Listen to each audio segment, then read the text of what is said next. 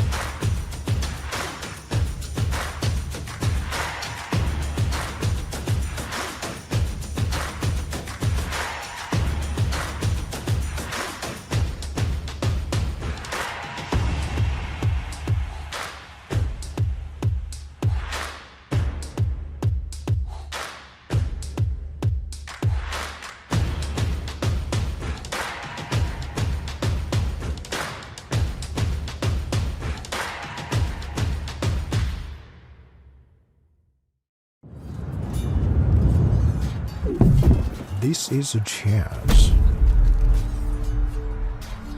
This is a war. Everyone wants to be a winner. But the path to victory is lonely. Chess Robot, the smartest, most advanced AI chess robot. It turns chess into an exciting game of progression. Mastering 25 levels will transform you from a beginner to a grandmaster. Not into level ups, challenge the AI instead. Set the difficulty, make it breeze, or push it beyond your limits. It's incredibly smart, just like a max-level human. Equipped with a camera like an eye, Chess Robot combines advanced algorithms to capture every change on the chessboard and accurately pick up pieces with its robotic arm. Access the Planet Alliance function to connect and play chess online with friends from all over the world. Here you will find players of all skill levels. Flip the board and play as white. You can't wait to get started.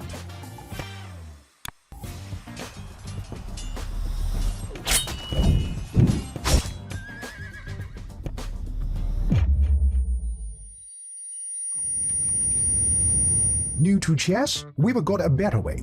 Chess Robot offers a variety of learning methods to help you improve.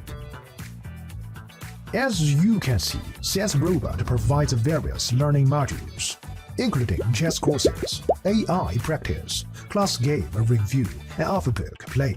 You'll level up your skills in no time. Let's start the endgame practice, featuring 145 carefully selected classic endgames.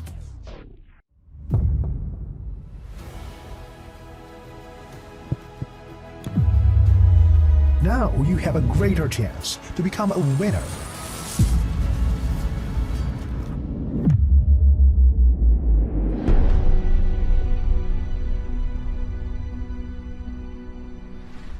This is Chess Robot. Today, chess all in AI.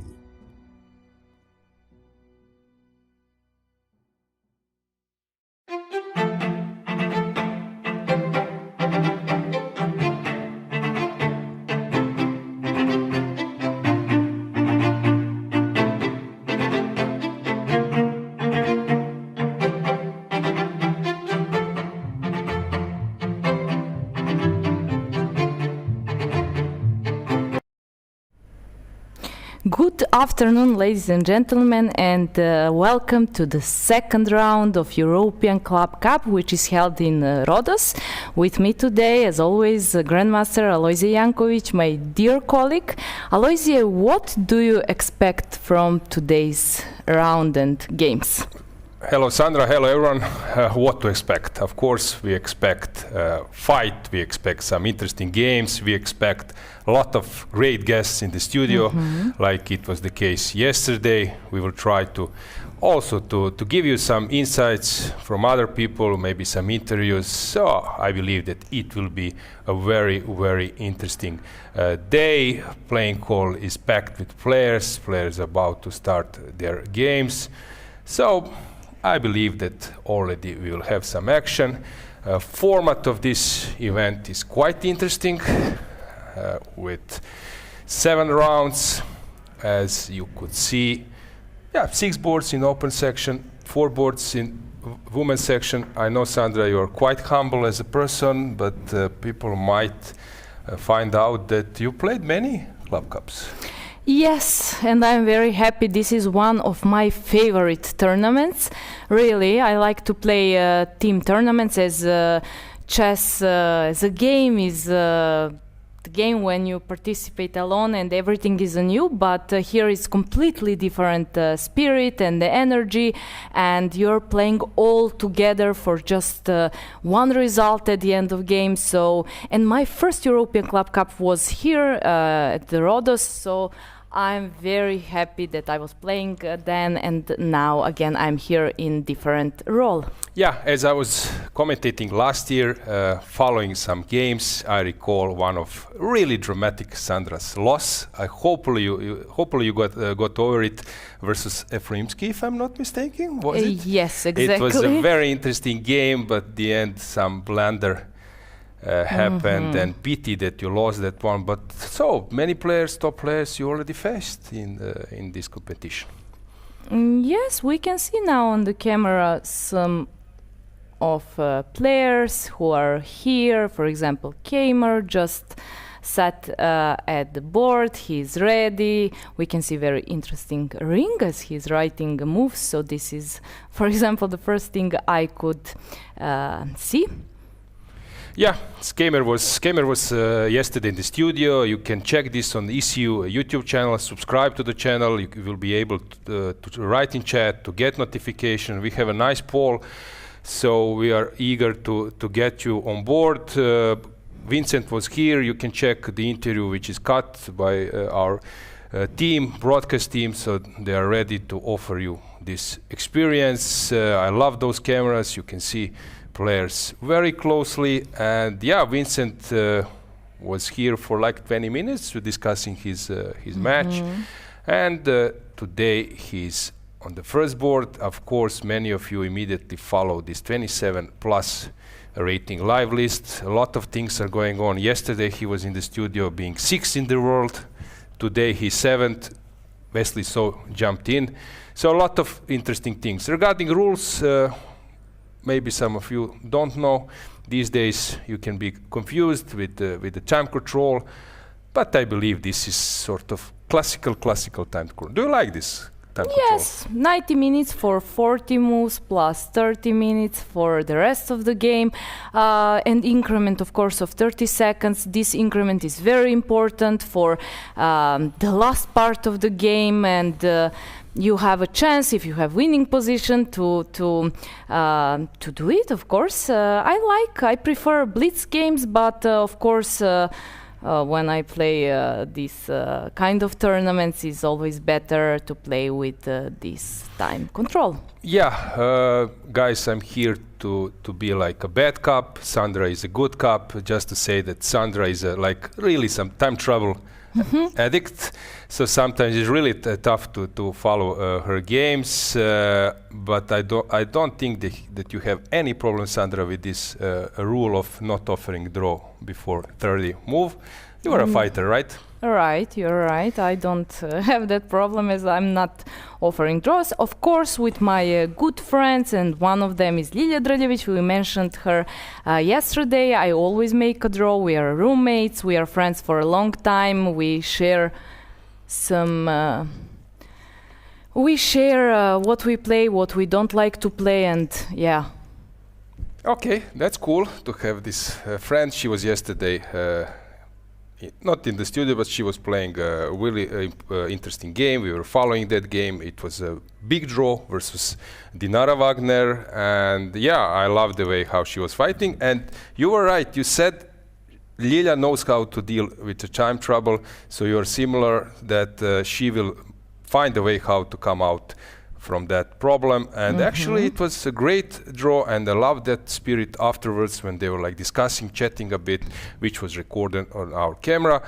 So game's about to start. This is our second hall. We have 3 playing hall. This is huge. I think now Rhodes is packed with chess players, and yeah, in the hotel you can see familiar faces everywhere. Do they recognize you as a commentator? Okay, players are maybe more involved in their games, in their tournament. Okay, I mean, as a chess player, we recognize each other, but some of them ask me like, "Hi, Sandra, are you a commentator or you will play here?" So yes, they recognize me in both roles, although we know each other more like chess players. Okay, that's cool. Game's about to start. Just to remind you about the schedule. So this event is, as we already mentioned, 7 rounds. Everything is going like copy-paste till the last day, when we will have 1 hour difference. I believe that it's quite convenient, that you are used to. No need for a free day in this kind of event, team event. There is also possibility to switch with another player and resting. So it's an interesting event. If I'm not mistaken, this event already had happened in this beautiful Rhodes. Maybe we have some persons involved at that time who are here. Maybe, I don't know, in a different role. At that time they were like arbiters. Now chief arbiters. Yeah, chief arbiters. Now they are involved in broadcast, sitting behind the screens. That's a possibility as well, but you never know. Maybe it's wrong. Of course, guys, there is one familiar name in chess circles, is Sotiris Logothetis. I know that guy for a long, and he is around chess everywhere. So he is our like main guy in this I would say broadcast, together with his partner, boss, whatever, Meno. So I'm so glad to have them. I also glad to see Faustino Oro. As I said, being in that age, I was playing with Castles of Sand, but those guys are playing with Anand and all those top guys. We have Anna Muzychuk, if I'm not mistaken. Mariya, after yesterday loss, she's resting, which is of course quite logical. But big kudos to Bodana. Check that interview, go to our ECU YouTube channel. The interview is cut, she's there, and I was so impressed by the way how she was handling her game, she was handling the post-mortem. So big kudos to Bodana. Yes, okay, now maybe it's right moment, just because you mentioned that we have a full pool for today, so I will just read who would you like to see as our guest today.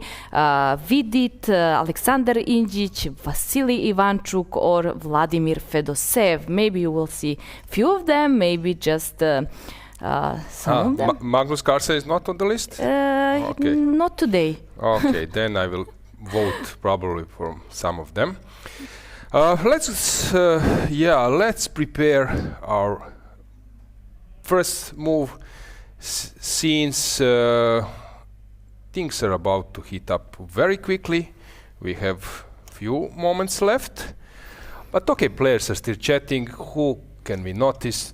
Vincent is there, also Jonas Biere, team captain, Petr Boleslav, they are reigning champions. Alesenko as well, he made a draw yesterday. For sure he wasn't satisfied, maybe after the game, because he didn't have such a great position at some point of the game. So it's tricky, should you be satisfied or not, as he was a favorite at that game. Who else? Okay, Shakhriyar Mamedyarov just sat at the board. He's ready for the game. He looks that he's in a good mood.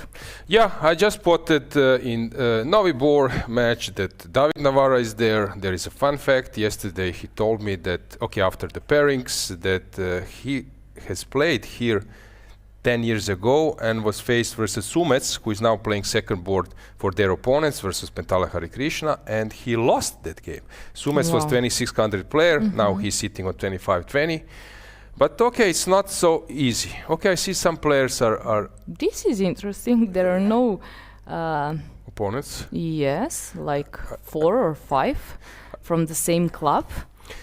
Yeah, maybe a strategy, or maybe bus is coming, or minibus, or taxi transfer. Maybe they are in some, I don't know, 7 stars hotel. Probably. Who knows? Yeah, but players are seated. That's Alkaloid.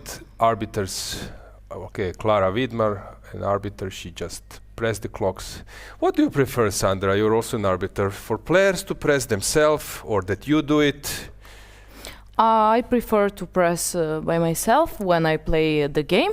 But as an arbiter, if players didn't press, then of course I will press. But somehow it's just a pattern which you do. You sit, you write your opponent's name, and at the point when the game should start, you press the clock. Yeah, from my experience, I know few players who don't want to touch the clock. They don't want to do it themselves. Actually, I'm close to be that kind of person, because I was always thinking that arbiter has his role, which is probably involved and includes also pressing the clock. So I don't want to take his job. So Okay, this was I actually... respect that. It's good for me to know this as arbiter. So when you play and I'm your arbiter, I will press the clock. No worries. Okay, thanks for that. Yeah, okay, this is just some kind of habit which I got somewhere. Okay, Aravind just made a move. Yangyi is there. Wei Yi, yeah, heavy guns, 2700 rated players. I believe that guys, you understand how hard is to achieve that level. So I have big admiration of that kind of players. My career high was just below, few points below 2600, but crossing 2700 is another story. So big kudos for that. So games are about to start. And e4 was played. I believe that many of players will play e4 in their matches. Just maybe to tell a little bit more about Alkaloid.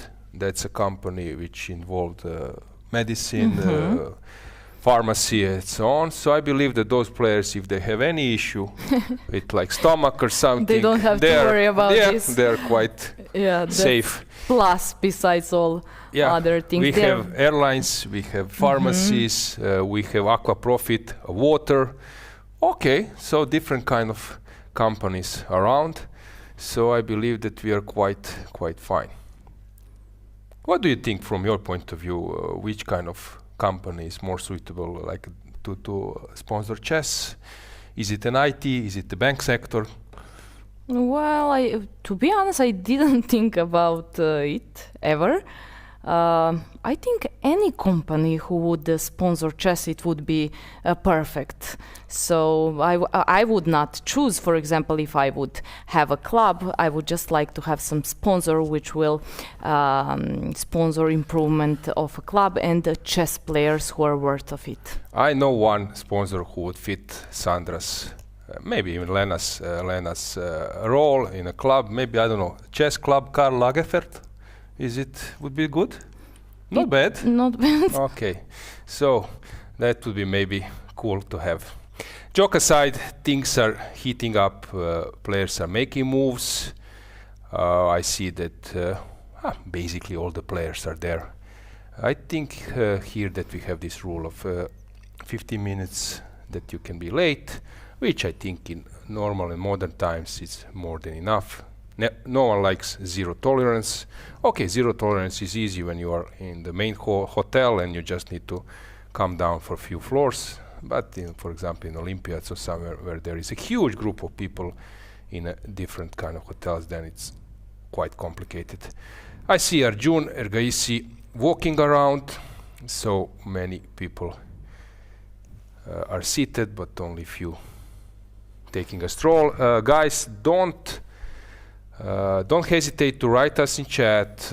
Whom do you support? For whom you are rooting for? From which country you are following us around the globe? Yes, we would love to get your feedback.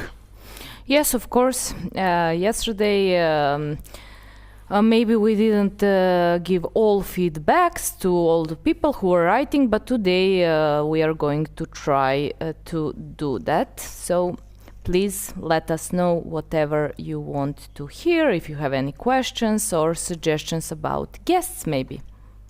Yeah, I believe that you all love to hear some insights. This is my favorite part. Some of them were memorable. Last year ago, we had in the studio Gukesh, Anand, Arjun, Keymer, Vidit, Ivanchuk, Gelfand, and so on. I believe we will get back to that routine and that you will hear something from them. I love the way how Vincent was conducting our yesterday's interview. That was so awesome. He's calculating lines, just throwing some concepts instantly. That was really, really cool. Pentala Hari Krishna, I remember 20 years ago he played for Bosna Chess Club. Bosna Chess Club was 4 times European champion. Even Garry Kasparov himself played for them. I can even recall there is a restaurant in Sarajevo where you can find this club, and there is some kind of sign which titles they took. I think it was Lyon, it was in Neum and somewhere else. So Pentala was playing for that club, and I was impressed the way how he was handling openings. Usually something super dry, and then going for an end game and squeezing. He was 2600, but then he managed to increase his level to even more, 2700. Also, he's a superb coach. Second, if I'm not mistaken, he lives in Prague? Yes, he lives in Prague, and his wife is Nadezhda Stojanovic, and they are or were very famous sisters Stojanovic, as Angelija Stojanovic was playing for Serbian national team a lot of times, and chess players knows her nowadays. She's in Dubai. She works with training sessions with people and kids there, but Nadezhda is wife of Pentala, so they are basically also chess family. Yeah, chess couple. Let's check the moves. Let's see the matches. Let's see how things are going on. I think the easiest way is that we follow few more simultaneously. So why not to check them? Let's start with our main match. Let's start with our first match where we have heavy guns around.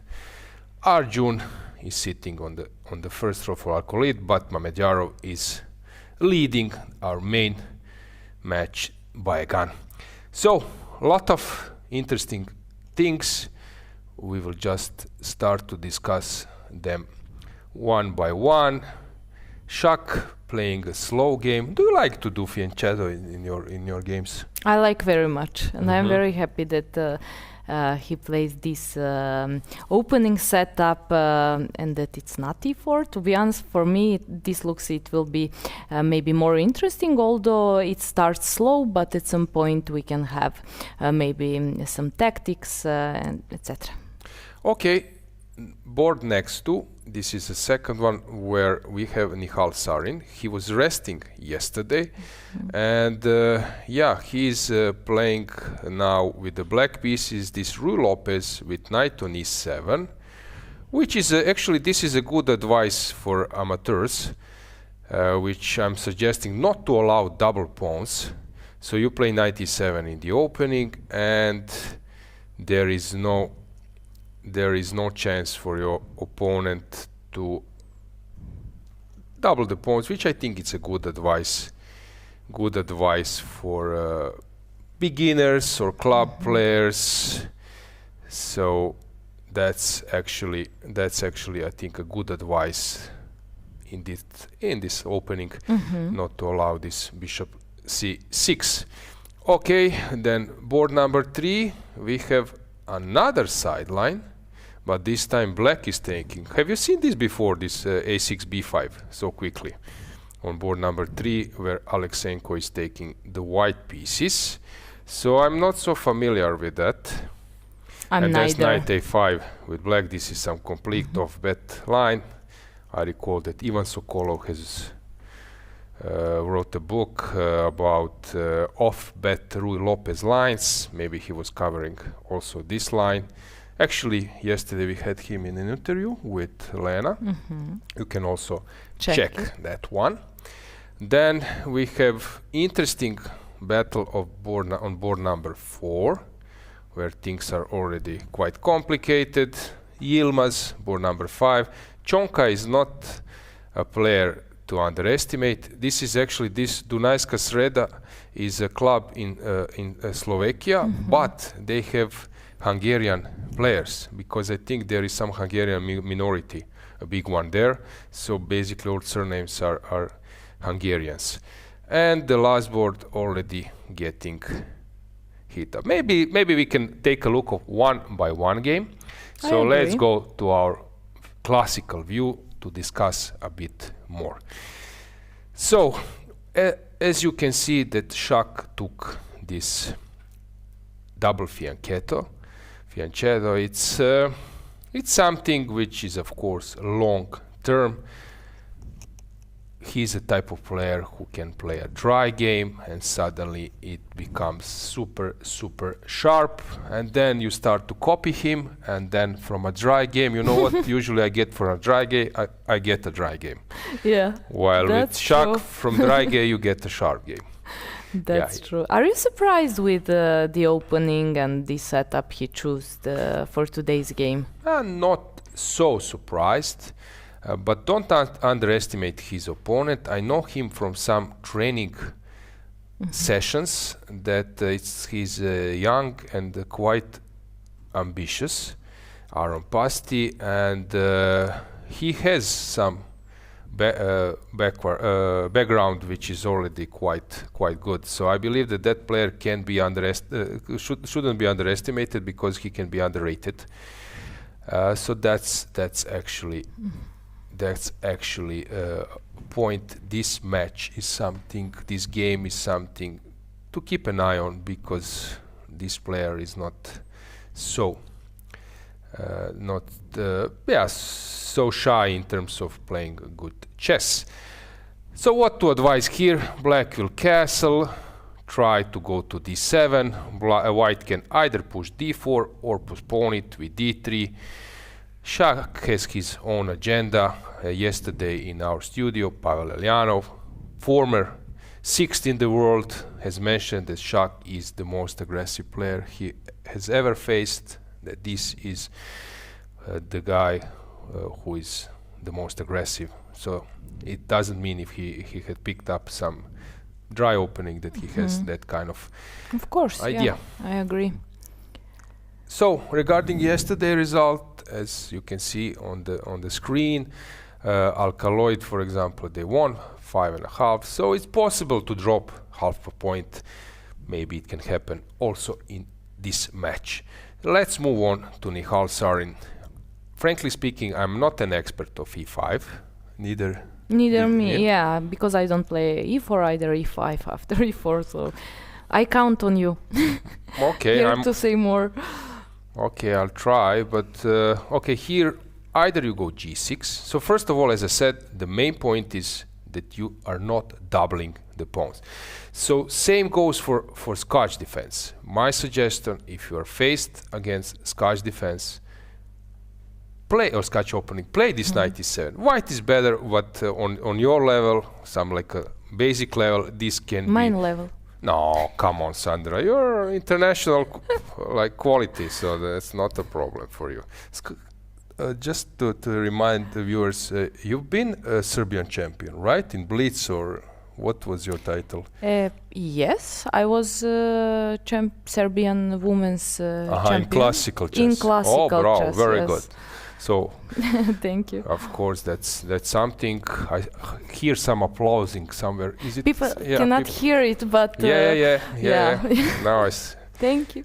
Okay, so kudos to Sandra. We are not here to underestimate you at all, so just feel free to jump in. Yesterday you had some really like good proposals, so yeah, why not? Yeah, we will see. Maybe it will not be every day. I just want to point out one thing. From 1 to 10, Sandra is a chess fan 11. I never seen someone that she enjoys following games, following opening, speaks with some passion. So I would love that you get that insight and get that feeling later. Thank you. That's true. So knight e7, as I said, can be also proposal to play against Scotch opening, but also here. Usually black can pick up either g6 or knight g6. Spassky has said somewhere in his comments that knights are usually bad on b3, b6, g6, g3, because they can be restricted with the g pawn or b pawn. So keep this in mind, that long term when knight is on g6 and usually he has some pawn on his way, that restriction with g pawn, g3 can be of importance. That's why it's a risky strategy. So this is something which black is, of course. Of course, but playing g3 also will make some weaknesses around king side, like bishop h3 can come later, and this bishop is on b5, so there is also a point of provoking maybe this g3 move later. Yeah, we also got this head-to-head. Of course, Nihal Sarin, he's on much higher level, so I cannot be surprised that there are no games between of them. But still, you could maybe find sometimes head-to-head encounters. How about our top player, Shak?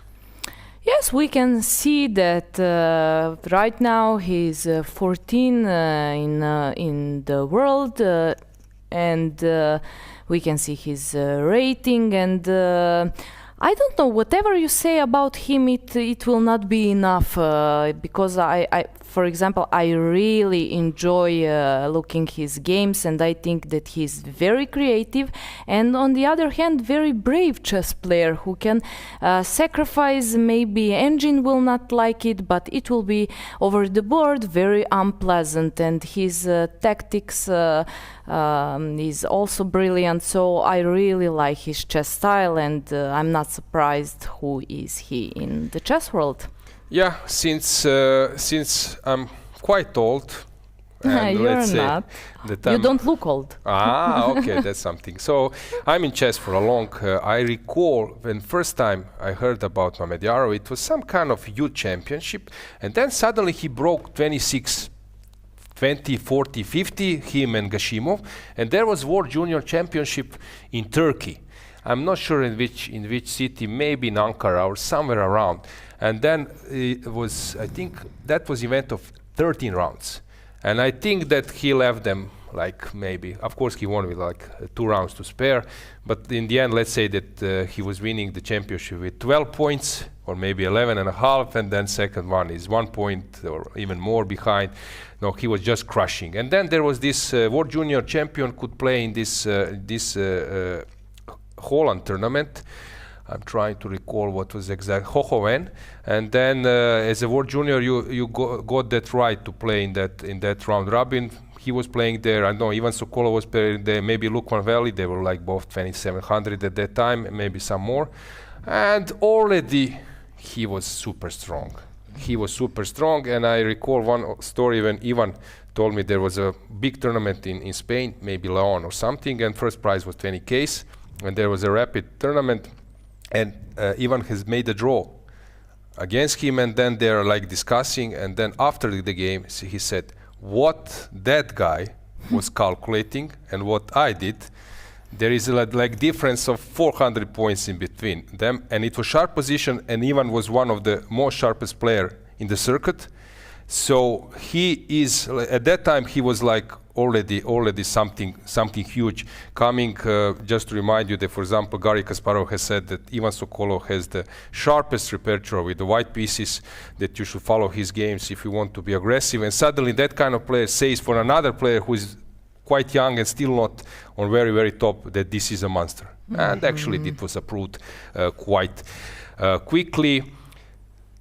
Yeah, so we will check the things later. So Mamed is fantastic person. Now he's a main coach, private coach of Yangyi Erdogmus.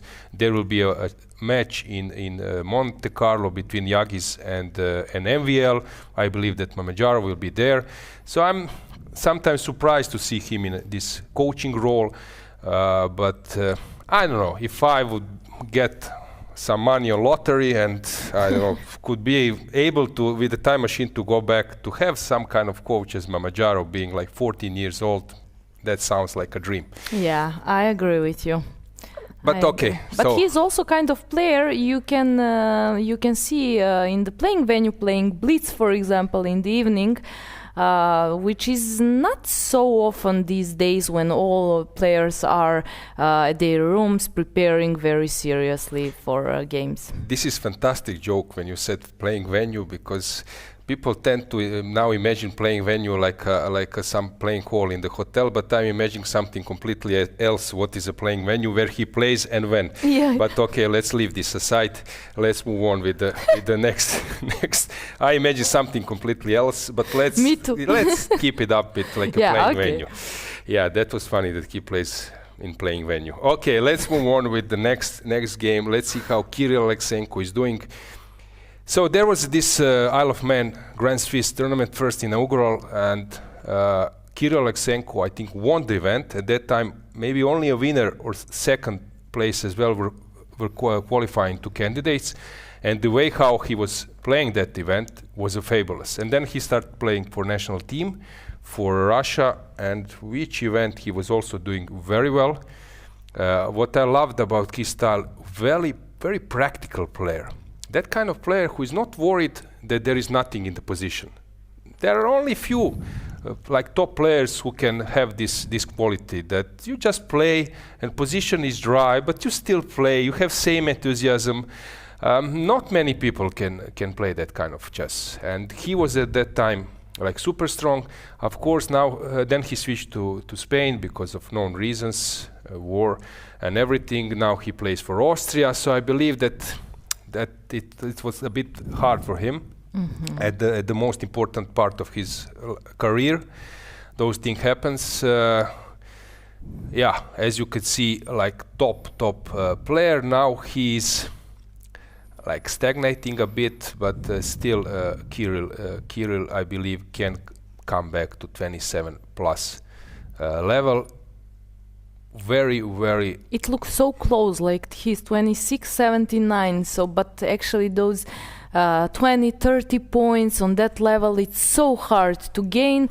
It's not also easy to lose, although one bad tournament can do that. We had one interesting comment. Someone, I lost this for now, but the point was that someone wants to see Shach doing well at this tournament after blundering in the European Championship.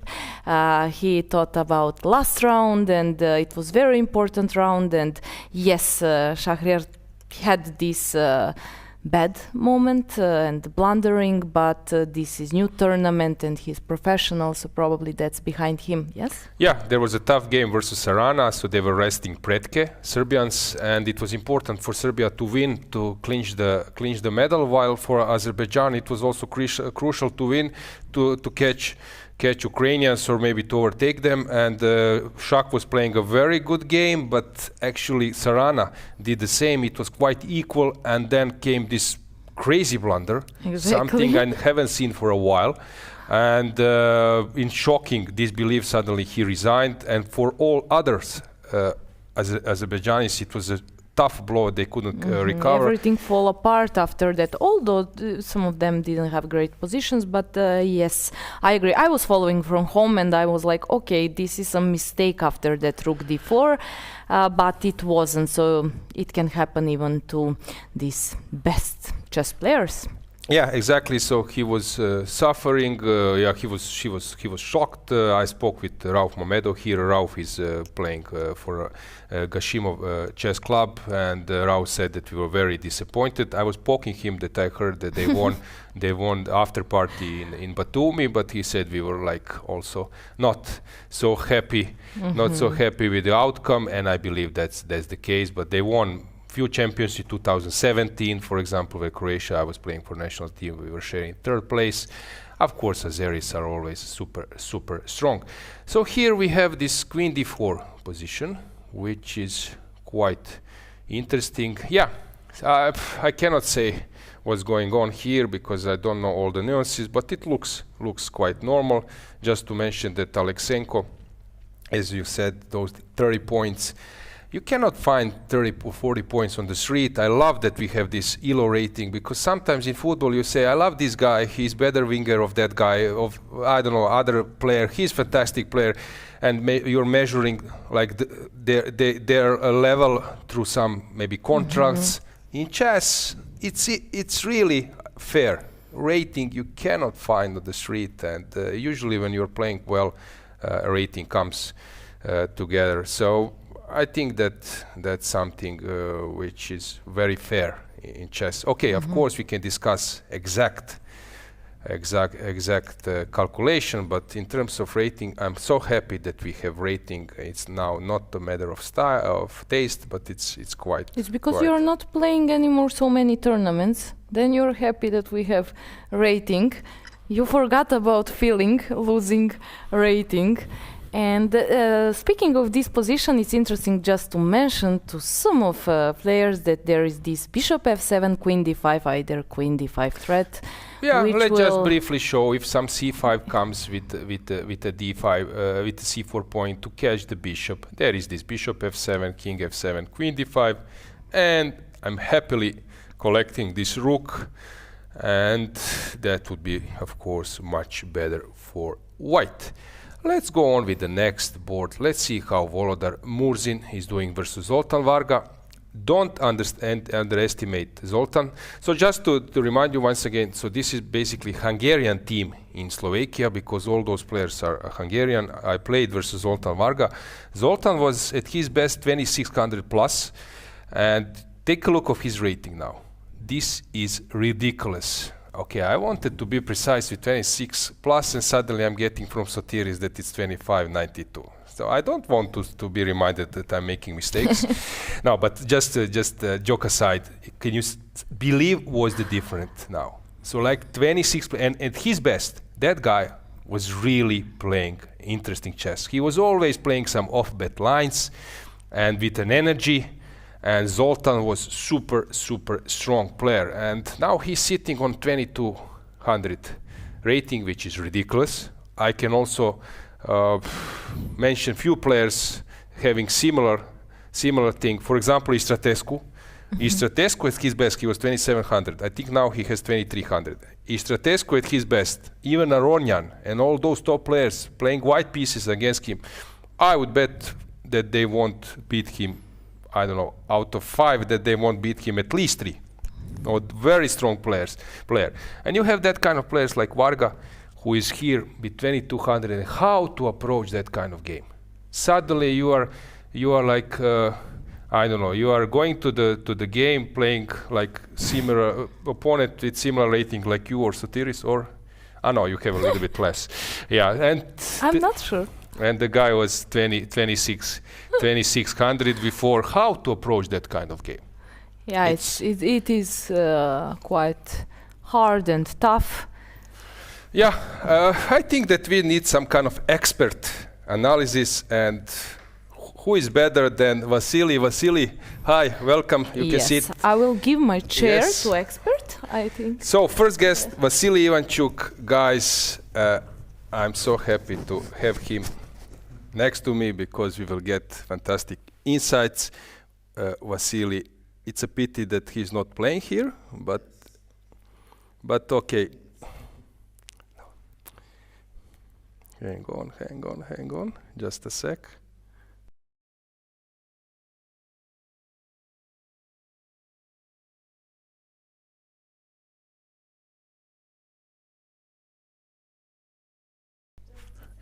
Yeah, we will discuss some games. Just to remind you, of course, no need to introduce Vasily a lot, but I would say maybe the player who should have been world champion. Yeah, I would be happy. Okay, Vasily, how are you? Fine, thank you. Thanks for hospitality of organizers. Yeah. I'm happy to be guest here. Okay, I would prefer to play, of course, but okay, next time I hope I will have team and play in such a nice competition. You played many times Club Cup last year for French team, first board. Yes, it's true, but okay. Always need to continue, or you always need to see ahead. Last year you played versus Arjun. That was very interesting game. This sharp Rui Lopez, right, with the white pieces, Erigaisi. Against Erigaisi. And also one super strong against whom you played. Also few top. Andreikin as well. I won, yes. Gelfand. Have you played? I think you played. Yes, against I played. I had terrible position against Gelfand after the opening, so it was excellent preparation of him. So in theoretical position, I played 2 natural moves, and after this, I'm really was. Okay, I made draw, but okay, because he didn't realize all of his chances. But okay, it was excellent preparation of him, and interesting that yesterday he played same line as against me, but yesterday he played against Johan Hjartarson. It was Nimzo Indian defense, but okay, in one theoretical position I played knight e2. Johan Hjartarson preferred knight f3, which is also possible. Okay, it's not improvement, it's just another line, but Boris won. Okay. Have you played versus Hjartarson? I believe yes. Many times. Okay, not so many, but okay, probably 7 times, but a very long time ago. Okay, Vasily, let's go to check some games. We can start maybe with another match, for example. Let's start with Novi Bor. How Keymer is doing? Okay, nothing special yet, so it's theoretical position. White is slightly better, so black is on the move. Okay, I don't know what to add about this position. Okay, so I hope it will be something similar to Schlechter defense in Slav, when in some moment white will play h3, black will take on f3 to play e6. Okay, it's passive position, but solid one for black. I have pleasant memory about this structure, because in this structure I won against Magnus Carlsen. It was from Schlechter defense with white. Where was it? Which tournament do you recall? Also some European Team Cup, as I remember. Okay, so... Okay, let's move on. Let's see how Kari Krishna is doing. Also theoretical position yet, so nothing new. You play these kind of things. But Rook e8, Rook c1 was late moves. Yes, cd, ed. Castle, knight c3. Personally, I played bishop b7 here. Okay, rook e8 is totally possible, but I played bishop b7. Plan was knight a6 later.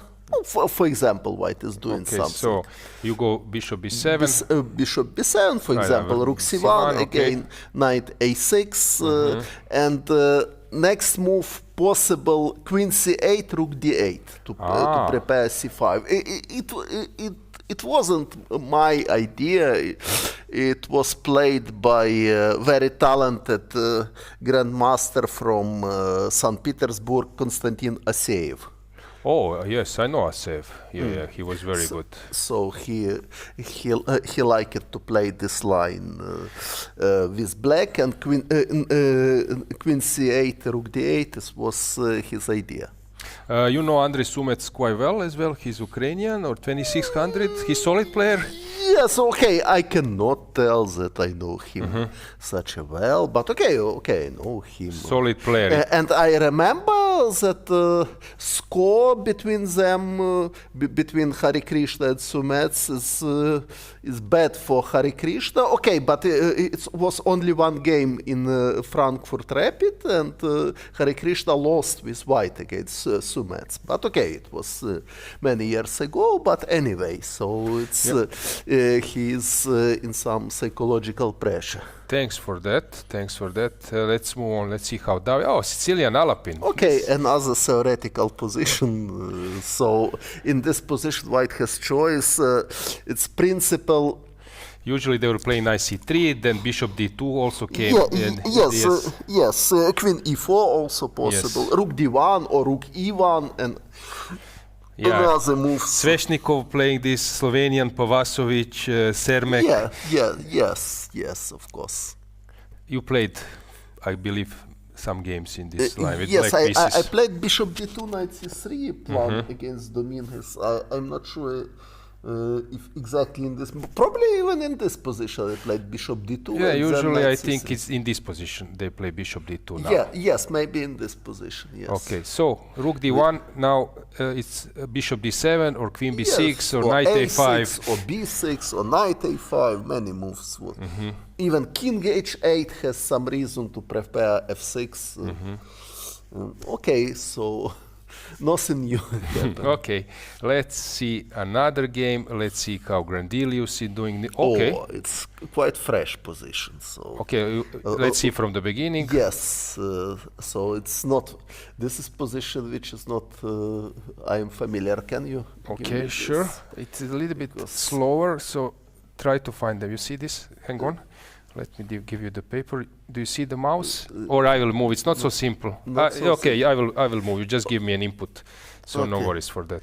So Grandelius it's what important. Grandelius playing with black against opponent which I don't know. It's not so big rating. So probably he wants to have sharp game and try to win, even with black. So.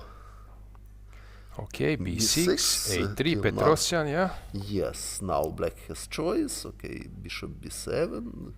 What do you think, Vasily? Is it hard now with white to come with advantage against bishop a6 or bishop b7? Okay, bishop b7 certainly is more solid, but bishop a6 is another type of position. For example, queen c2, the main line, bishop b7, c5 is also possible immediately. Yes, c5. The idea e4. was to move the queen from the d file. Now d5 is not possible. It's possible, but it's very complicated. I was analyzing this with Kozul.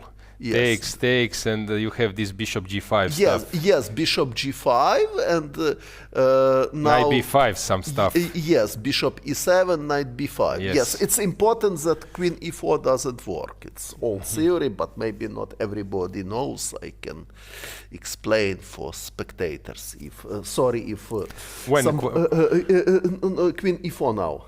It's here now. Yes. Okay. Sorry if somebody knows refutation. Okay, but probably not everybody. So, queen e4, knight takes c3. This is refutation. Queen takes b7, knight c6. Bishop takes e7. King takes e7. B takes c3. Rook b8. Queen a6, b5. Oh, yes, very nice. And, trapping the queen. b6 and. a4 is only a reasonable chance for white. Rook b6, a takes b5, rook takes a6, rook takes a6, and now black has pleasant choice. So knight b8 simple is possible with advantage, but also possible queen b8 with idea. Oh, very nice. If take to play queen b2. Okay, so it doesn't work. So knight b5 is main line instead of queen e4. Okay. Yeah, knight b5, knight d6 is the idea. Yes, knight b5, castle, knight d6. This position objectively black is fine, but position is still sharp. Castle, knight d6. Castle. Yeah, okay. Castle knight d6,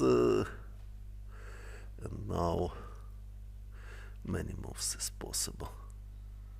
So if bishop c6, h4 with some compensation. Yeah, I was analyzing this with Kožul maybe 15 years ago, and yeah, it was not so simple. Yes. But engines tend to favor it black. Yes, yes. Okay, so let's go back. Bishop b7 you mentioned. Okay, but here after queen c2, c5 bishop is also possible. yeah, bishop b7, knight c3, c5 now, dc5 or e4. Yes, yes, e4 is a very solid line, and white has quite a pleasant position. E4, d4, knight takes d4, and knight c6 knight or c6 or d6 or bishop c5. Black has 3 moves, but okay. So is it possible to fight for advantage? Yes, it's according to modern theory, it's quite pleasant line for white. White has choice how to play. So it's possible to prepare a long castle or short castle. But okay, so he played bishop b7, very solid move, knight c3, and now knight e4. Okay, so more standard d5, more classical way, and take with knight if white is taking back. There in d5 there were like many interesting ideas from Krasenkov. That was very interesting. Then Sokolov played it as well. Yes. Also bishop d2 is possible instead of c takes d5. Also queen e3, c2, b5, queen b5, bishop b5 check. Yes, yes.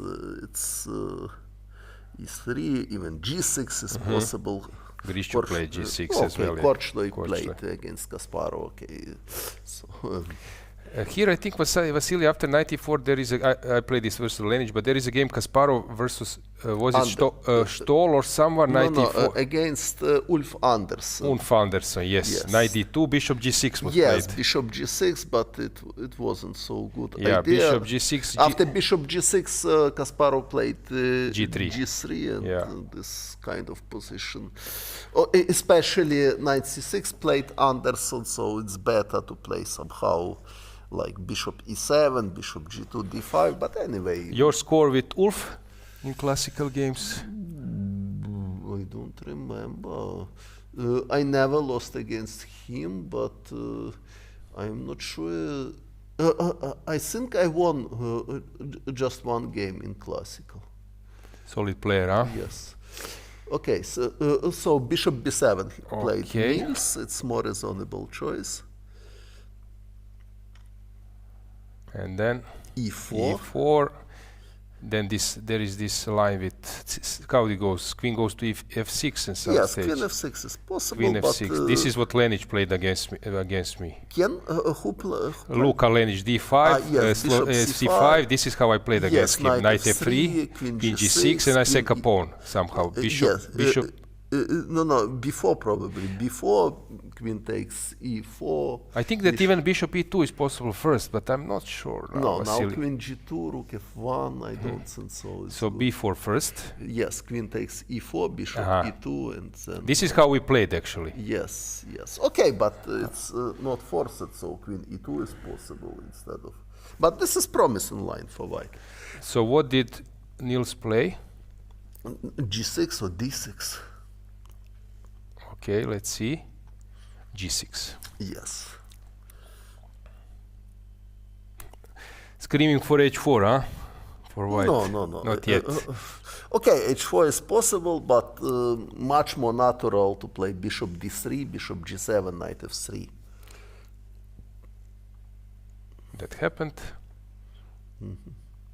Castles. Castle. Now he played h4. Yep.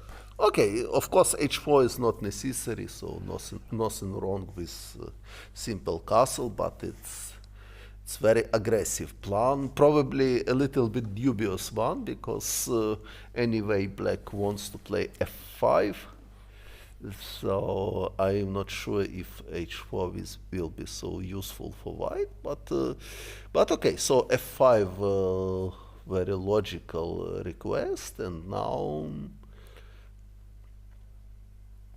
now e5, but after e5, d6, and white has some problem with his hanging center. So more natural, of course, was instead of h4 to play just castle, d6, something like. Bishop somewhere, queen d2. Yes. Bishop g5. Yeah. Okay, bishop g5 immediately also possible. Yeah. But rook e1 or something like this. Okay, let's just conclude.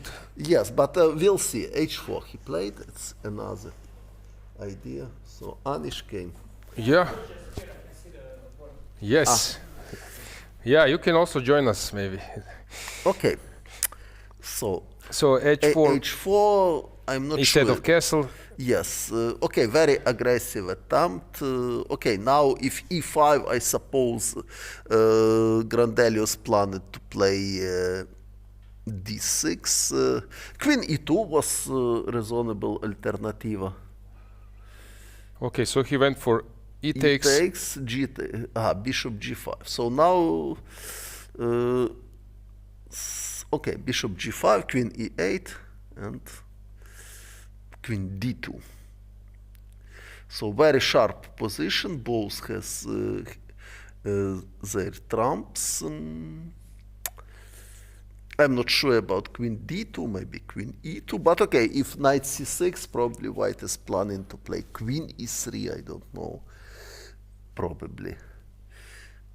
Because, okay, Nils is singing now, yes? Yeah. Okay, so what to do? We have position. So bishop takes f3, it's also option. And take a pawn d4, but probably not immediately. So bishop takes f3, it's interesting move candidate. And then white should take with pawn, of course, so you can consider this. Bishop f3. Hang on.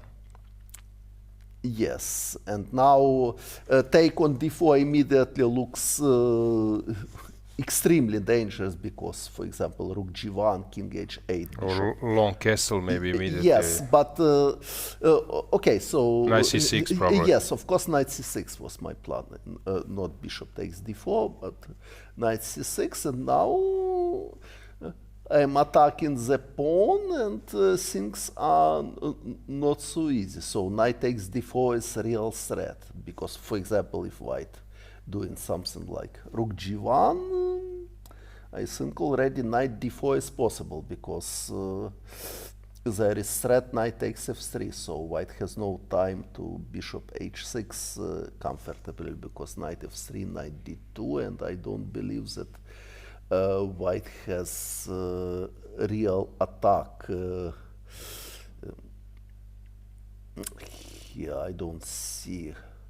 Sometimes it can be dangerous for black, but not in this position. So queen sacrifice doesn't work, and knight takes f3, unpleasant threat. If white is doing something, I don't know, like rook g3. Okay, rook g3, also knight b3 probably possible to take another. I don't like this rook g1. Okay, is so there anything else? Okay, so if not rook g1, so what to do? d5, e takes d5 is check. So, okay, maybe just long castle, knight takes d4, king h1 to play without pawn, but hope for some compensation. White idea, if knight takes f3, for example, it's not necessary, but possible. White can go with queen somewhere, for example, queen e3. Okay. And if knight g5, h takes g5, white is 2 pawns down, but there is some attacking chances on h lines, and rook h3, another rook to come into h1. But I am not sure that black have obligation to take on f3. Probably it's dubious decision. Probably black should play something more solid because white has no direct threats. So, for example, black can play something like king h8. King h8, queen h5, I don't know what to think. Okay, king h8 looks like a useful move, and Still, after rook g1, I have idea to take on f3 and give exchange. And next, my moves can be c5, queen f7, or queen h5.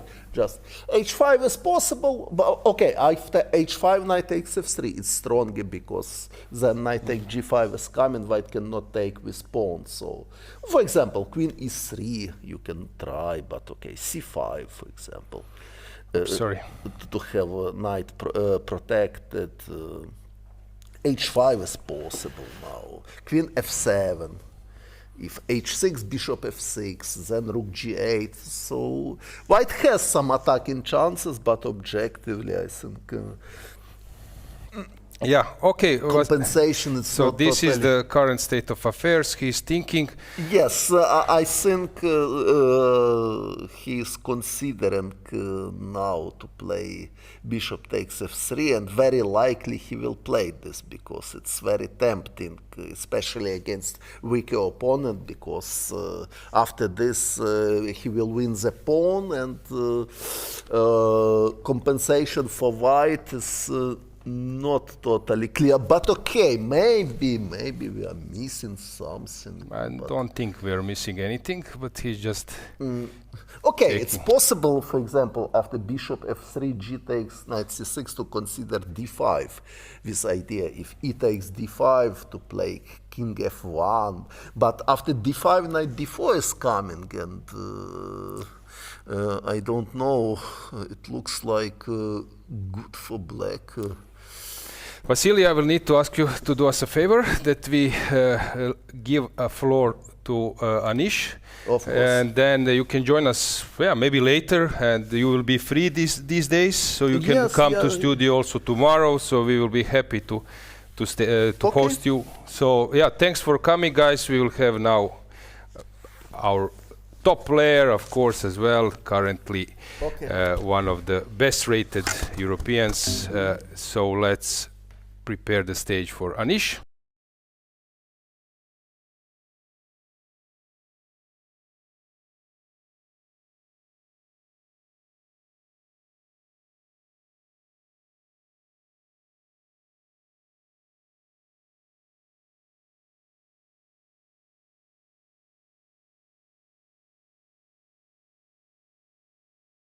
Focus on something or special or okay, guys, let's go back just to introduce our next guest, Anish Giri. Anish, welcome. Thank you very much. So resting for 2 rounds. Yes, no, I just wanted to basically come to show my jacket, because I never had such cool jacket, such cool team jacket in my life. Like, it's completely epic. I don't know if you just need a motorcycle? Yeah, I mean, I hope the motorcycle comes as a bonus if we win the tournament, probably. But for now, the jacket. So it's just, yeah. So I'm kind of done, so I can already go home, actually. Just was main purpose to just show the drip, you know? Okay, cool enough. But outside is like 20 degrees, so you need to wear it anyway. I know, it is a little bit hot outside and inside, but I kind of have to show it. So I'm suffering for the, beauty requires sacrifice. Yeah. Yes. Okay, so actually those 2 days help you to rest a bit, right? You played a lot of tournaments recently. Yes. Get over Batumi, right? It was not easy. In the end, you played well. As a team, you were close to clinch a medal. Yeah, for sure. I think in terms of rest, like I remember this story about Anatoly Karpov. At some point, his wife said that, Anand, he had a long tournament, but Anatoly is tired from life. Yeah, so at this point, I think I also just need rest, like in general. So. But Club Cup is a cool tournament. Yeah, right? for sure. It's I'm very excited. I played here a lot. Many people, young players, they think like they're surprised to see me. They're like, oh, you don't play Club Cup, but I was playing Club Cup like every year before they were around. Like it's a tournament I'm really familiar with. I played it a lot. But probably these Grand Swiss help you now that suddenly people are again bringing attention to you. Everyone, like all limelights are there. Everyone expecting that you will now fight for the world title. Yes, but first the Club Cup title. Okay. Indeed, yeah. Okay, so let's check the games. Let's see the things. You want to check anything specific? Yeah, we can go over my match nicely. Like I think Shakhriyar has a very unusual position with everything sort of standard, but a double fianchetto kind of situation. clearly coming from this, double Fianchettoretti C4 kind of situation, and the knight to D4 so early. He played it even earlier. Like it felt so premature, and I think it must also be premature. But of course, Shakhriyar knows full well when he plays inexperienced player like his opponent that he can afford such sort of unusual play. And even if Black has some precise punishment, it's very hard for Black to find it. And he is putting a lot of pressure. He's pretending to go knight f5 next. But yeah, normally they go e3, castle, knight c3, maybe knight to e2, maybe rook to c1, and then at some point maybe knight to h4 or d4. But like so early knight d4, it feels a little premature. But yeah, I think he's getting away with it. So I guess Black. How did Black respond here? So he played something like knight d7, allowing knight f5, and now they're thinking. Interesting. He's Yeah, thinking. The knight d7 of course is the kind of move that's. It is one of your planned moves, but it's not clear if I understand the logic that Black had. Like he's trying to remain flexible, not castle yet kingside, but at the same time, it doesn't feel like knight d7 is the way to punish knight d4. If anything, something related to c5 at some point, but allowing and but then it's go not so back simple. I bishop mean, it's really f8. not easy to find a. I don't know if there is a punishment. I mean, the bar is slightly on the Black's favor, so maybe there is. But if you just castle short, I guess he was afraid of knight f5. And okay, at the very least, it looks sort of threatening. Although if Black allows the white to take on d6 and white spend 1, 2, 3, 4, 5, like 1, 2, 3, 4 moves with one knight to chase that bishop, maybe Black can afford to, because in chess, like usually, you should not give a bishop for a knight, but if one side spends so much time, then normally It's fine. it's fine. Is g6 blasphemy here? G6 is definitely a move to consider. Of course, you do weaken the diagonal, but you take away a very important square. What happens usually when the other knight is on c3, is that sometimes they go like knight to b5, and then the nice thing after knight b5, if you go bishop e7, that I then can go bishop e5 sometimes, and that forces knight to a6. But now it's the other knight. Usually it's the other knight going there. So now I'm a little confused. It's some sort of a very unusual position. It's okay. Let's just with c5 possible. Let's just.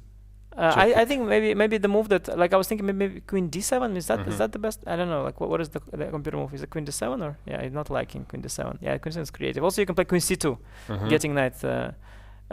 Also I like it's turning into this game. When I watched Vishy Anand commentary once for a World Championship match, at some point he started playing this game where he was trying to guess the move of the bar, and it's a very strange commentary. You've got Vishy Anand there, and instead of explaining his the knowledge and experience he has, he's trying to guess the stupid bar and why it's moving back and forth. I don't want to play that game. It's a difficult game to play. He wasn't able to guess it a lot. But we don't see the punishment. Bishop e5 is also a tempting move, but you have to deal with knight e6 kind of ideas as well there. Yeah, so, the problem is you cannot bribe that guy. This ancient bar is very cruel. If you propose a bad move. Yeah, and then sometimes also it's broken. I mean, I love chess website, I love chess technology, but one thing I really want to always have is to have the latest engine running on good hardware, and it's never a given that it's happening right now. And playing the game, where trying to guess the bar, and maybe the bar is is lying all along, so you don't know. One question regarding Shak. He's now also involved with Yangyi's coaching. What do you is this coaching affects his play or still? Yeah, for sure, I think it affects his play very positively. I think that his latest sort of resurgence is largely due to that. I think the kid forces him to work on chess again, like he did at his best years. And I see he's full of opening ideas, Shakhriyar. You know how it is. You work. Maybe it's paid for by supporters of the Yangyi Khan, and maybe it's meant for Yangyi Khan. But at the end of the day, two grandmasters are looking at chess, and Shakhriyar goes to the tournament and he's getting to play all the things. I mean, it's clearly. You're also not going to make a contract with Shakhriyar saying you can't play any novelty you saw. What kind? I mean, it's not like that, yeah. So you see that Shakhriyar suddenly is able to throw out all these openings, all these ideas, and not just the exact. It's not like novelties, but just sort of his entire work is helpful. Yeah, he's playing probably games with the guy, I guess, or even if not, they're looking at something, and having a sparring partner who is this good, like Yangyi Khan. yeah, it's just very motivating for Shakhriyar. And when maybe for himself he would think like, I'm already no longer as ambitious. Maybe his prime is behind. He doesn't feel as motivated to work for himself. But when there is another young child for whom it's like everything looks new and bright, and he's also getting paid, I guess, for that. So he's feeling very motivated to work, right? If you're getting paid, like you want to deliver, and so he's working really, really well, and that shows in his play. And now he's having another boost in his career, and he's almost back into top 10. So who will you pick up? Maybe Faustino Oro? I have some experience with Faustino. We played some matches online and also over the board. He's an amazing talent. But maybe if when I'll get older and start losing motivation, I hope there will be some child who will come and save me. Yes, yesterday he made a draw. Today he's playing. Let's move on with the games. Let's see how Nihal is doing.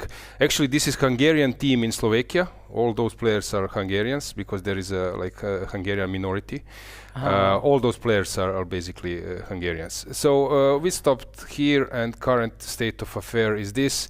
97, normal choice. Rui Lopez. Yeah, Nihal is known for sidelines. I think it's one of the lines he plays as Kozio, yeah. Okay. Yeah.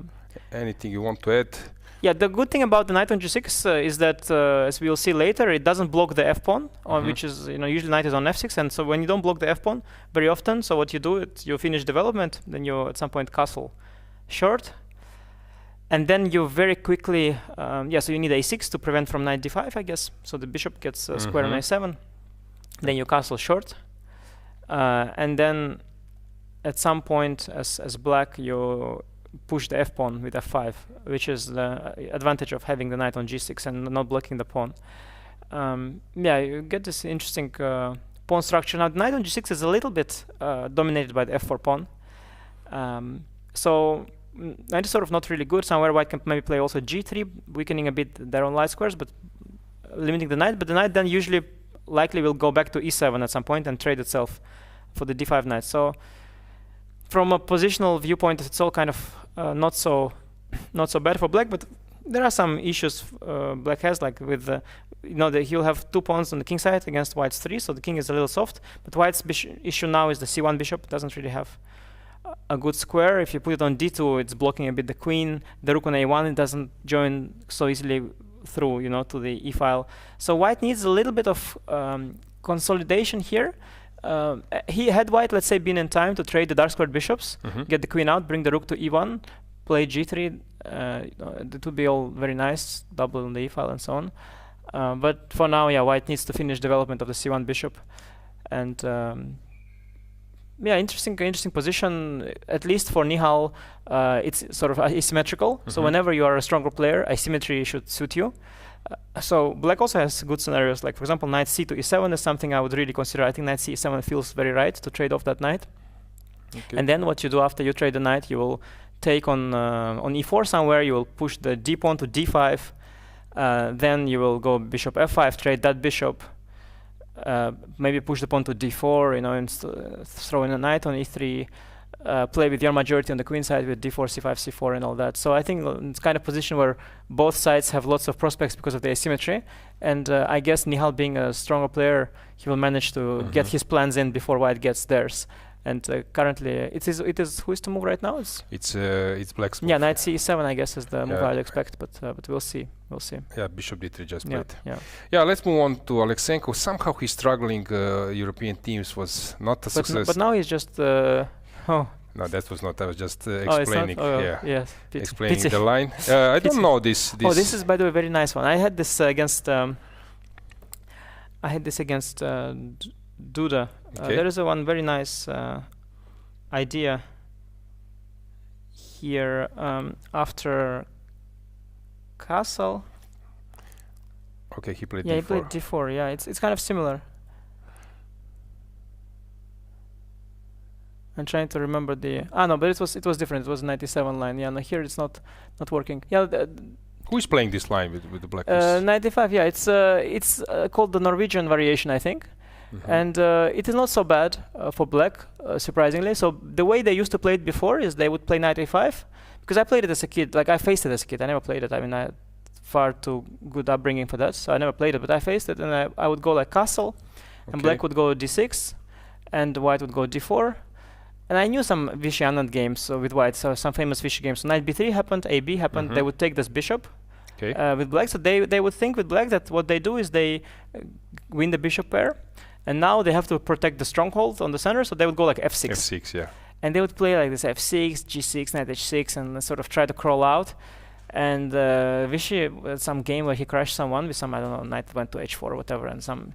But it's not so clear anyway. But I think c4 is also a move now, which is quite annoying for black to face, because after c4 you have to solve the question of the queen side, and I think they go like b4 maybe, and then this pawn is very weak, and it gets all very, very weird and random.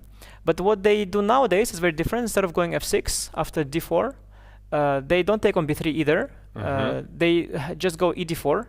And somehow these forced lines, they seem to be kind of okay for black, more or less. Like so queen d4 or what? I think queen d4 now doesn't. Does it work as well? I think maybe bishop b7. Maybe I can try, and then thread on c5. Then he needs to move the queen. That's or something like that. Yeah. Okay. But let's see what happened in the game, though. Okay, so in the game, d4 before castle is interesting as well. Doesn't look so appealing. Can we see the move by move, how that happened? So a few moves ago, he took on d4, and then this queen d3. Yeah, it's like very questionable whether castle d6 is not a good inclusion for white, because he would think it's very likely to be a good inclusion for white. So he's trying to somehow exploit that he didn't castle, so he has to castle long somewhere. But it's a big question if that's a good idea.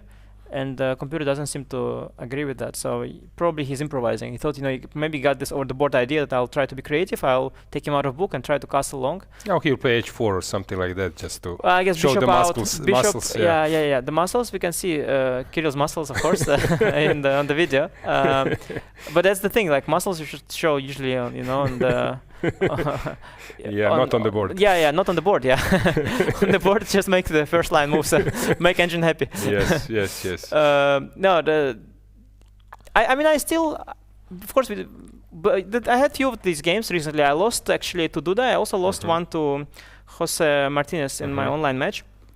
The problem white has is that this bishop on b7 is a monster piece, and it really gets on my nerves because it's unopposed. And I feel like even if I'm not worse with white yet, I feel that there is that prospect of me getting worse at some point. There is this close Sicilian as well, where they take knight d4, knight b3, and you have that kind of positions with bishop on b7 as a super strong. Yes, piece. Similar stuff. And even here it's even more the case that because in that structure it's like a dragon structure, so f5 weakens black structure, but here f5 doesn't quite weaken it, and there is the queenside majority appearing after that, and also there is the d5 break at some point as well. So I kind of don't like white's long-term prospects, so it makes me quite nervous that the bishop is there, and I played badly because of that against Duda and against Jose Martinez. Similar lines. I mean, they went 97 first and 97 96, and then they grabbed my bishop.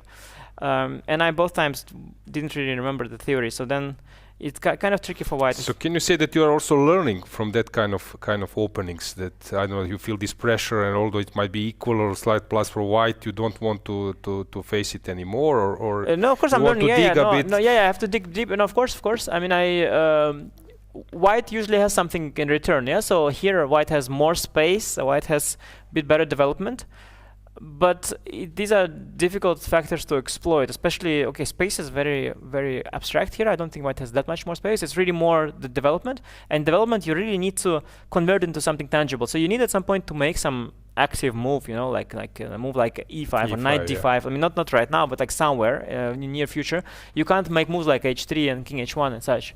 So, I understand these things, but those were rapid games, and I think both games I lost mostly because of the time pressure, because I would just think very long, trying to make sense of my position, and I would hope that in classical game I would play better, because I knew that if I just play these fast moves, I'll be good on the clock, but then I will let black have all the long-term pluses. I think here he will try to get the bishop out and castle long. I mean, I don't see another way, and black probably considers to develop the knight from e7 to help facilitate the f8 bishop development. So you either go via g6 or c6.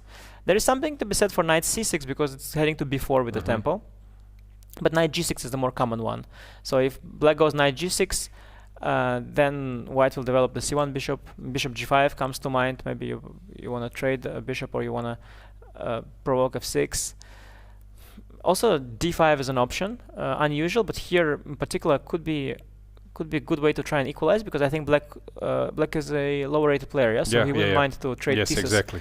d5 is very much a move he will probably contemplate long now. Let's check the next game. Let's see how Murzin is doing. He's playing against Zolta Varga. I mentioned that I played against that player. He was 2600 at one point, now 22. So deflation, guys, deflation. Deflation is best. You know a lot of things about this opening or this structure, I believe. So just I'm not sure. I mean, is it the Nider? Because I have seen a lot of good Niders, but this one is the best one I've ever seen. Wow. Usually Zoltan plays something off bet. So let's see. f3, okay, e5 or e5 happened. Yeah, knight b3. Yeah, f3 is of course already very dubious. Like it allows this d5 kind of stuff, and white better know what they're doing after d5. Yeah. So there is a famous trick. I think it goes with a5. a5. c4, knight e4. Yes, this is something we all like to see.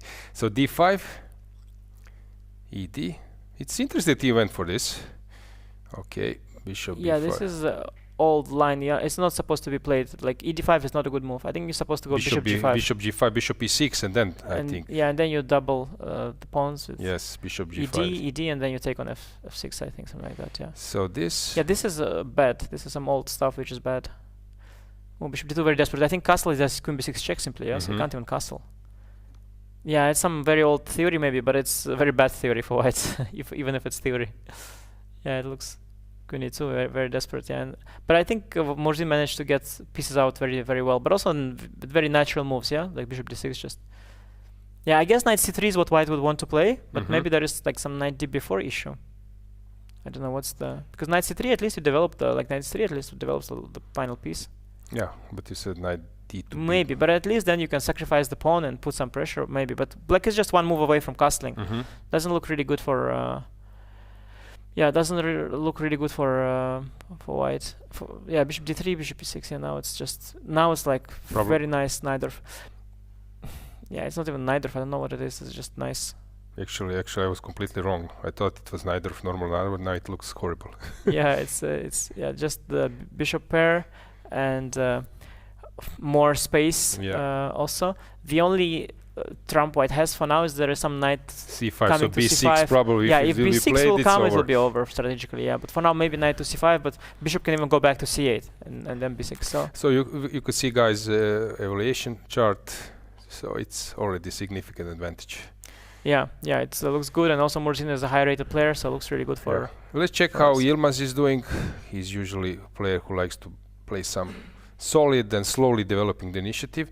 Istvan Csonka is actually a tricky player, Hungarian player, tactical, sharp. So let's see. Ragozin, of course, you know. Oh, a5. It's unexpected that usually you play a move like a5 if you want to avoid theory. Like if you are kind of strong player wants to avoid draw against weaker player. I think a5 is a move that Carlsen played against Wang Hao, trying to play for a win. You would think that if you are lower rated, you can just play c5 and you would know your theory a little bit and play the main line. But okay, he played a5, but it's not a bad move. It's a good move as well. Just a bit unusual. Okay, Carlsbad structure. Some weird Carlsbad. Okay, wow, very very weird. I mean, black is doing. I mean, I don't think black can afford. To have it all over the place like that, but maybe like you play a5 and g5 and it's all. So how to punish this? Yeah, bishop d3 maybe is normal. So he went for a3. Yeah, a3. Of course, it takes the bishop, but a3 does lose a tempo. Yes, I'm not sure. But maybe it's good. Let's see. Bishop d3, everything very, normal. Very clean. Knight d2 is very clean. Yeah, maybe not the roughest though, but very clean. Yeah, hg. So he's on the move. Yeah, hg. What else? Fg or fg. Yeah, interesting. Yes, so the point is that after you trade, white trades on. Yeah, let's go hg as default. Bishop d3, queen d3. Yeah. Now the thing is that black does have b5, and suddenly this thing that he has got, this clamping down on the queen side, is, from like purely if you look only at the queen side, black is dominating there. Yeah, if you just look at the Of course, there are few questions. First of all, there's direct e4, and then there is this h6 g5 weakness. And if black black can't do so much on the queen side when the king is on the other side. So, but it's not clear. Like white has to again punish this. It's not so clear. If white will be soft, black might get away. Like if white castles short, black will also castle short.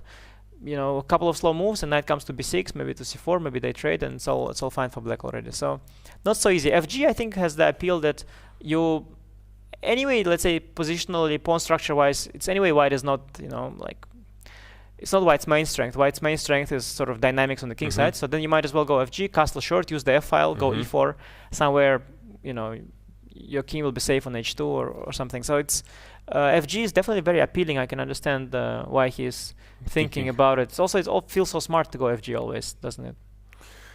Yeah, we will see. And let's check the last board. Emre Can yesterday, a tough game, ending up in a draw. And today he's gaming some endgame already. Yeah, yesterday my team faced the some Dutch amateurs, and the Dutch amateurs are tricky sometimes. You know, they're not known to be like the strongest. They're mostly known to be very theoretical. But they are sometimes not like Bosboom or that legendary player. Bosboom is not an amateur; he's a legend. Yeah, it's a different status. But yeah, you know, it's how did this come? Okay, let's check. Oh, this is a Nidorf. G6. Oh no, this is a dragon. My God. There still exists? Yeah, I actually made a course on this. I was about to say something very bad about the dragon, and I remembered I made a course on this, so I can't say the truth. Oh, we will cut this, guys. Yeah, please. Okay. Who plays the dragon? Oh, yeah, he does this h5 one. That's possible, yeah. Yeah, this is Dubov line. Queen d2 is not there. It's interesting what you played. It's similar setup. Was it neither this Queen d3 versus Brkic or something? Then you enter dragon line. Well, I didn't play Queen d3 here. Like it was the way around. I played Queen d3 against the Nidorf, and then when he went g6, then I tried to play normal. So I mean, you shouldn't go Queen d3 here. Like I did Queen d3 against the Nidorf. It's a different story. Which is why Nidorf is the best opening, because you play first the Nidorf, and then depending on what they play, then you choose. You play dragon or not dragon, or you actually play the Nidorf. So that's why Nidorf is the one. But yeah, Queen d2, bishop d4 is already not the most principled, because now black gets this bishop h6 idea, exactly what he wants. Yeah, and I think black should be already equalizing here. Check, I don't know. Yeah, it seems tempting to give a check, but actually maybe king f8 is exactly what black wants anyway, because you castling short, now the h5 pawn will look weird, and the rook behind the h pawn is perfect, and king f8 king g7 is anyway the fastest route. Bishop b5 check is just very naive actually. He wants to trade pieces. He wants to bring it to b3. Okay, that's very solid. And it won't be easy to. Well, this nice thing about the dragon structure is that the trades usually, well, unless you probably trade rooks, but like most trades usually benefit black. So if you play a weaker player, the white player will try to trade everything. He'll be very happy. But at the end of the trade, he'll just be worse. So dragon is kind of a nice opening to play against someone who is playing like that. But still, of course, there's the other thing that chess is a very drawish game. So even if you are better, if you trade too much, you can be better, but it still be drawish. Yeah, but okay, knights are on the board, so even some endgame with bare knights can be. Yeah, but you know, I think for Emre, after yesterday's game, he's not happy with that. I mean, he wants more than this. Like already yesterday it went wrong. Now again, I mean, it's not. I wouldn't say it went wrong, but it is a little too drawish for my taste. Like you want more pieces. You want more like what Volodar has. Yeah, like there's more advantages than here. And I understand. Yeah, it's, you know, you've got g5, h4 there. Maybe you have some a6, b5 minority, but it's not so much. Really, not so much. Okay, not everyone can play in your style versus Shirov. So well, I mean, it was mostly credit to Shirov. You know, not everybody's facing Shirov, who generates such interesting positions. But yeah, it's sometimes that's always you know, you play a player, so you want to win, but you try to play objective chess, and sometimes you have to trade positions. You know, it requires trades, and then you trade, and you keep building very small advantages. But then you have, on one hand, you're building advantages. On the other hand, you are facing the drawing margin of the game, and somewhere you're gonna meet, and then it's gonna be a win or a draw. and maybe it will be a draw. So tricky. Okay, Anish, thanks for your masterclass. Anytime after your game, you are more than welcome Thank you very much. to come Thank to the you. studio. Also, good luck with the weather. Hopefully, it will be colder. Colder, so I can show off my you jacket, can still yeah? wear your jacket. Yes, thank you. Okay, guys, we will check other games. And see you. Thank you. See you. So things are heating up slowly. This match is very interesting. I believe that you enjoyed, as I did. And Sandra will come back.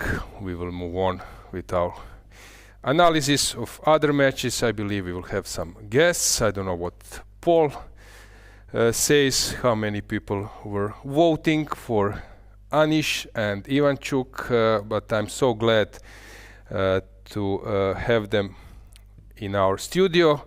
Hopefully, Sandra, we won't get fired because suddenly a lot of people are taking our spots. But joke aside, of course, I believe that you're quite happy, everyone, that you see those legends, those top players in the studio giving their insights, and it was splendid. I don't know how long they stayed. I think that Anish stayed for maybe almost a half an hour. Same goes for Vasily. But that was really perfect. I mean, Anish, I was chatting with some people in chat, and they all agreed that he is not just a great chess player, but his personality, sense of humor. And for me, it's so hard to sit here in this basic white T-shirt after Anish was here. But okay, I mean, but I think I will we try on my matched up, X factor. It's not so bad. Yeah, it's not so bad. But Actually, we didn't plan, guys. We Anish's don't have jacket stylist. was really, it's just a job for me for tomorrow or other days. Yeah, maybe some baseball jacket. You know that there are lucky jackets, so we will see. If I will get someone, I will dress it. Yeah, okay, so guys, we are waiting for sponsors for Sandra's jacket. And also we are dressed in Greece colors. Yeah? So Didn't know that. I'm more focused on their food and drinks. I'm here to be focused on this. My favorite wine, Malagusia. So we will see. Yeah, let's check some other matches. Is there a match we haven't followed yet? So maybe to see how, I don't know, let's go back to Alkaloid. Let's see how Arjun is doing. It looks already super interesting. And yeah, let's stay with maybe this multi-view. Which game looks the most complicated from your point of view? Let me see. And they're playing versus Hipotis. I know that this club, actually I didn't know about the club, but since this is my 6th time here, suddenly you see banners, Hipotis. And then many kids are coming, where are you from? I play for Hipotis, and then I learned how important is this club. But I even knew what is the meaning of Hipotis, I will now recalled with the help of our local guy. So Hipotis means a knight. We had this Grandmaster Palace with knights. So yeah, it's very nice, very suitable. What do you think about that? About those names? Okay, Greece is like full of history and fantastic names. Yes. Do you like that clubs are carrying names of chess pieces or of something course. like Offerspiel in Norway, or you like that they're, I don't know, having sponsors name? No, I like these kind of names, as you said, which include some piece or anything connected with the chessboard and the chess. So I think Hipotis it was a great choice of whoever made it. Why I don't have this kind of self-marketing? Now Hipotis will for sure hire Sandra to play for club. I don't have this experience. Very good. You're very experienced in getting some new roles and new advantages. Okay, very good. So guys, next year Sandra plays for Hipotis. In the meantime, let's discuss which game is the most interesting, I don't know, the sharpest at the moment, from like. I thought maybe a Ravint game, but let me Okay, take a Wei Yi, look. I some was pawns. here, but I was behind the scenes, so I missed some moments of games. maybe you should choose right now and Always pressure on me. I'm trying to give floor space for you and always on my shoulders. yeah, I'm so sorry. I'm sorry, but it is how it is. I understand. So, what I would pick up here, I would pick up Akiba Rubinstein, 6th board, Puranik. Take a look of this position. I think that Akiba would be so happy to have that kind of position. Knight is jumping, and now probably some masterclass. Of course, guys, if you haven't heard of Akiba's, check his profile. Fantastic player. For example, Boris Gelfand has said that Akiba Rubinstein has actually inspired his generation how to keep the dynamics but also squeeze some positional advantage. I think similar to his play was maybe Alekhine, but Akiba is really fantastic legend, chess legend. So this would be his, I would say, like perfect position, perfect play, how to have a domination. So let's take a look of this game. So what's the story about? Knights need hypothesis. They need outposts, and usually outposts are squares which are. Hang on, my mouse is stuck. So squares from where you cannot kick them out. Okay, I'm struggling a bit with the mouse, so something went wrong, but never mind. Hopefully, I will solve it in future. So when there is a square in front of opponent's pawn, but space from which pawn cannot be kicked. Safe square, yes, basically. And also we can say something about the opponent who plays as black, and that's old Greek international master. He's also a trainer, Panayotis. He was playing and he's playing correspondence chess. So, he's also very good chess player. Doesn't matter that his ELO or rating is just 2179. You were speaking about the knight, and knight is somehow very tricky piece. A lot of blunders came, especially from knight. And as you were saying, this knight is very good because white created this perfect outpost square on c5. Yeah, how about this aesthetic pleasure? Let's say you are a lady, you have perfect eye for aesthetics. How would you like to see that kind of position when you are completely dominating? I would really enjoy this position. I would not hurry to win it because I don't see a lot of threats. So actually there are no threats from black, or I cannot find any kind of concrete idea. On the other hand, white has clear ideas. He holds everything. This knight will come at some point to c5. And also looking by just eye, you can see that white has such a powerful position and strategically much better. Maybe I can even recall, I'm not sure, but I'm trying to do it. There were some games, maybe it was like from Giri, whom else, when he had like a normal option, and then there is one option which probably he knows that it's a little bit worse, but aesthetically is fantastic. For example, you place another knight, 2 knights on d5, f5, or your opponent will get like 3 double pawns, or something like that. Or let's say that all the pieces are on the d file, and suddenly he plays a move in some isolated pawn structure just to have all the pieces on the d file. So sometimes players also have this aesthetic eye. Yeah, which is also cool. intuition. Yes, it brings you. I mean, I think that these two things are connected. I view aesthetic and the intuition, because sometimes you have to play very fast, and you can feel that by aesthetic some move should be the best, or at least good move.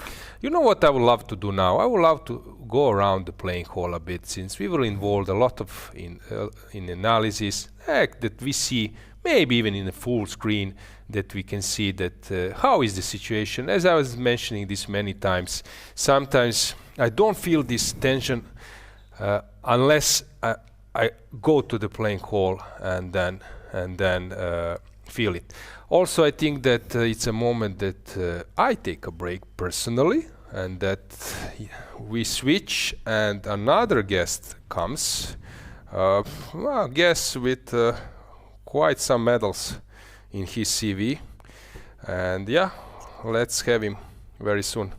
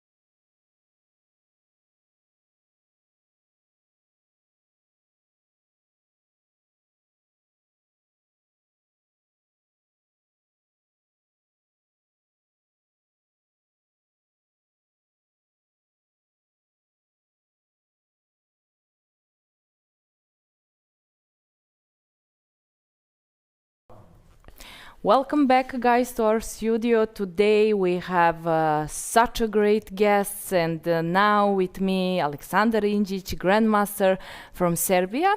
Aleksandar, welcome to our studio. We did few interviews, and I'm very happy that you're here with us. Thank you for the invitation. I'm happy to be back, and frequently you, together with your colleague Aloisi, are bringing me a good luck, so I'm eager to come.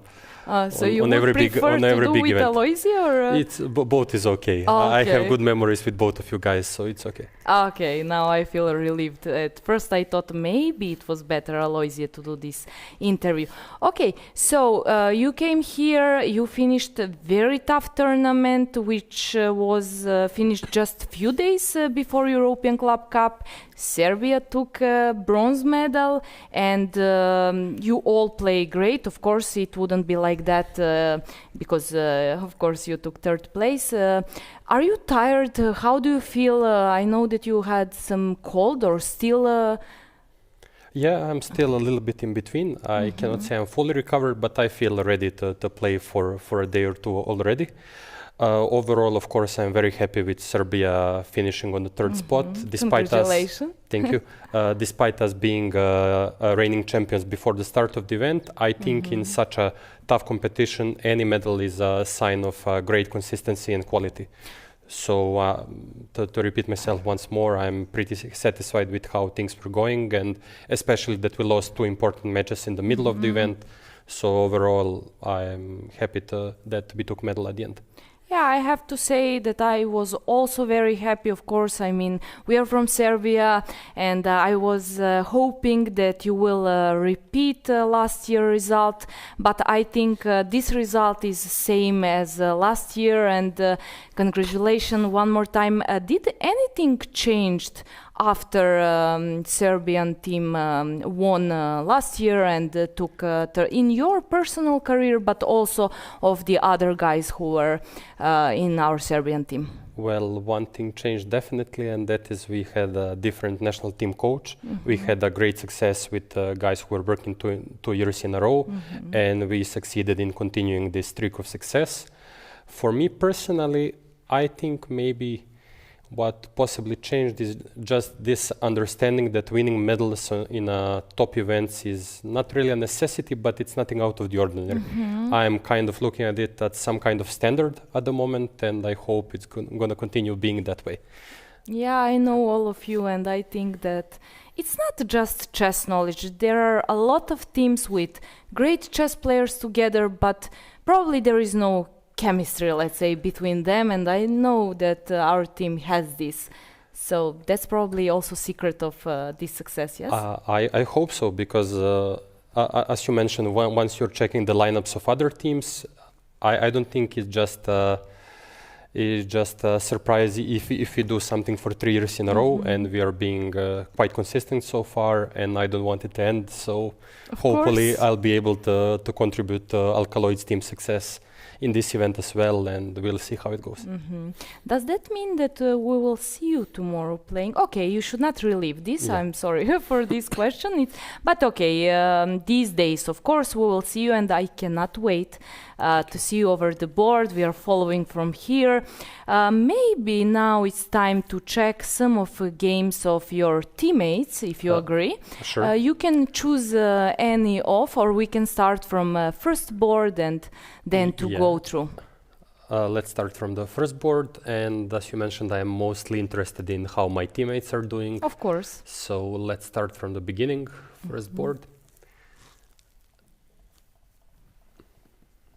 Okay, Sicilian, maybe this could come as... Erigaisi made a draw yesterday, Arjun. So I just want to hear in which kind of mood he was after the game. I'm just curious how those top players, because obviously he was favorite, big favorite. Yeah, and he had white pieces, but if something was going on inside him, it wasn't really obvious once we met, so I cannot say anything in general, but I also think overall he shouldn't be that much disappointed, because I think his opponent played a really high quality game, so after all, chess is a drawish game, and when both sides are showing high quality, it's not easy to win a game. Exactly, I agree. So I guess this might come as a small surprise because f3 is not one of the main moves, and probably a white player is playing something more topical. So yeah, e5, knight b3, and now one of the possibilities is d5, but probably bishop e7 is aimed at keeping the position more complex, because d5, while being one of the options, is simplifying position a little bit. So probably he wanted to get. He want that. Yeah, he wanted to get position with 3 results. So, but on the other side now, white is in time to play c4 and control the d5 at the moment. So now some interesting battle occurred. Knight c6, bishop e2. This, yeah, knight h5. And I cannot say that I know this position in great detail, but I know that what Arjun is doing is pretty standard. He wants to try to.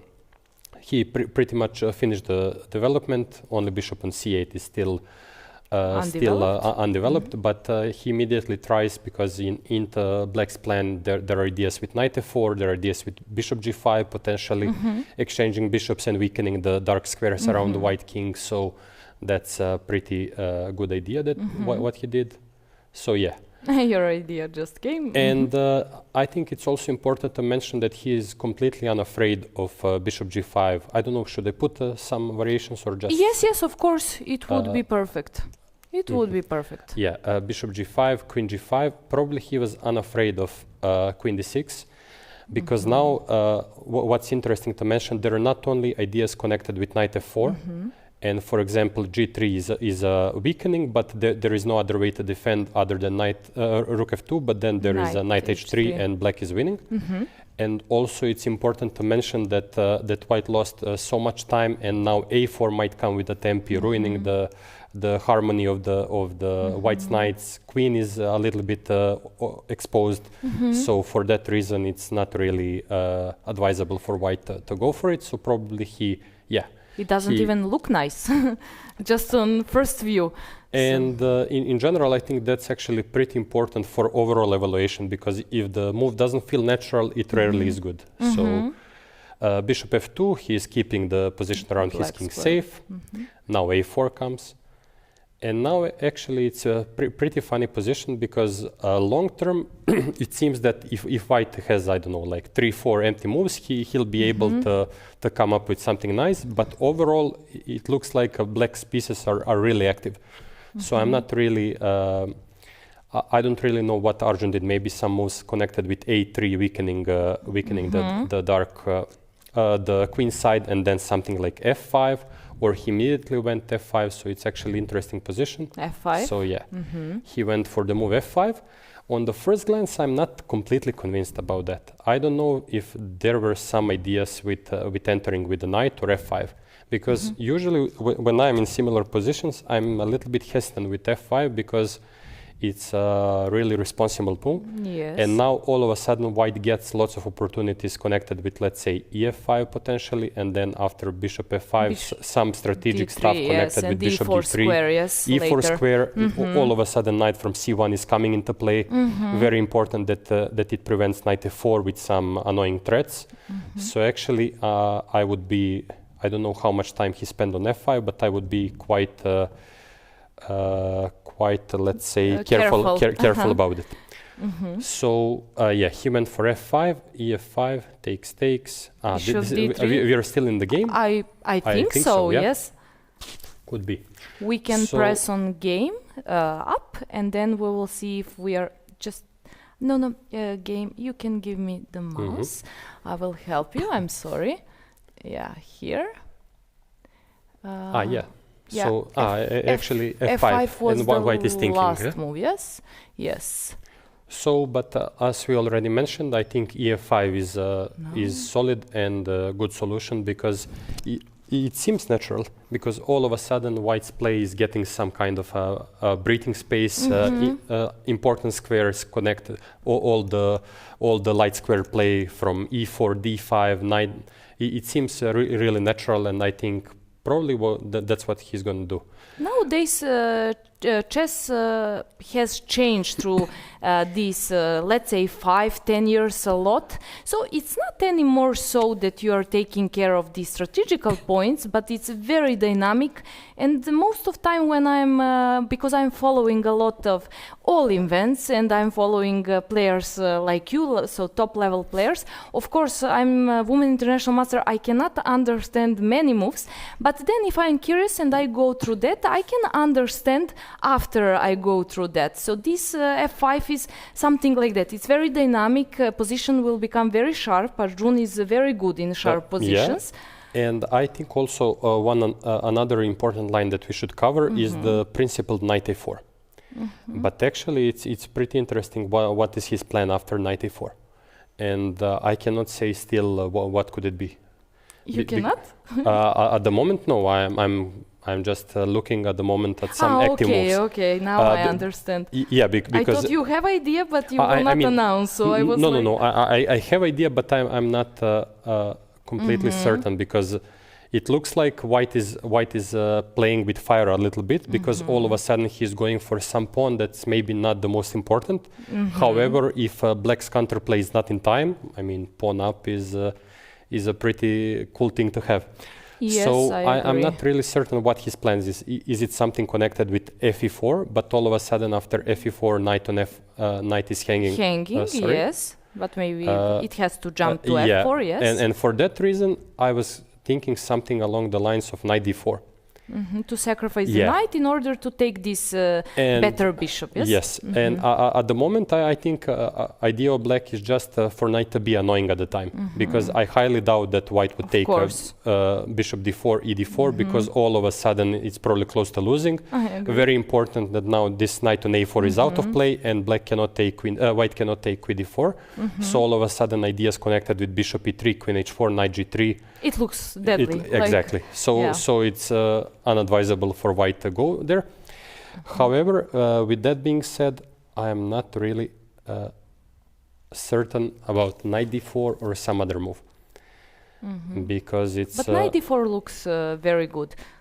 It's centralized knight. It controls e2, f3 for later, and we said that white should not take, and white would not take this. Also, I don't know what's going on after this completely unusual take, because it's important for black to disturb white's harmony. And all of a sudden, if, I mean, pretty much needs to take, I guess, because knight b6 I kind of don't believe. And now all of a sudden there are different threats, because knight e2 is hanging, rook a4, queen g5 is coming.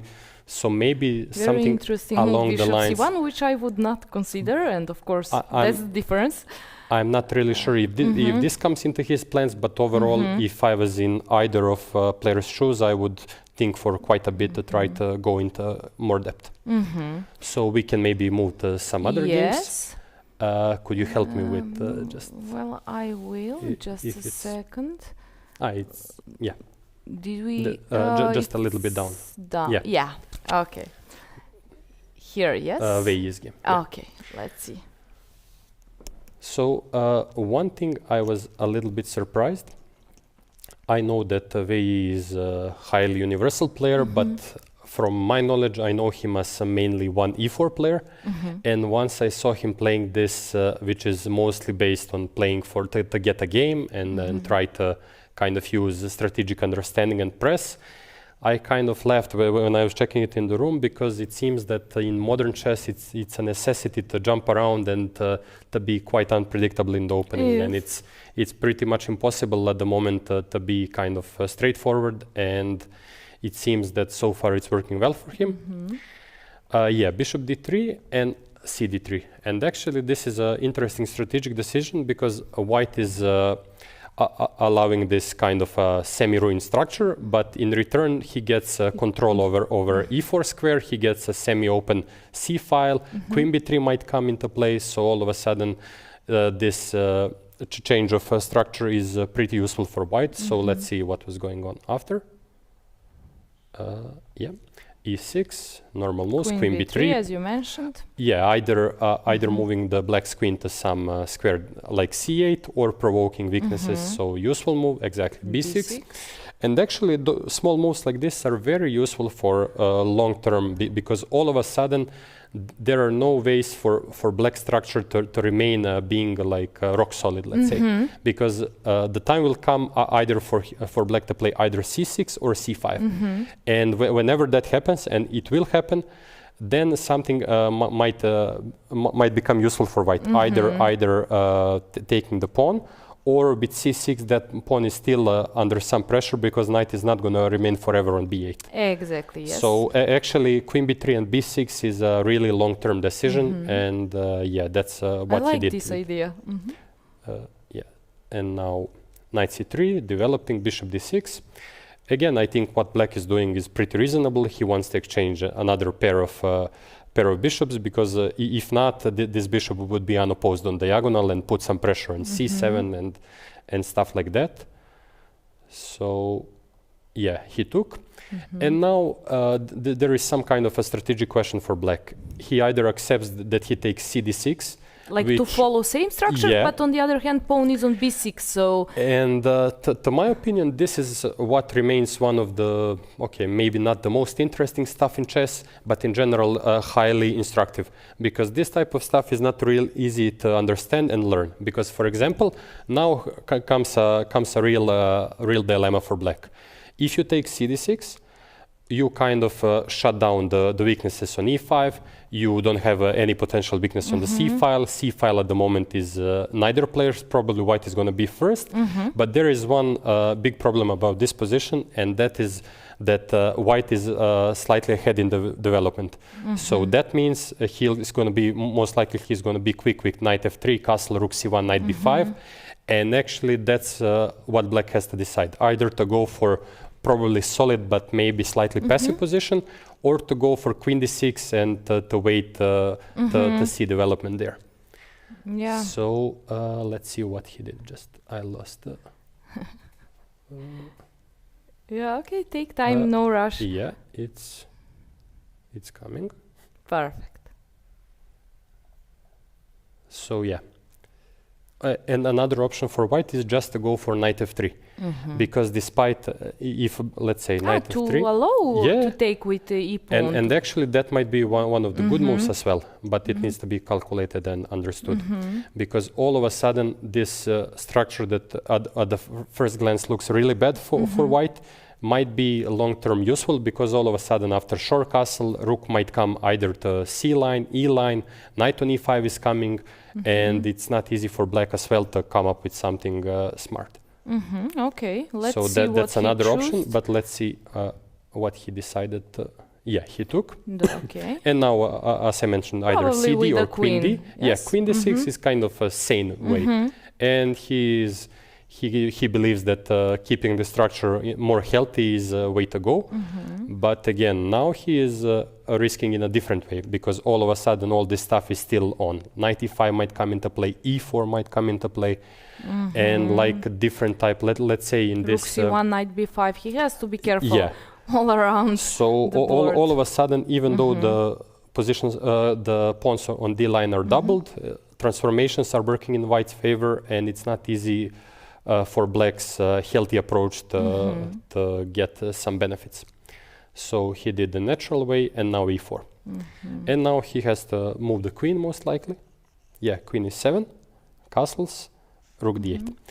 And now, pretty much as we said, like black decided to go for the healthy stuff, but long term it seems that now white can either go something along the lines of rook a c1, maybe rook fe1 with some threat of ed5 is a thing. Pushing e5 is not... e5, I would consider it, but I would be a little bit responsible towards it, because I would try to understand how good is knight fd7, knight b5. And is it something concrete, or is it mostly aimed at just squeezing a black's position a little bit more? So it's one of the options for sure. Yeah, but this is also what's interesting about approach of like really good guys and stuff.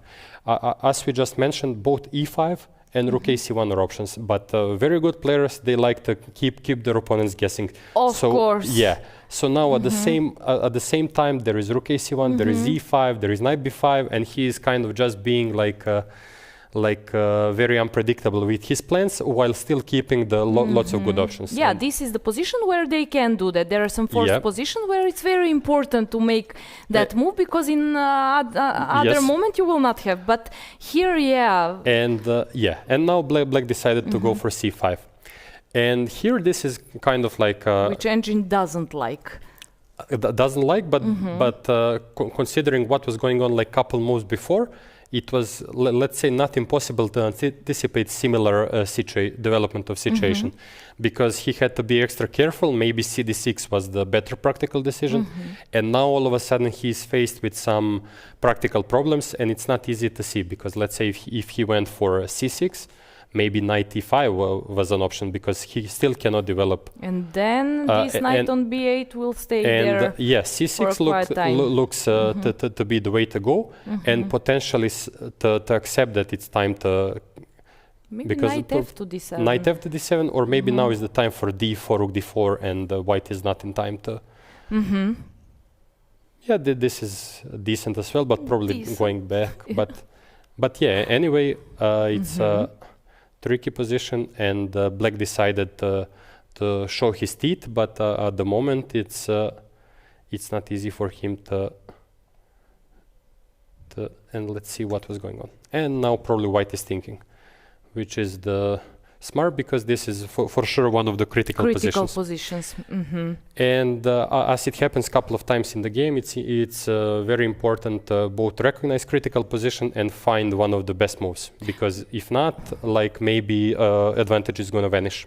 Yes, but for example, what would be your candidate moves? Because you need time to find the best move, but we are now here and we are looking at this position. What would be your 2-3 candidate moves? Like, which moves you would consider as best, and then you would start to think more about definitely move like e5, queen a3, and something along those lines. I would potentially think about dc5, because after bc5, queen a3, this pawn on c5 might become knight a4 weak. And and the only thing that I'm a little bit worried about e5 is knight e8. And now, again, into play comes some kind of a strategic battle, because knight on e8 is, you see, it's not really a move. And I don't know if knight e8 is a move. Yeah, knight e8 is not good, but actually it's funny, because probably he has to go this. And actually what's important to realize is that knight b5 is pretty much d6. nothing. It's nothing. It's nothing. I was so like... Same, at the first glance, because in same. France defense, there are these variations where you occupy this. But now it's important to notice that e5 is going to be weak if knight d6 is not coming, so all of a sudden Black is taking over. So actually e5 is not the way to go. In the game we have also screen there, so we can see that it was dc5, bc5, e5, knight h5. Can you... Knight h5? Yes. Okay. So dc5, yes. B takes c5, e5, e5, and then knight h5. And what knight was... h5. Very interesting decision. Okay. Knight fd7, queen b7 is coming. No, actually, that's why. And rook is trapped, yes? Probably something along the lines of that. He cannot catch the queen once queen takes the rook. And all of a sudden, lots of tough choices for Black. Actually, you're not threatening to take the rook because of knight b6. Yeah, but it's unclear how Black is going to improve. I don't have useful move, exactly. like what to play. I don't know, a6, but you're still not out. So actually, that's pretty interesting. It's like some kind of a Zugzwang. So okay, this is interesting. So he went for knight h5. Yeah, knight h5 again, responsible decision, pretty understandable. He wants to reroute his knight via f4 and to kind of get into play. But now White can think about a couple of decisions. I don't know if he's gonna use some time to prevent knight entering, or he's gonna go knight e2, or just to ignore this threat. So again, like lots of interesting strategic moments. Queen a4 maybe it doesn't. It prevents knight c6, but maybe queen g4 later. Maybe I don't know. No, but actually to provoke g6. It's interesting that with queen a4 you're threatening g4 at the moment. Because after d4 there will be knight e2. Yes. So it At first I thought queen a4, it prevents knight c6, but queen g4, but g4, yes. G4 is a threat. Yeah, so that might be interesting as well, but it remains to be seen. I don't know if white can go kind of completely ignoring this. It looks a little bit artificial. Yeah. Yeah. To stay with this to idea, knight stay a4 and like knight f4, d4, and kind It of looks pretend. good. There are no threats around king side, and it looks like you can do this. Yeah, but now all of a sudden the game becomes just trying to handcuff this knight on h5. So probably either. I think what you mentioned makes sense. Should we try and pry? Yeah, it's decent. It is decent. Today I am guessing decent moves. I'm satisfied. So overall, I think Wei has a nice position and lots of interesting choices ahead. Knight a4 was played.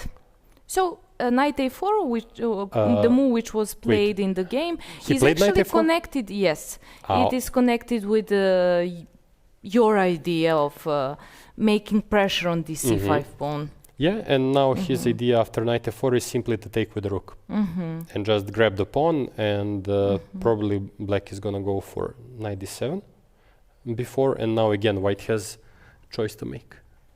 But in general, I like white's position, and it's going well so far. Okay, let's see another. So yeah, let's see. Okay, this one is really interesting. Probably Sicilian battle. It looks like that. Yeah. Bishop b5. Bishop d3, and just okay.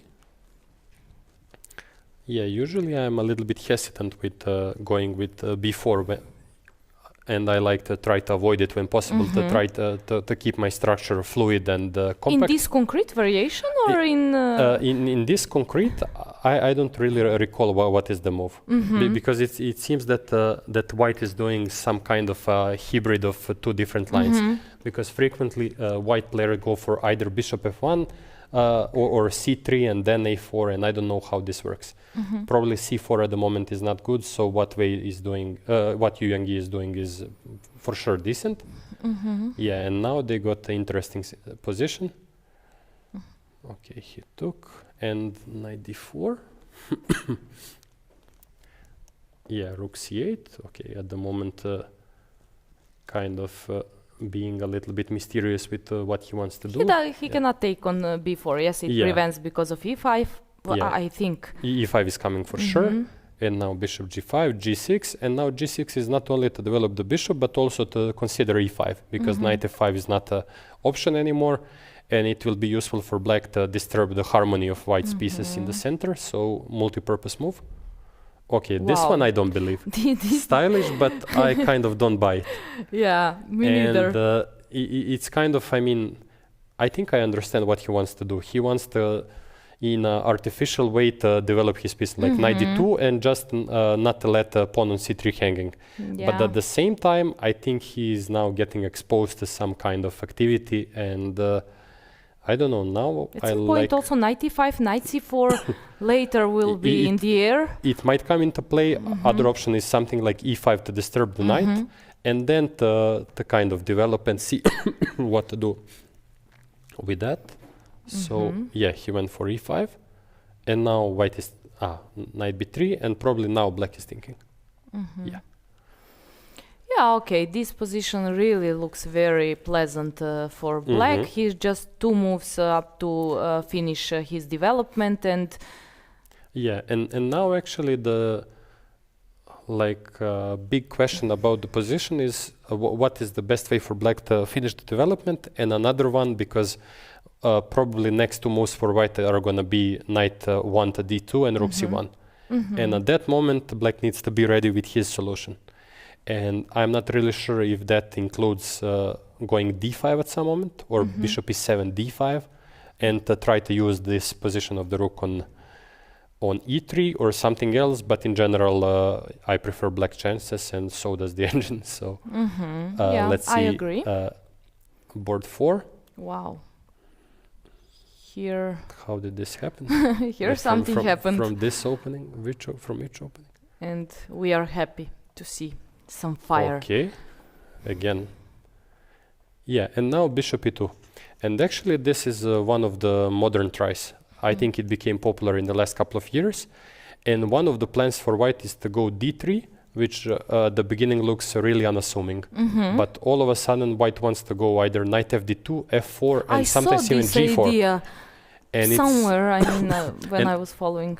To my understanding, it's actually not easy to come up with a plan for black as well, because all of a sudden white is kind of pretty straightforward with his plan, and black has to be pretty inventive with his plan. And there are a couple of options. He can go for double fianchetto. He can later reroute this knight to b8 and c6. But despite all of that, it still remains pretty unclear. That's modern chess. Going with the bishop to b5, then to e2, then bring the knight from f3, and it is dangerous. Why is it good? And all of a sudden, it's tough questions. You realize when it's late. Too late. Exactly. Knight gf6, d3, b5, pretty normal. Yeah, a4. Now either provoking some weakness with b4 to put some knight on c4. Yeah, bishop b7, knight e3. I like how he's developing so far. ba4. And with ba4, it's the same situation as b4. Black side needs to be extra careful with such a moves, because now, if let's say until ba4, to my understanding, it was still unclear about who has upper hand strategically long term.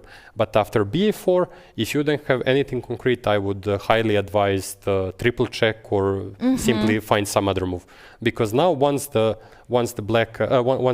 white regains that pawn, let's say knight c4 and maybe and c3, queen pawn a4 becomes very weak, exactly, long term or short term. Exactly, knight a5 becomes a thing, and all of a sudden white strategy is simply great. So yeah, that's just we will see now what happened in the game. Yeah, knight c4, knight b6. And now the problem with knight b6 is despite he can go probably knight a5, but even if he takes, he has another knight that he can move, knight d2, knight c4, probably taking on a4, but yeah, knight a5 is the natural move. Bishop c8. Decent. And yeah, but I don't know if it looks the same to you, like black is playing with fire. Yes, like it looks like that from all early of a beginning. sudden, yeah, all of a sudden let's kind of make some conclusions from the opening. It's around move 10. All black's pieces are pretty much on the base position. Knight on b6 is kind of keeping the fragile structure together. And in the meantime, white put his knight on a dangerous square this, put his king to safety, all his pieces are breathing freely, let's say, and maybe e5 is coming and different stuff. So probably he played something like that. Or some, yeah, e5. Immediately. And just he's ready for some action. He feels he should punish his opponent and now, as soon as it's possible. And now I agree with what black is trying to do, knight fd5, because if he takes d5, he's close to resigning, I guess. Because two knights on the a5 and e5 are going to be a deadly duo, and he has to try to keep any semblance of compact structure and try to finish development as soon as possible. So yeah, now white is sensing the blood and he's going for it. Like it's time to go all in and make lots of weaknesses. Yeah, e6, and now it's coming. He doesn't have black to breathe, like for a moment. Just it's coming from all sides all of a sudden. And now... This is something concrete. So he decided to try to bail out. Yeah, because of this diagonal. And sacrifice the... So he has at the moment, what, three pawns for the piece, but probably it's not going to be enough, because still white developed everything, and it's not easy for black to come up with something. And now actually this is a... That's a good thing when you're material up. You can sacrifice when you want for like some huge benefits. Exactly. And now all of a sudden it's all coming together. So far I think Aravin is playing very nice game of inspiring Aravin. game. Okay, I do expect that also, but this is very nice. And yeah, take, and it's tough to suggest something smart for black. Maybe something along the lines of bishop d7, provoking c6, going back. I think black doesn't have a lot of options at this concrete moment. In general, he has to go bishop d7. He will not move the king, queen d7 doesn't look good, so it's bishop d7. probably not gonna last for more than 1 hour at this moment. It seems. I don't know. I hope. Let's say. So let's see. Let's see Velja Ivić, how he is doing. Okay, he has 2 bishops. That's like your first view, yes? Pair of bishops. Yeah, like pair of bishops. Pair of bishops, and another important stuff is that at the moment, despite pair of bishops, white doesn't have knight b5 because knight on c4 is at the moment stuck. So I guess in black's plan, something along the lines of king b7, king c6, b5 is coming. So I like black's chances at the moment, and probably he has like a clear small advantage. And it's not easy for white to come up with a move, I guess. Because b3 at the moment is probably bad because of simple like bishop c3 or include a b3. And the rook a c1 is gonna spend some useful time, so... Knight c4 was last move so it's black to play. Yeah, okay. Yeah, so I guess something along the lines of king b7 is the move. Yeah, and then what? Like white did everything. Bishop on f4, knight c4, knight a3. What next? And problem is what next? Maybe Exactly. he can try to double rooks on this only open file, but b5 will come, as you said, at some point probably. Maybe b5 is actually... It might be a threat at the moment. It might Yeah, be. actually it might be an option. But actually, Yeah, why not? But probably it's not good, but at least it looks fancy. It doesn't have to be now, but maybe later. he So, can and let's see, use. just a second, board number 6. And this looks like a we perfect were commentating strategic this, position. yes, so yes. With the knight on c5. Knight was on a4, but we were telling that knight will come to c5. It's like outpost safe square for the knight, and it's very powerful position for yeah, white. so in general, it seems everything is going according to plan, and I wouldn't be surprised if I get some extra rest after seeing how the guys are playing. So yeah, that's But I pretty wish much you it. to play tomorrow. That's my personal wish, but we will see. Thank you very much for being here. I really enjoy always when you're our guest because you're not just a top chess player, but you have a very nice personality. And are you the tallest grandmaster? That's always question, and there are always new people who are following this and asking this on our chat. So I will ask you this question one more time. I think I am. There are a couple of guys who are kind of close, but we were standing next to each other a couple of times just for fun, and I think I have some small advantage. Yeah, for sure you're tallest and the best of all tallest grandmasters. Yeah, idea is to try to be best in general, Yes, but I know. at the moment I am taking what I'm getting. Yeah, I know. And your colleague is pretty tall as well, but... Yes, he is. But I don't think he's as tall as you are. Dear followers, with us was Aleksandar Injic. I hope you enjoyed this interview and analyze.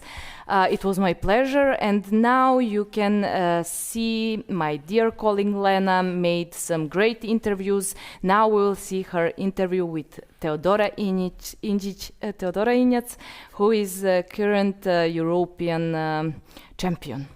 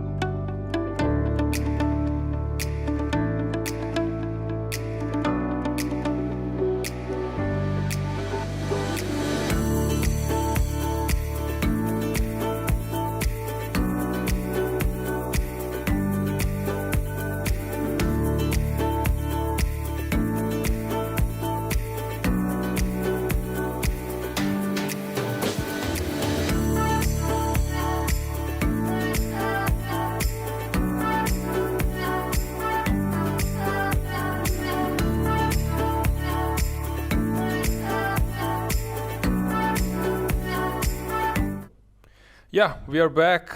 I'm glad to be back to check women's section. Unfortunately, there was some small glitch with the interview, but it won't run away, right? Of course. Yeah. So this interview will be published here. You can also check some interviews on our ECU YouTube channel. So yeah. Maybe because at first I pronounced Teodora Injic, so whole program is completely confused. With that, we will see. Yeah, because the AI starts to search the database to put this interview, and that person doesn't exist. Yeah. Okay, so let's go to the playing call with some games, matches. Of course, actually, how is our poll doing? We will see. 3 out of now. 4, actually. People are rooting for Vidit. Yes. I'm not sure. I'm not sure that we will have him. Maybe some small chance. Huh? Really? Why would guy come here? I feel that he will come to our studio. Okay. Do you want to bet? No. No, I don't want to bet with you because you probably will lose a bet, then I'll feel bad. Then I will cry. Yeah, so no need for that. Okay, so let's check what's going on in the game Ušćenina versus Goryachkina. It seems like it's advantage for white, but there is one issue, one small issue. Let's bring the board closer. It's a small issue. If this pawn was somewhere, I don't know, a2, then this advantage would be much serious, since d5 is an isolated pawn, usually weakness in the endgame. As I mentioned a few times, Aron Nimčević has said that isolated pawn is a dangerous criminal who needs to be restricted, locked, and not allowed to move. So that usually goes for opening phase, middle game, but also it goes for an endgame. So black is counting on sacrificing this pawn to get some air from his bishop, So usually we put some piece here, ideally knight. This won't happen. So I believe that black is more than fine, and then white should forget about playing for a win and just, call it a day. Try to find some way to liquidate. Goryachkina seems to be happy. H3, maybe this is a step in the right direction. And she likes to play endgames. And she is very good playing endgames, so I'm sure that at least, I'm sure that it will finish in a draw. Should we check Maltsevskaya Divya? I'm curious to see Divya's game. People on chat, they want Divya in the studio. I said that it's not just from us, but most of some of players actually, they are not comfortable in front of cameras. Some of them are they want to spend their free time on the other way, but we will give our best, and you can suggest anyone you want to see here. Yeah. Hopefully it will be like a living person, so don't ask us to bring Fischer, I don't know, like Alyekhin. So let's focus on people who are still alive. Yeah, joke aside, of course, it would be fantastic to see Divya in the broadcast. Also, Aleksandra Goryachkina, it's a very interesting player. She is fascinating in Blitz. I think you know her very well. Also, you were together playing at the same tournament, right? European Rapid and Blitz. Yes. Yes. So and hanging out and playing together the same tournament, and yes, it was very interesting, both of this. I played also against her a few years ago at some Grandmaster tournament in Belgrade. Last round I had very good position, but I couldn't convert to win, and I also didn't make a draw, so at the end I lost the game. She's very good chess player, and Alexandra is doing well. Of course, to remind you, they just won European team championship with Poland. This is her current position. Of course, it's quite imbalanced. There are some things which are not so common, those two pawns. There is also weakness on b2, so it's a matter of, I would say, concrete calculation. If we will have something either super soon, with both sides coming with some idea, or it will just steer to a draw. And let's check. So let's maybe discuss for a moment this position. So it's black's turn.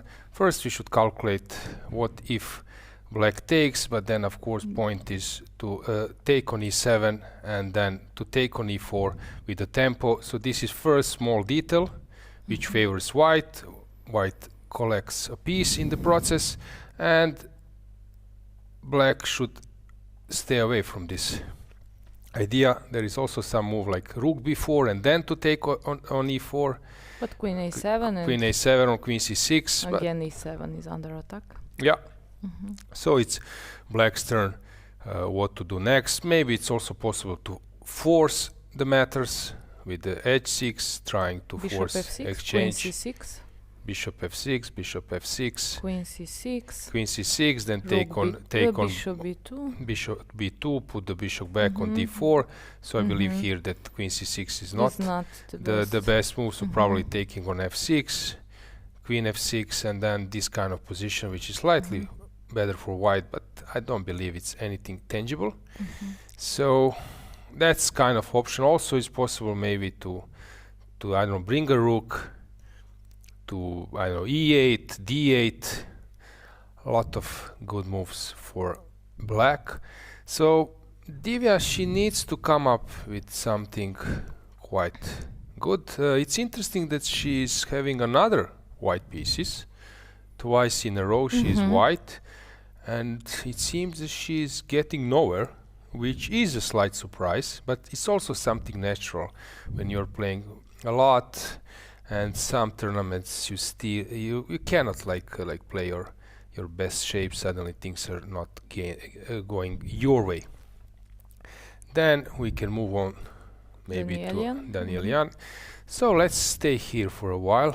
Alina seems to be better, which is obvious. We have both two weaknesses, but my weakness is not easy to attack, while I'm already there to attack yours.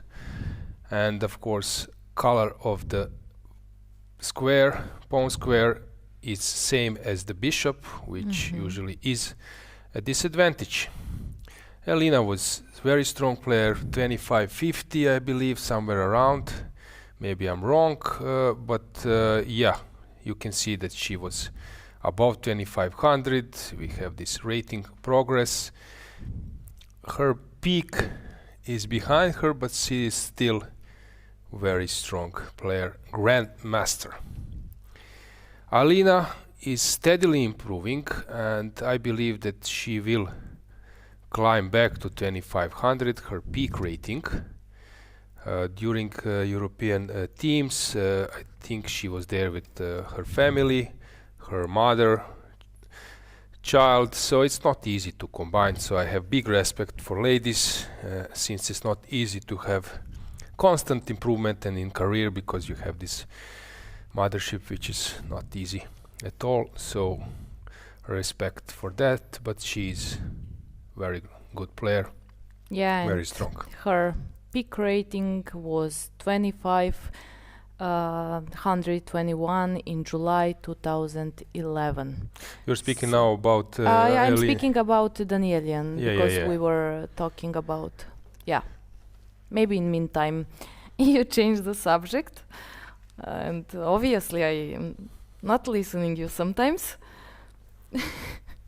But that's fine. Okay. We are here for 5 hours. Yeah. So getting back to this position, so what's going on here? Is white having some kind of safe way, maybe to drop a pawn even, but then to liquidate few pieces? Or it's not so simple? Usually this is a way when you lose a game, that you have some weakness, it's equal material, but it's unpleasant, and that feeling of being in a unpleasant situation somehow worsen your decisions, and this is something which is common. And engines say that you can save the game, but being under pressure, being in uncomfortable situation, you also feel that people are around you, aware that you are in a bad, not a bad, or let's say unpleasant position. So it's also psychological. that's true. Yeah, you know that sometimes in online chess, when I don't see player, my opponent, I'm sometimes like losing this psychological effect, because from my point of view, any grandmaster is I cannot say expert in psychology, but for sure, because you're scanning your opponent, you're also scanning him in a prep. And you know that Magnus has said, I'm also sharing this opinion. For example, I would come at the board, doing my opening preparation, but I have two scenarios. I will sack a pawn, which is super risky, but it might pay off, or I will play solid, which I don't like. Maybe I will be slightly worse, but I cannot decide before coming to the board and see my opponent. I see my opponent, I sense him or she, I have a feeling, is this guy capable of finding the best move? Is he nervous? And then I decide. And this psychological factor, it's not something which is mentioned quite often, because chess is a bit mathematical. You have like all the infos, and people are not actually. People tend to underestimate the level of psychology of that player. So for example, Aronian was working with Armenians, and there was some h4 move. Actually, his Queen's Gambit, if you recall this Kalber structure, and there was this h4 push. Actually, it came by Movsesyan. They were having like a team session. Movsesyan, Sargsyan, Aronian, and I don't know who else was there, maybe a Kopyan. And Movsi is e4 player. Suddenly there came this Kalber structure, and Movsi said, let's push h4. And then Aronian was usually saying in that kind of sessions that this is a crap, and trying to test how far you want to go, how far you think that it's good. And then said Movsi, no, I think you can play. And suddenly Sargsyan jumped in, and this h4 move become a like interesting idea. And there was a World Teams Championship, I think somewhere in China, I'm not sure, but somewhere far east. And first round, Aronian is playing against Kramnik, and he can play this line, but he didn't want to play it against Kramnik. Kramnik will find a way how to hold. I don't want to play against him. And then two rounds after, he was playing versus Hari Krishna. You can check this game, Aronian versus Hari Krishna, and then he launched this h4 and wins the game. So basically, you start the game before you start the game. Yes. So your preparation is where you start your game, and decision which move you will make first sometimes, and then when you finish your variation also, like h4, if you will play or you will not play. Yeah, very because important. Chess also consists of some bluffing, some pressuring. So I think that people are a little bit underestimated. They think that all those top players, they're having some knowledge. You know, that sometimes you're playing the guys like Mamedyarov and some others. So you think that you stop his idea, that for example, bishop f4 is not, or d5 push is not working. And suddenly guy plays d5. And then you calculate and realize that after fifth move there is some... It's working actually. Yeah, there is some idea and it's working. Then you stop him of playing f4, you think that f4 is a bad move, guy plays f4. And you start to feel this psychologically, that the guy is heading after you. So it's also something which, for me, it's hard to explain. I was never on top level, very top, but I was close to very top level. So to explain a little bit this psychological pressure when you're playing against Shirov. For example, when you play against Ivanchuk, you cannot guess any move. Elyanov has said in the studio, or he said it before, that he started to play better versus Mamedyarov at the moment that he started guessing his moves. Because but it's so hard to guess his moves. Yes, exactly.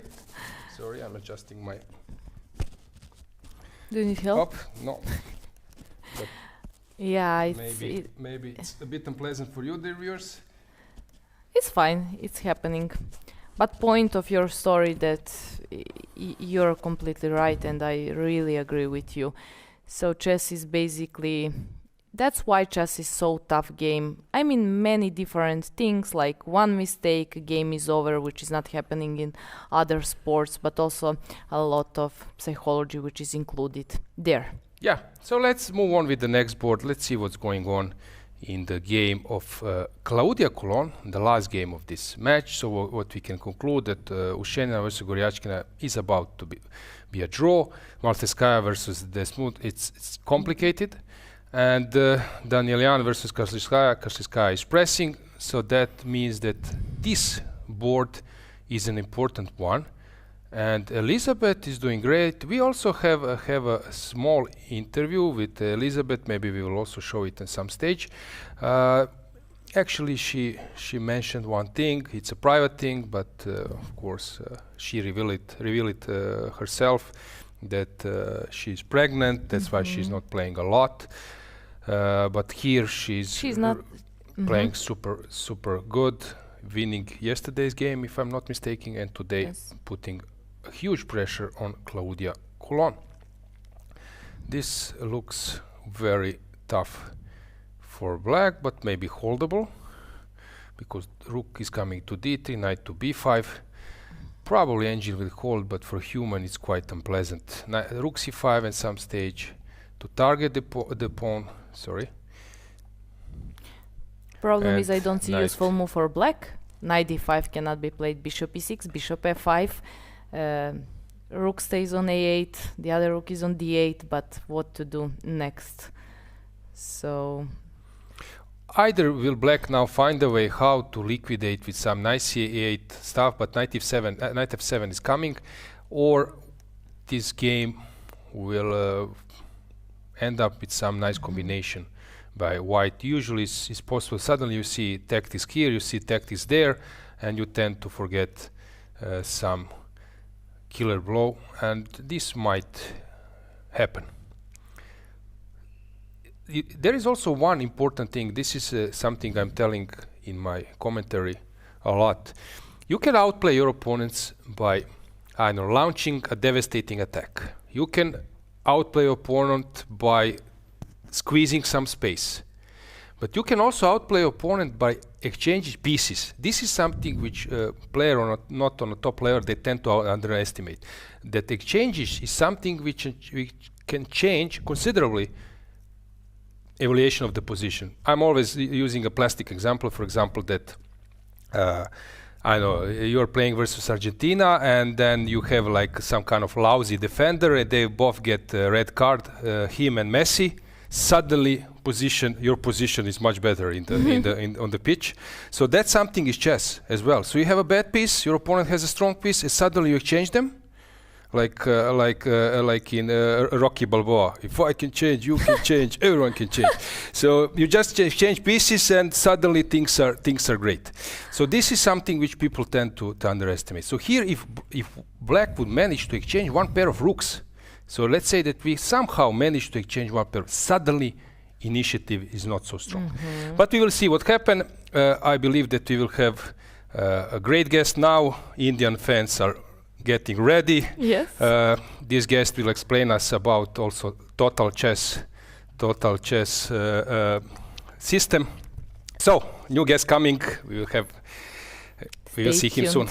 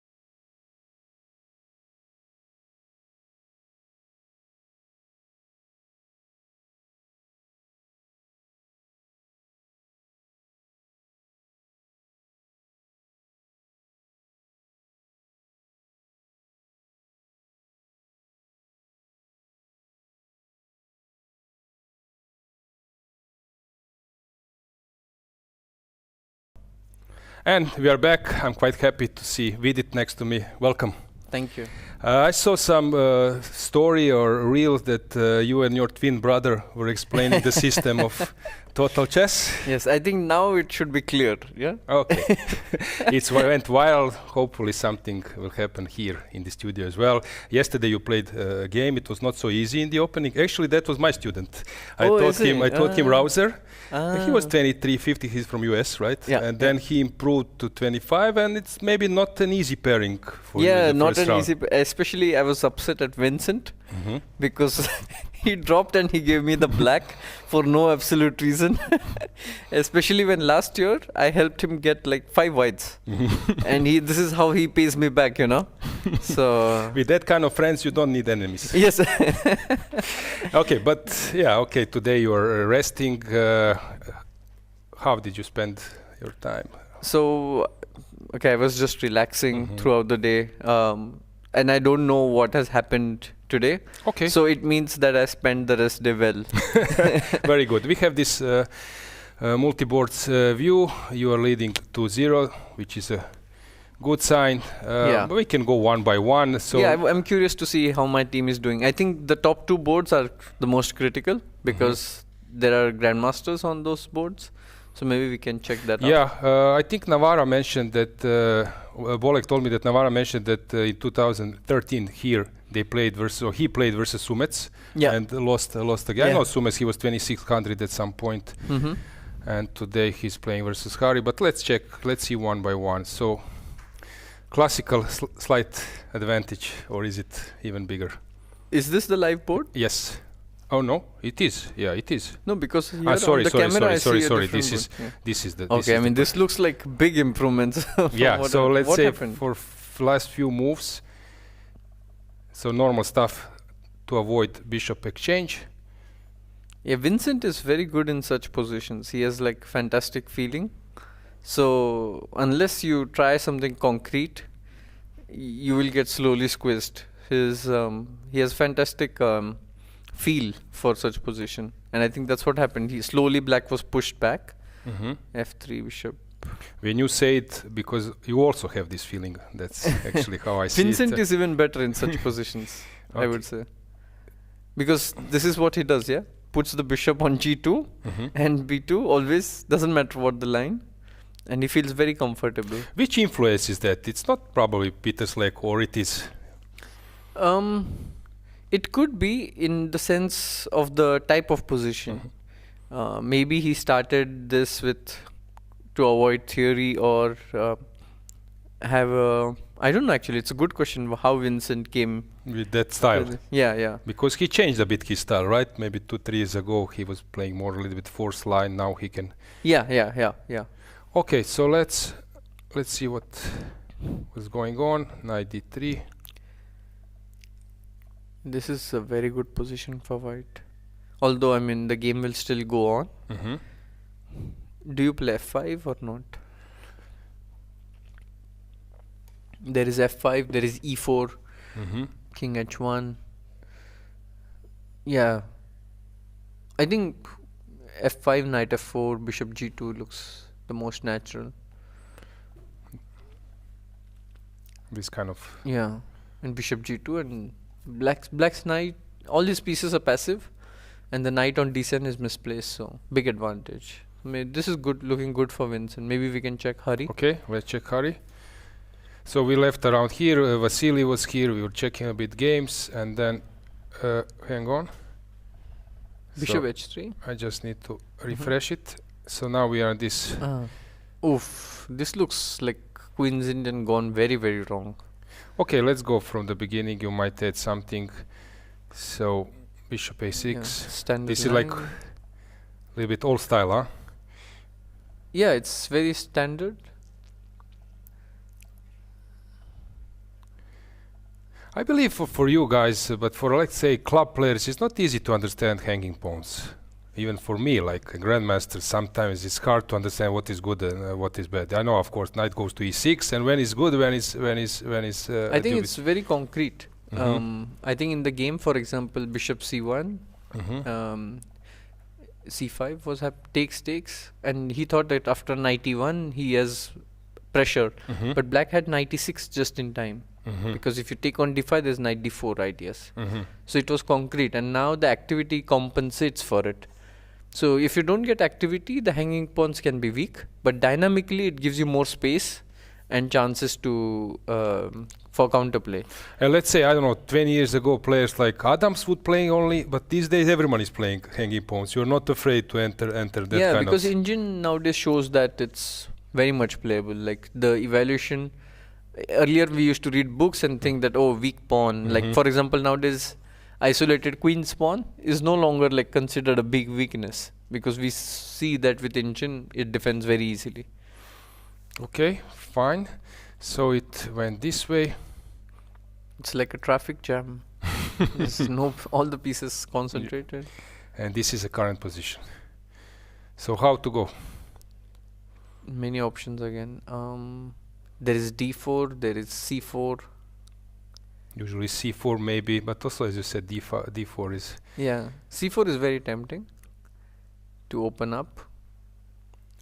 Another idea which is Hari's typical move would be rook c7. Just get out of the pin, threaten knight d4.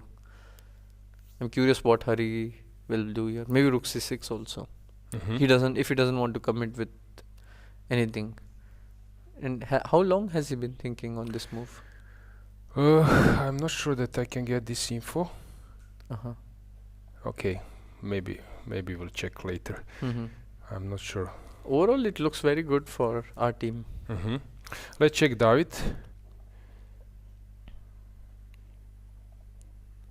This is, I believe, current position. So we can go from the beginning. I haven't seen Alepen for a long. I was playing this 20 years ago. It was super popular with this queen c3 stuff, queen e2, queen c3, then bishop d2, bishop takes c3. Now there's knight c3, yeah, they go directly. Not rook d1. Yeah. So here, bishop d7, queen b6, a6, knight a5. All kind of. Yeah. And you can enter this French style. It looks like it's very good for white, this position. But something went wrong for David. Okay. Let's see. Probably taking or? Yeah, taking. It's like now French. Knight e5, yeah. This is the thing, yeah. David is a very direct player. Like, extremely direct. Maybe bishop f4 was better. Not to commit. Just put on bishop on g3. Very stable advantage. That's this is now French defense, sort of. Where you can get bishop f4 immediately. And he went a bit direct. Probably he misevaluated this. Okay. Also looks good, but now black has some counterplay. Bishop e8 maybe, yeah. Already getting complicated. Oh, bishop h5, queen f1. That's the trick. Yes, saving the exchange. It says equal, although I don't totally understand why. Is there some idea with knight takes e5? Oh. Maybe. But engines say that's not the case. Let's find the defense. Bishop d1. Oh. That's the that's very nice. And white is on time to save the piece. So I don't know, maybe something with some jumps. Knight d4, knight bishop d4. d1. Yeah, then maybe some rook c8. Not clear why it's Probably equal. black needs to find now exact moves. Maybe d4. Knight d4, bishop g6. But engine doesn't approve of it so much. Okay, it's not so clear, but let's go with the main line. So knight bishop d4. d1. Okay. Maybe to take some knight c2. Is this some kind of thing? Probably then d4, but probably. No, that allows too much play. Yeah. Maybe just bishop g6 actually, and then knight c2, or no? Okay, let's take. Rook d1. I have a feeling that something is around, but I don't see it. rook c8. Rook c8, bishop b2, rook c3. That's the point. So we need to That's the point. Yeah. I don't know which rook. Let's say this one, and then if you go bishop, then there is this tactic. So you need to take probably the knight on d1, but but okay, it's not so clear that. So there if was you take with the knight on d1, I have something direct. Okay, to hold equal, to exchange. But not easy to understand that this is the way for black. By the way, there are some moves in both the games. Okay, let's just briefly go back. It would be nice to get this info how long Harry was thinking in this position before. In which this position you wanted to ask? Yeah, bishop h3 already. Like after bishop h3, how long he's thinking? But he has played. I think 2-3 moves have happened now. Yes. That's what I saw on the live board. Yes. Okay, I get this info a little bit later. So let's check d4, knight a4, queen d5. Yeah, very stable. Bishop g2, queen f5. Yeah, and there is pressure. Yeah. Okay, nice position. Yeah. Okay, so looks good. Let's move on. What about other Niels teams? won. Somehow he's in yesterday and today he's very convenient. Niels. Yeah, he's... Have you seen the opening? No. Take a look. Another like Queen's old school. And then there was, I know this, I was analyzing, there was a Kasparov Ulf Andersen game. Yeah, yeah. Ulf played bishop g6, which is bad. Yeah, yeah. I was playing this queen f6 and bishop c5 stuff with the white pieces. Now queen f6, d5, bishop c5. How it goes? I showed this to so already something like this. Then knight f3, queen g6, queen g6 b4. There is this line, which before you needed to analyze. Now I just say it's completely lost for black. So here he went for this g6, a new move for me. And then white started to play alpha 0 style, which probably is fine, but maybe misplayed it very quickly. Now this bishop f3, knight c6. Yeah, it's in one move it's just gone. Yeah, and everything falls apart. Yeah,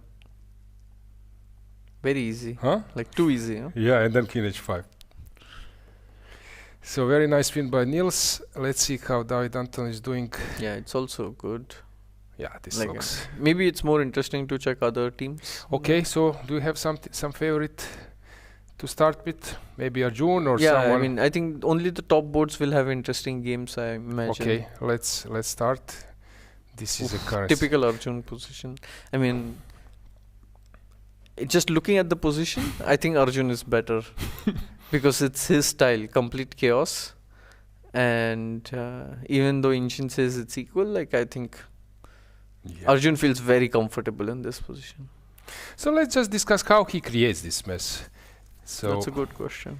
So let's see. Okay, this is this old line. Yeah, I was telling this to Giri that a5, c4. There is this knight e4 trick, all trick. A5, c4, knight e4, then king d2, a4.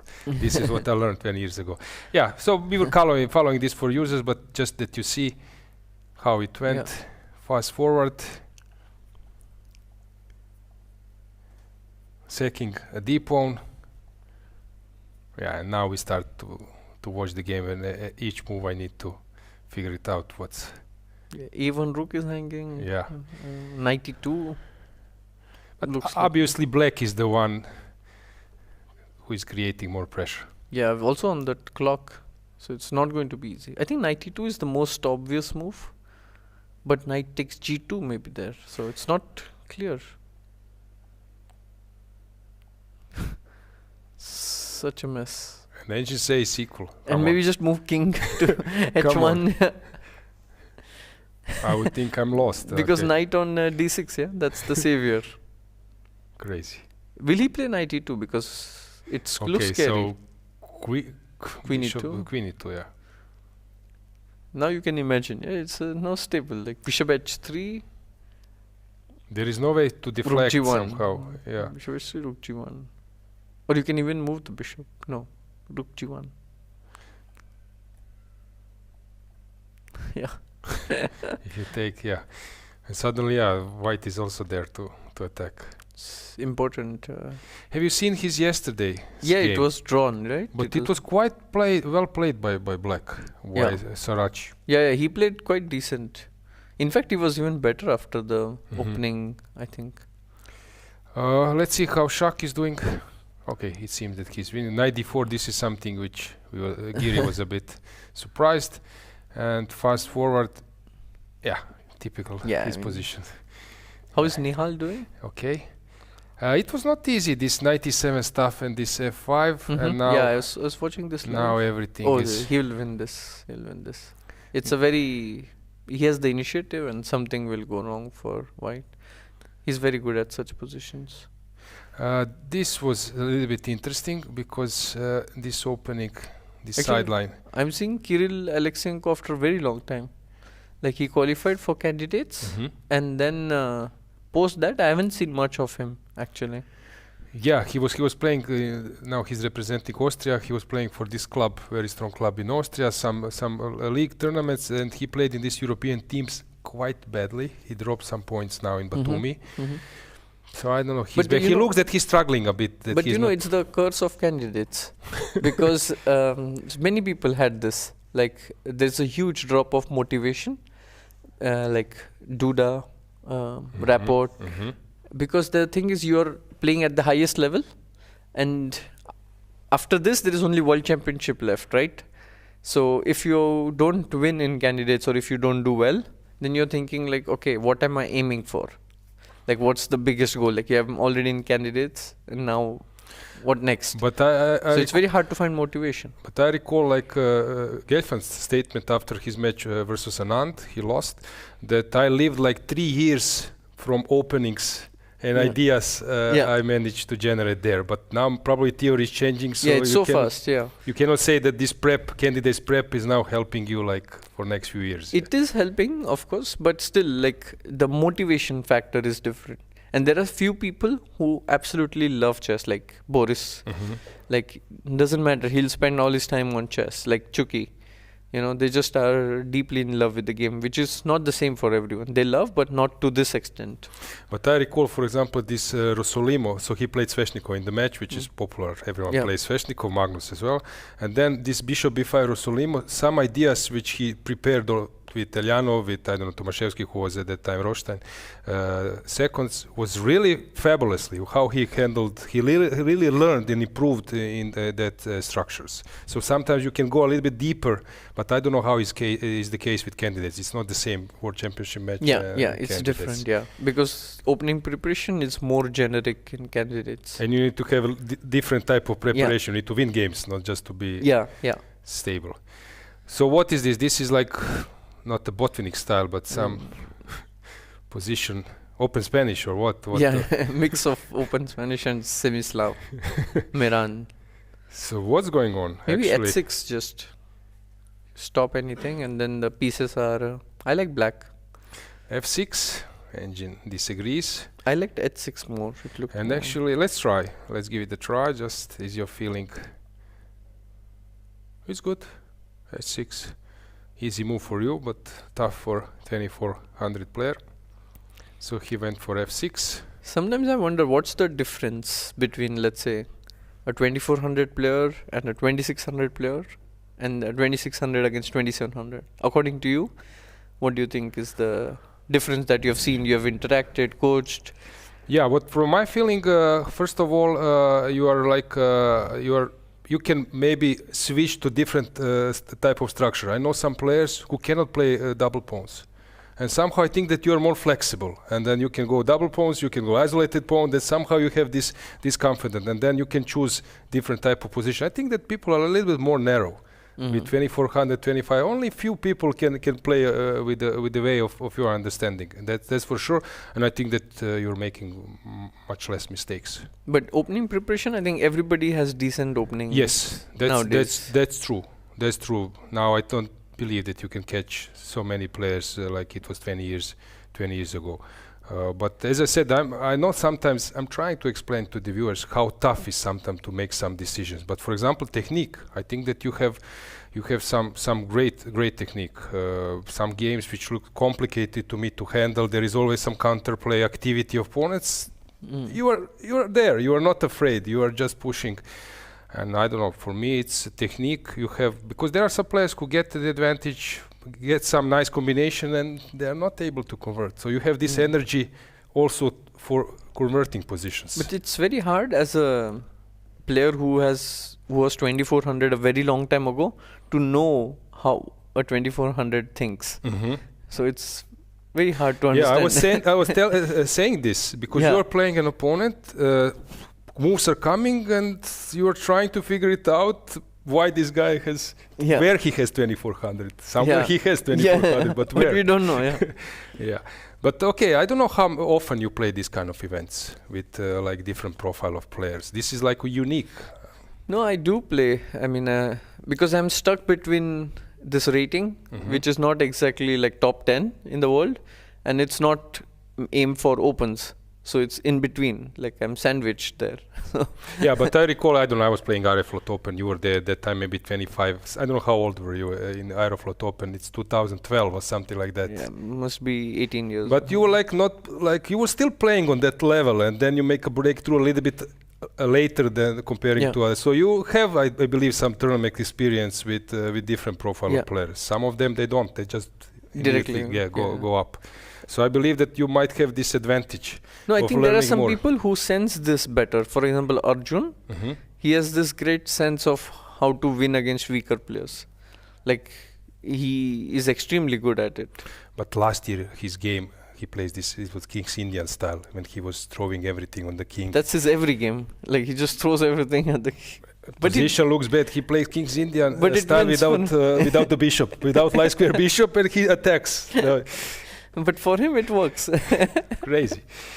Okay, so here we have some moves. Okay, now I believe that white. Yeah, now he has very good counterplay, like takes rook e8. So this does not look like going well. But take a look of this game. So here the difference is what? 300 points, and we have this position. What do you think? It will be a draw, or they will? Okay, maybe black will find a way, but it's like really hard work, hard day in the office. Black will find a way, you mean? No, it will be easy, no, for black. It's pawn down, but it's double pawns. I don't know. Okay, let's just take a look of some game, maybe one more, and then we can have something change in Keymer's game. Okay, he's actually taking your footsteps. Knight f4, f5, knight f4. Hurry. Yeah, it's a match for h4 will happen. Actually, this is the way how David won yesterday. H5, h4. It didn't look so great in the opening middle game, and then came this h5, h4, and it was he swept him off the board. So maybe here, as you mentioned. Yeah, this looks good. Any Turkish airlines? Okay, let's just briefly check here. Hang on, something is... Maybe Faustino, I'm curious. It looks very good for white. Yesterday he made a draw. It was not so simple, yeah. Against? Some weaker opposition? Yes. Yeah, okay. All right. Yeah, thanks for joining. Good luck. I sense that you have this special spirit with Novi Bor, last year winners, so yeah, good luck. I've played already this 7th year with them, so played couple of editions already. Yeah, but I think last year as a first board you did a lot. Yeah, you played really game versus Gukesh, you were even better at some stage. So but I think most memorable for me is when it was in Austria, Meyerhofen, yeah, because I won 6 out of 6 back then, so that's why it's memorable. And we also won you gold. Can still achieve this. Yes, let's hope so. Okay, guys, let's come back with another guest. Thanks, Vidit, for joining. Thank you.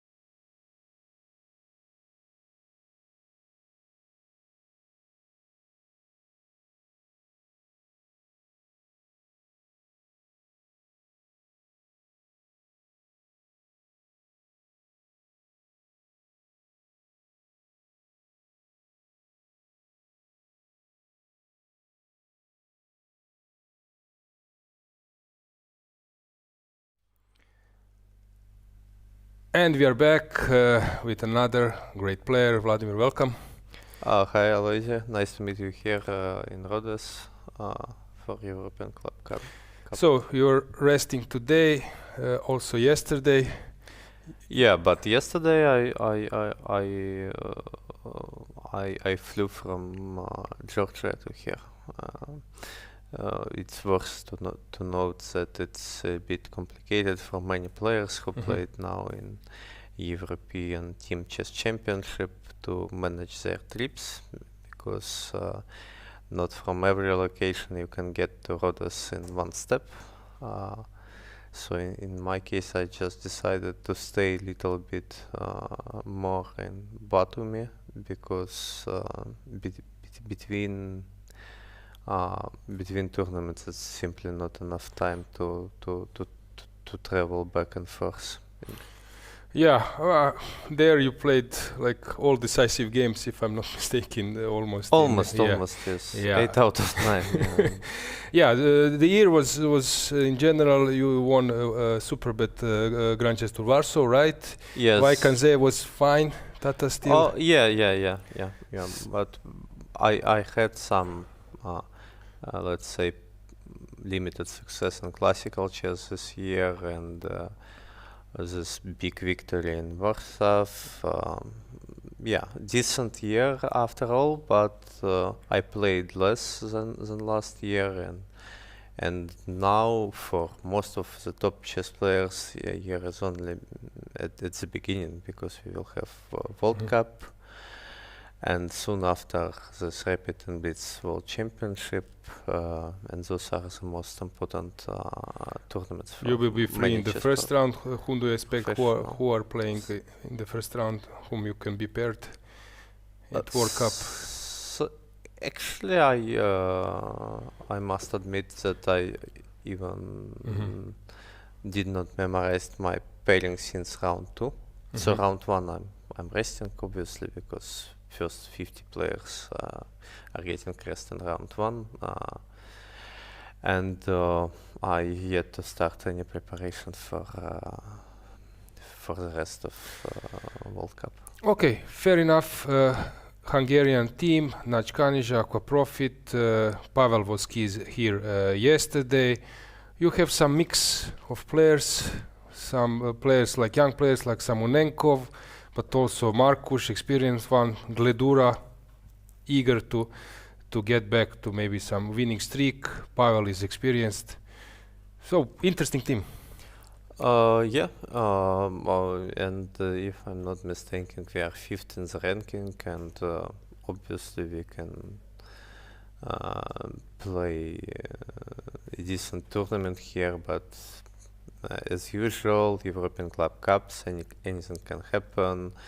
On paper, some weaker teams can win event. You can see, that you are correct. Yeah, you're 5th in the, which is you're close to top teams in terms of average rating. Yeah, but not so close to Alkaloid and this Turkish amazing team. I assume it will be difficult to fight with them. And even Novibor and Superbet, they are still in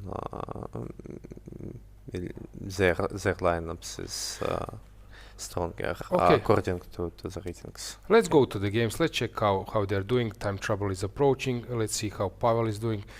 Somehow I came like, have you checked the openings? Yeah, I only this game maybe. Okay, so it was Nimzo with Queen C2. CD, Bishop G5, H6. Quite a fashionable line. Yes, and Bishop S6, Knight B7. This is one of the most solid. Yeah, it's extremely solid approach. I played it against Ivan Šarić at Grand Swiss 2023. I eventually won the game, but not because of the opening. Somewhere in the end game, in completely equal position, I managed to beat him. Like in Bundesliga. Yeah, almost the same scenario. Yeah, but it was lucky result for such outcome of opening. So yeah, G5 knight e4. I'm not sure. I believe he was supposed to play like maybe rook c8 and then just bishop c5. Okay, so he went for G5 knight e4, but somehow after a few moves I came and it looked like a normal for black. So something. Yeah, maybe after all G5 is not a mistake at all, but it's just, in my opinion, Maybe this was too tempting. Not F takes G3. I'm not sure. Yeah, I think maybe this was the moment where Pavel overestimated his chances, but I don't know. So he took with H4. He took with F. He took with F. Yeah. But it's interesting decision, also playable.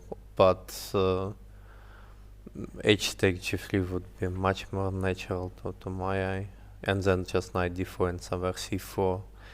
If you open up the position with bishop against knight and this f5 square potentially.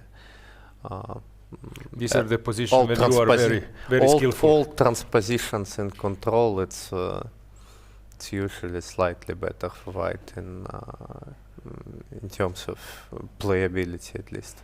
Yeah, I know that you are like very skillful in that kind of position. Yeah, I played a lot of Queen C2 Nimtse in my career. Okay, so it went F takes G3, knight C5, knight D4, yes, Queen E7, then Rook A1, and everything for checkmate, attack. So since Bishop F3 now. Maybe knight d4 he played, yes, knight d4 he played.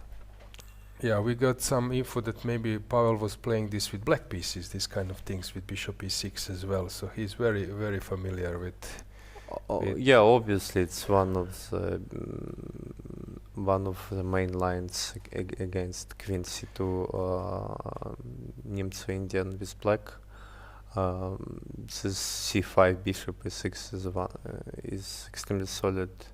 If I'm not mistaken, can Carson once choose this setup against Nakamura and worked rapid and blitz, and then he got comfortable play and maybe even won the game with black pieces, but I'm not sure. Maybe it's, after all it was a draw, which is a usual result. Yeah. You play very well with something and suddenly it's a draw. Yeah. So what happened here? Knight e4, so he forced him to get a pleasant attacking position, but it's not so easy to break through here with white. Yeah, what I think so he played h4 here, I believe. Or he doubled over the f file, I'm not sure. Maybe h4 he began with. He jumped on f5. But after queen f6. Yes. So he jumped once again. Took on b7. Yes. Queen came back. Yeah, and then lots of exchanges because he couldn't find how to improve his knight on d6. Black rook get to d2. So I believe maybe this sequence of moves, knight f5, knight d6, was not correct in terms of fighting for something more than pleasant equal position. Yeah. Because even now there is still some danger for black because king is significantly weaker and this g5 can fall at any moment, but it looks quite safe. Drawish, quite safe for black, but it's possible to be wrong, right? At any moment it's possible to be wrong. But knight f5, knight d6 is not the most ambitious way to play for white, I believe. So how can white win this game with some kind of scenario? What would be an ideal scenario? Attack on the king? They can combine attack on the king and also this pawn on a7 can fall at some moment, and then maybe even some 3-1-2 rook ending with pawn on d4 could be winning potentially. So there is quite a lot of scenario where white can succeed, and now it's difficult to come up with a move for black. Like G takes h4, maybe is the principal way how to handle this position, but He will probably take rook f4. Is not. yeah. G takes h4, maybe like king h8. I don't know, but still you need to show some creativity already. And on queen f4, maybe rook g8. This was my idea, that I can sort of pretend I do have some counterplay, but yeah, I'm not sure how big this counterplay is. But yeah, g takes h4 is a principal way how to handle this position, but you need to be a little bit brave to play such move like g takes h4. To open the king. But I think that we've both seen many times that black players, especially lower rated, lose this game. It's not that it's not... Yeah, maybe for example he can play something like f6 directly, and then it's already like... I thought it's already like very, very bad. Still, engine pretended completely equal, because I thought like maybe rook b5, eventually some h5. So this move like f6, presumably I create enough weaknesses in black position, but still it's nothing for engine. Maybe like queen h7, and he is just hanging around here, pretending everything is fine. Amazing. So objectively, white can't create many threats here, but we will see. In practical games, I saw many times that underrated players lost it in such position. Yeah. Let's check the other games, but somehow I lost them. So Wei Yi won, Mamedyarov won. I saw already we are leading 1-0, thankfully to Daniel Yufa victory. Yeah, Yufa is very entertaining player. Actually, his last game win versus Banush in the European teams was really roller coaster. He was dead lost, but then managed to turn the table. Yeah, but also like if you will check his games, he's in extremely complicated and tense positions almost every time against every player, and sometimes he can jump from winning to losing in one game couple of times, and very entertaining chess for viewers. Us, yes, but for him it's very tough to play such chess. I can admit. Benjamin was playing very, very strong at some point, but somehow he struggled recently. You believe he lost the direction? I'm not seeing this, because now like rook f4 is massive. No. I said in general. Let's say a year ago he was climbing towards 2700. Now he's a little bit stuck. This European teams was not going his way. But I think he's very stable, very good player. He can play solid, but he can also risk. Yeah, I can only agree. I actually lost classical chess game to him in German Bundesliga last year, and he won quite convincingly. Obviously, I had some really poor openings in that game, but he still played well enough to never give me chances to fight back to the game. Almost never. And yeah, he's an impressive player, but nowadays, in my opinion, it's a lot of impressive players, and their ratings jumping between 2700 and 2600, and sometimes it's very hard to realize why they are going down or up. But many players are not stable enough nowadays to maintain their position in top 100. But one day you can play against them, and they are on their highest peak in year or year and a half, and rated like 2700. If you remember Martirosyan, he was rated 2700 maybe a year ago, 2720, and now he like dropped to 2620. Max Rothstein fell down to 2550, then he got a medal now at the European Individual. He's back to 2650. He was 2700. Why? Yes, I don't know. And also, for example, Alexandra Predke, who leads this impressive Serbian squad on all major events last years, he also jumped between 2700 and 2600 in recent times. So it's very hard nowadays to keep it up and to keep your rating to place stable enough against a good competition. Yeah. Your career high 2730, 40? 2742, I believe, and actually 2 times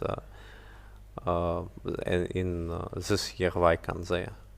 Yeah, but you're still playing some open tournaments, which is not easy. Individuals, you're playing European. Oh, but actually, since May of 2024, I didn't play in many open tournaments. That was part of my success, in my opinion. Because if I would play this competition in United Arab Emirates, who knows, maybe I would still stuck in somewhere close to 2700, or even I could it could end up really wrong for myself. But when this is my feeling. When I recall your game versus Caruana, I think this is one of the best games I've seen. I don't know how to explain this, but for me it looks like really tough to win that kind of game in Vaikanze. So because you need to calculate everything precise, but still it was limited amount of pieces on board, and with limited amount of pieces on board, it's easier to calculate. Like it's easier to avoid mistakes in your calculation. But not many people could do it. That's my feeling. Yeah, maybe, yeah. But also Caruana himself, he had such victories in his practice when he was able to maintain his high level of calculation whole game, and eventually he cleans out somebody in at first something that was seemed like that equal ending. Yeah, I suggest guys that you take a look of that game. So Caruana versus Vladimir was white. Yeah, I played white. For me, this is superb level. I know how hard is it to play that kind of chess. In end games, especially. Because opening was not the highest quality. Even I understood after the game that I mixed, and eventually I lost at tempo in comparison to position I should have received after opening. That's why at the beginning of this endgame evaluation is equal, but Arjun even stays on black side, which is, in my opinion, is not objective from humans' point of view, and then he had maybe one little mistake on somewhere at move 25-26, and I get more pleasant in game for the first time, and then he maintained equality till move 41, where suddenly he made a quite big mistake that I was able to exploit. Yeah, to exploit. Yeah, just to come back to Pavel's game. So here we have current situation is similar. Hang on, let's update. No, so I don't believe he played f6. So this is now similar, like you were proposing, basically the same. Instead of queen f4, queen is on c6. But you suggested this. And now rook f6, only move is king h7, I believe. So rook f6. Or Arjun plays something wild here. So king h7 you mentioned. King h7 is not good already, yeah? Because queen f3 or... So is he coming with the queen to g3 or no? But queen g3 you allow rook h6, it's quite brave. King g7, I don't... King g7, queen f6, king f8 or like queen... Let's calculate. This is how Arjun plays chess. Wow.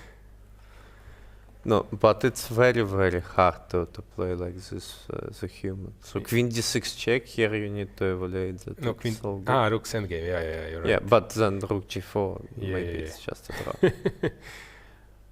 Anyway, to play like this is It's tough. already challenging for black.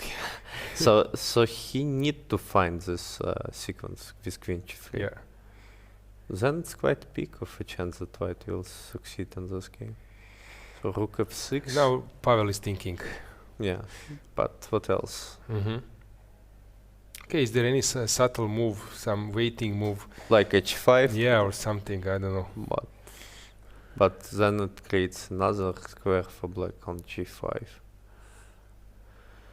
Yeah, or even queen f3 is playable. So, but queen f3, queen g4, black is getting out. Rook f6. Rook f6 played. So now I expect him to go king h7 quite fast.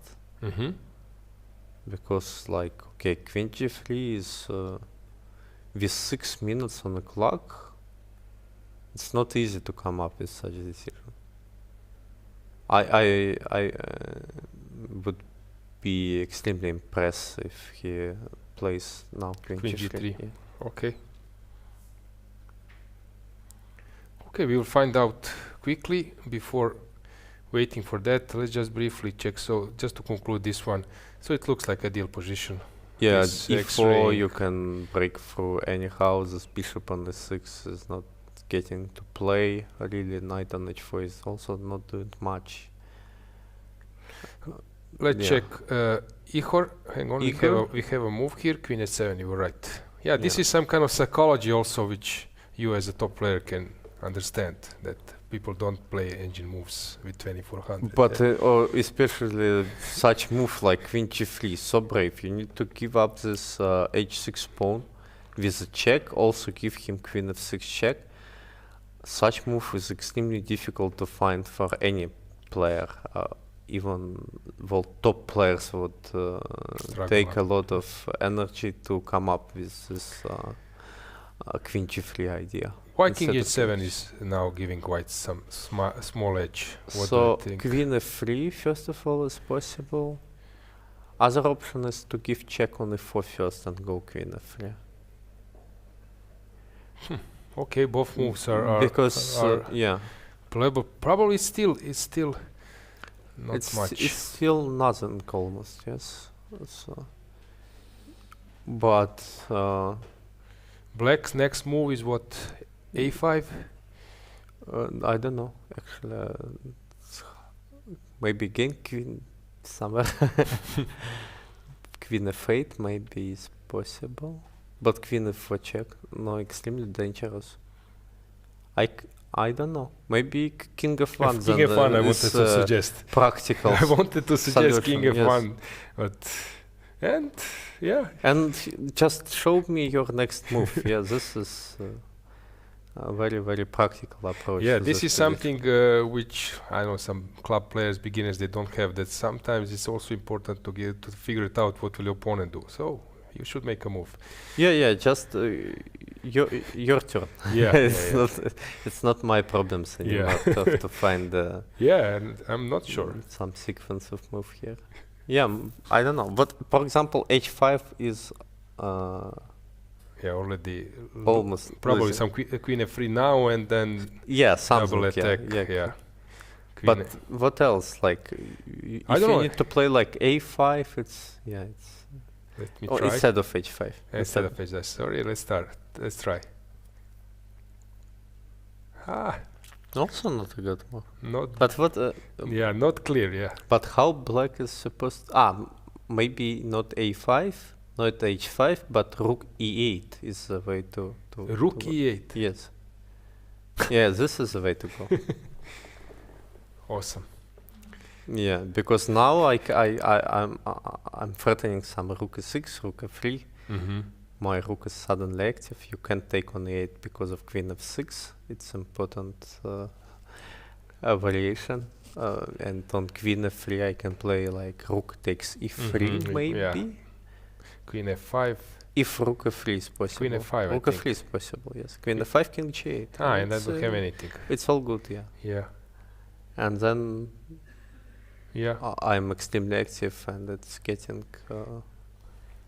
closer and closer to White the is draw. thinking Queen e4 Yes, was played. but he repeated and once, then he went to Queen f3, and it's not a good move because of Rook f8 somehow. Okay, the game still goes on. I don't know which move. E4 is maybe, that. E4, E5, E6. Maybe time to play just Let's just like briefly this. check which move is that. So they have four Move more moves. 36, Four more moves, yeah. four more moves to go. Still some pressure Mhm. on black, so some practical chances for Pavel.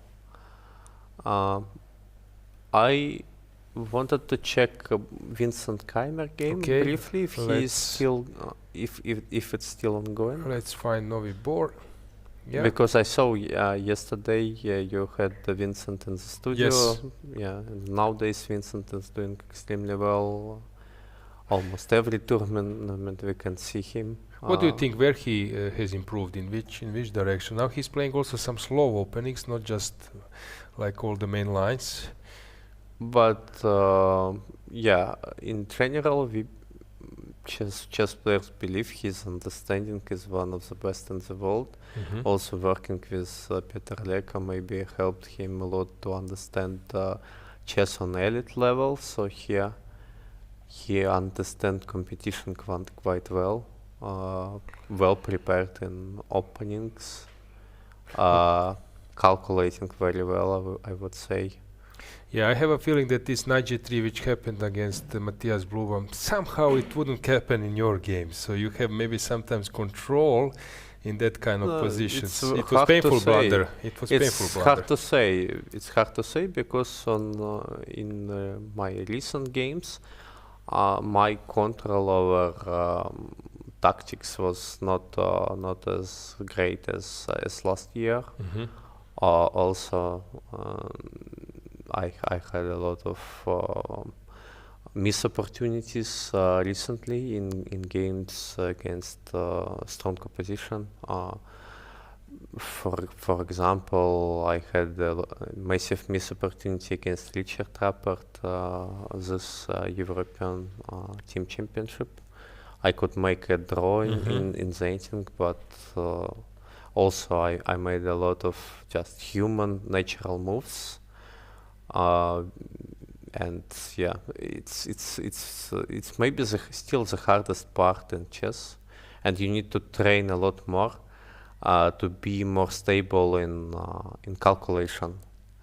Because if you are not training well enough for your calculation part nowadays, then you will have all possible mistakes in your games. That's what I feel from my personal experience.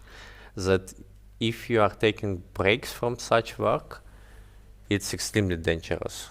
Nowadays, it's the biggest competition, and I can't see anyone on top level, maybe beside Gukesh, who is stable enough in his calculations. Maybe he's the most stable, and that's why he's also like our world champion nowadays, because he's quite stable in his calculation.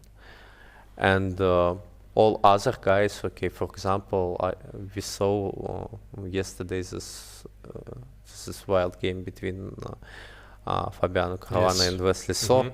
Or it was plus 14 or something like that. But he had a lot of tactical missed opportunities during this game, and it's impressive. Guy like Fabiano it still takes a lot from him to find the precise variation in winning position, and sometimes he can drop a extremely big advantage. And I saw he commented that it's just insane. He thought this game was over already, and finally he let him escape. And this is a usual scenario nowadays. I'm not seeing many players doing well in this calculation part of chess. So it's the toughest. Yeah. What I like from Keymer is that he's like this old style. Old school, How avoid he's improving. everything is protected, like only this rook on c4, but it doesn't need any protection. Every other pieces are protected, massive advantage in space. Everything plays better. This ugly bishop on g7. He can play. He can enjoy his life here. He can play whatever. That's just this Any game in move. terms of his steady improvement. Just like all classical way of improvement in the chess career, like step by step. Yeah, very slowly, and he's getting better in every aspect of chess, in my opinion. And it's extremely impressive how he plays this year. For example, when I came to Waisenhaus this year to this big competition, it was one of the first freestyle competition. It was the first one this year, and also first one for myself at such level. And I couldn't expect him to do so good, but he was. He played his best chess against such competition and even managed to win. It's insanely impressive. Trying to recall, I think that he kicked Magnus in semi-final and in final Naka or Fabiano. I'm not sure. Somebody extremely strong. Yeah, I think maybe even Naka. But in semi-final, I'm pretty sure that it was Magnus, and in finals, I would bet that it was Naka. Yeah, likely it was Naka, not Fabio. But I already forgot myself. Yeah, so here, as you said, it looks fantastic. Yeah, evaluation chart says that he is completely outplaying his opponent, but still, there is some job to be done. Yeah, for example, here he can calculate very straightforward queen d6, e d6, knight d7 if he wants. And knight d7, bishop d7, e d7, d5, bishop b4. Bishop b4. First, yeah. Because bishop d5, knight d5. Yeah. And now like d4, bishop a5, and like this I have this beautiful bishop d5 and rook c8. So this queen d6 is extremely straightforward way to deal with this position. I believe it was winning also. He played bishop c1. But now queen g3, okay, this ugly move g5, what we can say. It's you know how I call this? I call this extremely terrible. You know how I call this bishop? I call this Sting's bishop, because there was a simul in New York City between Garry Kasparov and Singer was one of them, and then suddenly he's having, you can find this game, Kasparov, he's having a5, b6, c7 is having Sting, and bishop is locked on a7, white is having a5, b5, c6. Yes. And then bishop b8, bishop a7 all the time.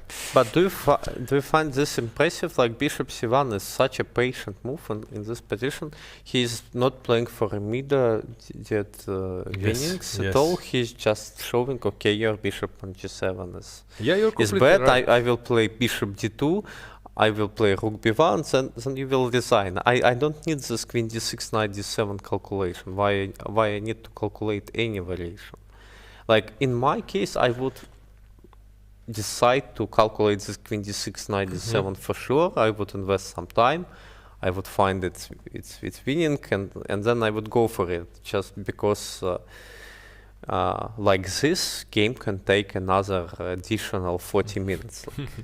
I'm a bit lazy already to play such a long runs, yeah. But he's nothing but lazy. Yeah. Bishop c1, queen g3, h. Maybe practically wise, it's even better way how to handle this position. Yes, but not it's not tough this to resist. direct queen d6. You want to emphasize d7. that it's very tough to resist, not to calculate directly. But at some moments you want to do this. Okay, now maybe it's even better time to play knight d7. But anyway. Okay, let's see what will he pick up now. I would tend to calculate everything till the end, and just to be sure I'm not playing this game for another 1 hour. But Keymer can win it anyhow, and we will see how he will convert. But I believe he will manage in the very next minutes. Okay, I see Other some mess. games? Can we move? Other games, maybe? Well, let's move to Aravind, because here current situation is following. Is this some crazy time travel? What's going on here, or is it easy win for white? It doesn't look. It's still awful position for black, but in comparison to what we saw with this lack of development at the beginning, it looks like a big improvement. I don't know what is your take on this position, but in my opinion, black has simply improved a lot in comparison to position they started with, because still this game is ongoing. So is this a game where white can somehow end Go up in wrong? some, yeah, or? But even f takes c3, I assume it's enough to win the game, like f3, king f2. Any counterplay? Probably not. Probably not. Probably yes. not contemplate. There's So a probably lot of- taking to exploit something, but Yes, but still, it's hard to believe, like queen d4 check, and for example on king. but already big mistake. What I missed? Probably. No, not king h6, definitely. I missed something. Some not a5, that. something on e5, but I don't I see. missed maybe knight e5, knight Takes e5. and then, no, e2, something with e2. Yeah, something with it. No, this one? Not at all. Maybe just king h6 is fine. Yeah, I was thinking king h6. Yeah. Yeah, it is. And on knight e3, so how you will punish myself? Okay, this one is hanging. So rook e3. But rook e3, rook g6 was my idea.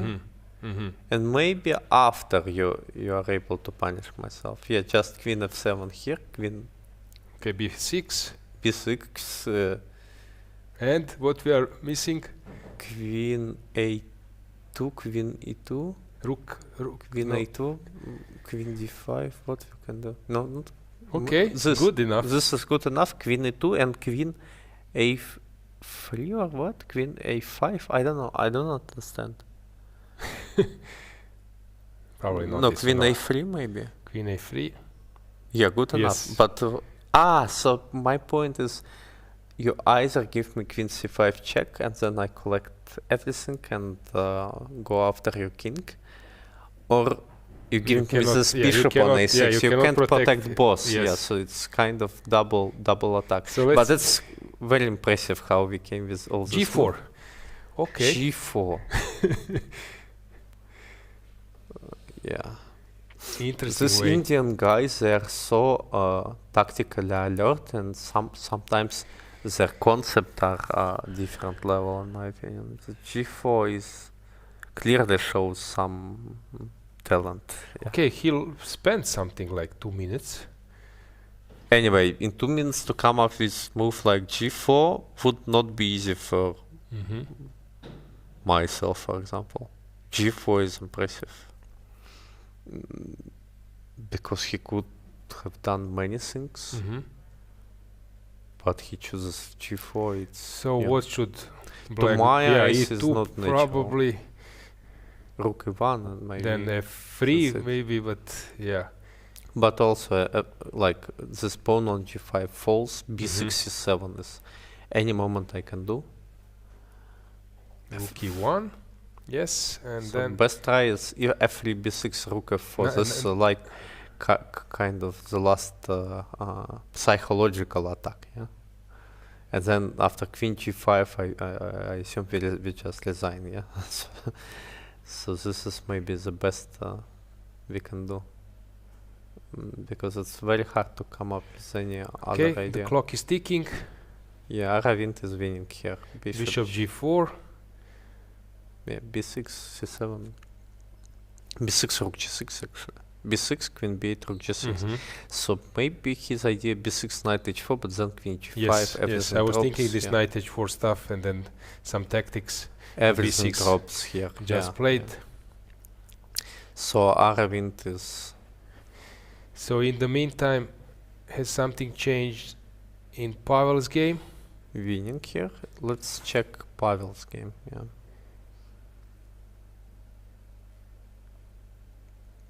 this is the current Yeah, state he of did affair. not They're improve a lot. out of time trouble. Yeah, it won't be. So now the easiest way to get some kind of material advantage is rook b6, a b6, e6, I believe. Yes, rook b6, a b6, e6. And maybe I'm getting some material advantage, but And maybe not getting with to queen this f6. queen's endgame 2 pawns, which is drawn. This 2 against 1, yeah, but against okay. against zero, I think it's drawn.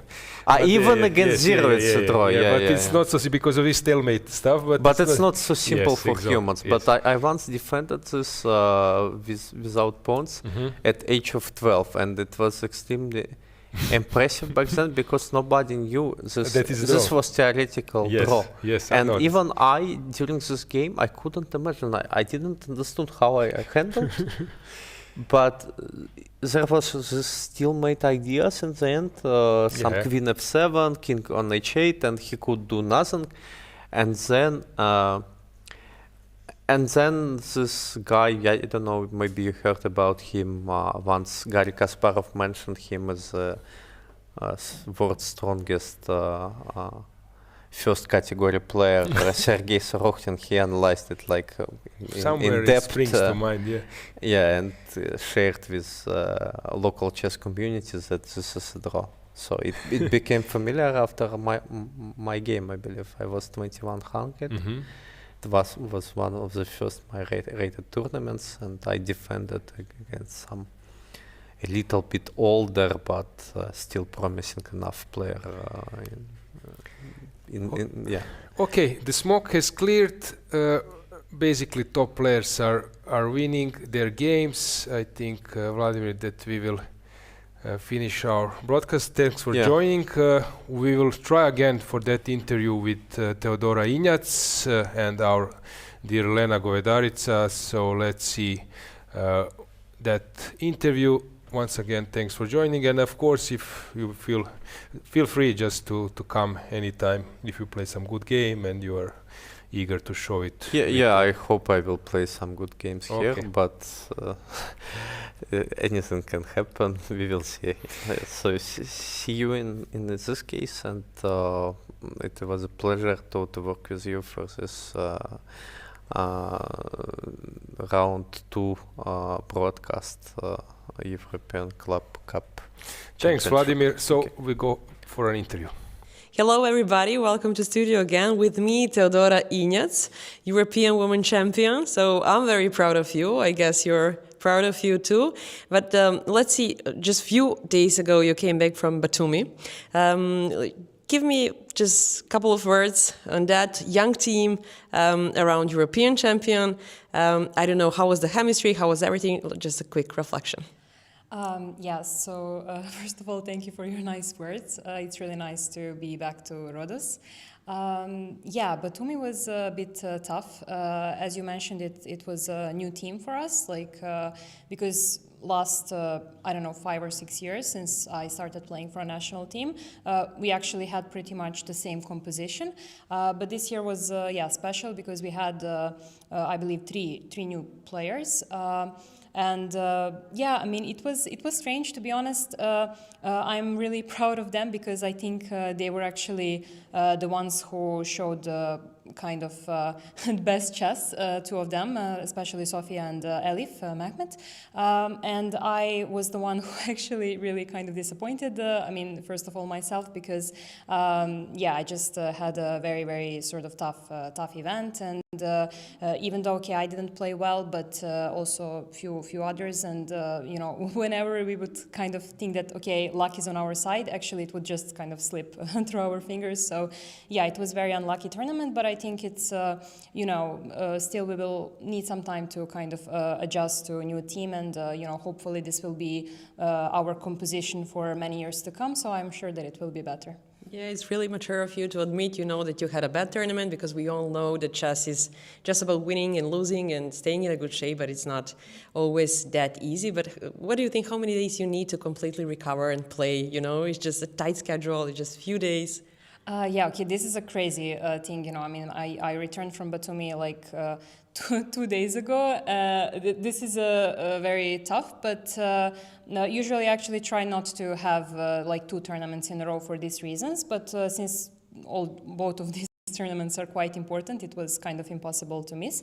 Yeah, I mean, it's not easy, but okay, I won last 2 rounds, so maybe I'm in like kind of a decent mood for this tournament, so we will see. I hope it will be good. Yeah, you're in a good shape, so let's jump to this one, European Chess Club Cup. You're playing for Serbia team, for Sirmium. And then, yeah, I guess, what are your expectations right here? Yeah, we are actually quite an interesting team. All of us are from like different countries. I'm the only one who is from Serbia. And yeah, we are actually a very young team. I happen to be like the oldest in the team actually, which is crazy. Yes, it happened. I mean, it happened to me for the first time. And yeah, I happen to be also the captain for first few days until our main captain arrives. So yeah, we are very young, very ambitious, and I think we are 5th on the starting list, which is okay. But I would say that definitely we have like higher ambitions, and if we all sort of play, you know, on our level, or at least a little bit above our level, I think we have very good chances to fight for the best places. But of course, no pressure. I mean, we're just trying to enjoy, and the team atmosphere is very good. We know each other, even though I'm new to the team. Some of them played for Sirmium last year. I'm new to the team, but I think we function very well together. And yes, I'm happy that it's like this. I'm impressed that you're the oldest one in the team. But it's interesting, you're now captain, so you are enjoying this day, I guess. And regarding preparation and everything, how do you prepare? Do you swim a little bit? Do you walk, meditate, or just like use, engine chess-based stuff? And how does preparation look these days? Okay, for me it's just chess-based. I mean, I actually have this problem that I sometimes tend to like really prepare a lot, which can make me tired. So I'm trying to sort of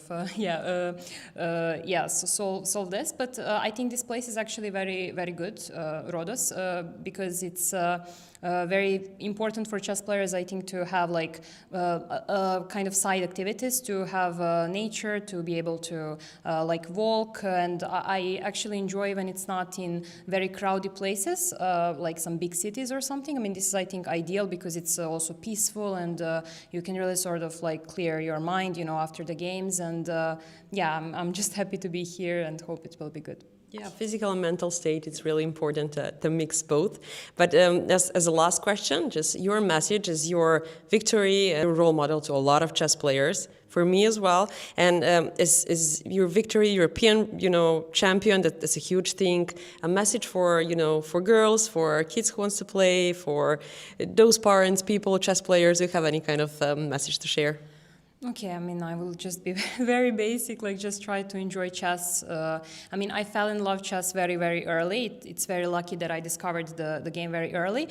But I always try to prioritize like, just the pure enjoyment when I play, because I think this kind of, taking care of this feeling which you had when you were a kid, let's say, when you were playing and, you were not thinking about any side things and so on. I think this is very, very important, because how the time goes, like you can really I mean, we all have this kind of phases where we get to this kind of burnout periods, and we take it too seriously, and like it can get very sort of nervous wracking at some point. So I just I would say enjoy the game. I mean, in my opinion, it's really one of the greatest games, and it has so many benefits. Even if you don't decide to do it professionally, I would still be happy if just everybody sort of knew the game. So just enjoy. This was really nice and mature from Teodora Ignac, a current woman European champion. Thank you so much for joining us, and thank you for being here and playing here. And yeah, that was it. Thank you. Welcome back, guys. I'm again in the studio, and I suggest that we should go through some of women's games. Who am I to say no? Of course, I must do it. I was just polite saying I suggest, but it would be let's go to women's section. Aye, sir. No worries. I know who is the boss here. So, also we have live results, which is some feature. Very interesting we can offer you, so that you get a feeling what's going on. some matches are still far away from clear, but for example, we have your Serbian compatriots 4-0 Sremska Mitrovica, it's already finished. Of course, Super Chess is about to win versus North Macedonian team, but first 3 matches still quite unclear. Just to remind you that reigning champions defending their title is Typhoon Ljubljana. Yes, and as you said, in first 3 matches, just one game is finished in each. For example, you mentioned Serbian team, but Crvena Zvezda, which is also Serbian team, is for now losing 1-0. Turkish Airlines is leading in this match 1-0. And yes, maybe we should go also through games to see what's happening there. Yeah, before going that, just to remind you that this Crvena Zvezda Red Star club from Serbia, from Belgrade, you have nice story, nice reels. You can check it where Thierry Henry, Karager, there is this Golazzo show. Actually, the main behind is Pit Radovic, Croat, whom I know, and they were like asked to pronounce Crvena Zvezda. And then Thierry are saying Crvena Zvezda quite correctly, while Karager and some others Crvena Zvezda. So you can check this. It's so funny. So every time I see this name of Crvena Zvezda, it reminds me of that reel. So check it out. You can Google it. When Thierry Henry, Karager, and I don't know who else. Kate Edboy is the host there. They are announcing because they were commentating Champions League, and Red Star Belgrade was playing there. So it's so funny when they're pronouncing Crvena Zvezda, so you can check it yourself. Regarding games, we have Malceskaja versus Divya. And it seems that Alexandra is happy. I'm not sure. Or? Because I checked chat in meantime. Oh, so she is actually in despair. I thought that she was thinking the draw is about to happen, but now I think it's... now I saw the exact position, and it's like that lost position. Some technique is needed, and it might be decisive game since it's 1-1. We had some results in the meantime. We are updating, so you could see now that Turkish Airlines is leading to 0 and Typhoon Ljubljana. So I believe that only this match is interesting in terms of final outcome. So let's check the position, but let's go to the board number 4, where Claudia Colon is playing Elizabeth Pets. We left around here, yes. And it looked really tough for player with the black pieces from Claudia. So fast forward, and we are here. I'm not surprised that this is the scenario. We see that Almira Skripchenko is behind, checking the games. I don't know, maybe at some point we will have her also in an interview, which would be good to hear her opinion. So this position looks very, very good for white. So Elizabeth winning, Divya as well. So Eshek de Monte Carlo is about to win the match. And actually this team opponents, Gambit Bonnevue, are quite good. I'm trying to pronounce. Maybe you could help me. How would you pronounce this club's name? Well, I would pronounce as you pronounced. Okay. Then you will make the same mistake. So, yeah, here we can say that this strategy of holding with the black pieces and pushing with white pieces, which is usual strategy, although in my career I have experienced that concept in so many good and bad ways.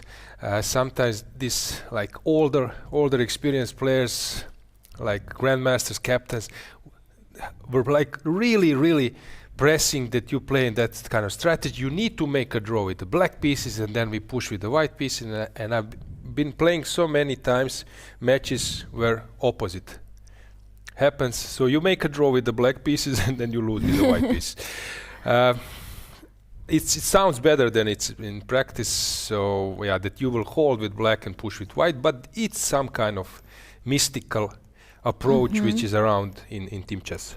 Yeah, for sure, it's easier to push with white pieces, but as you said, it's tricky to put this strategy in the match.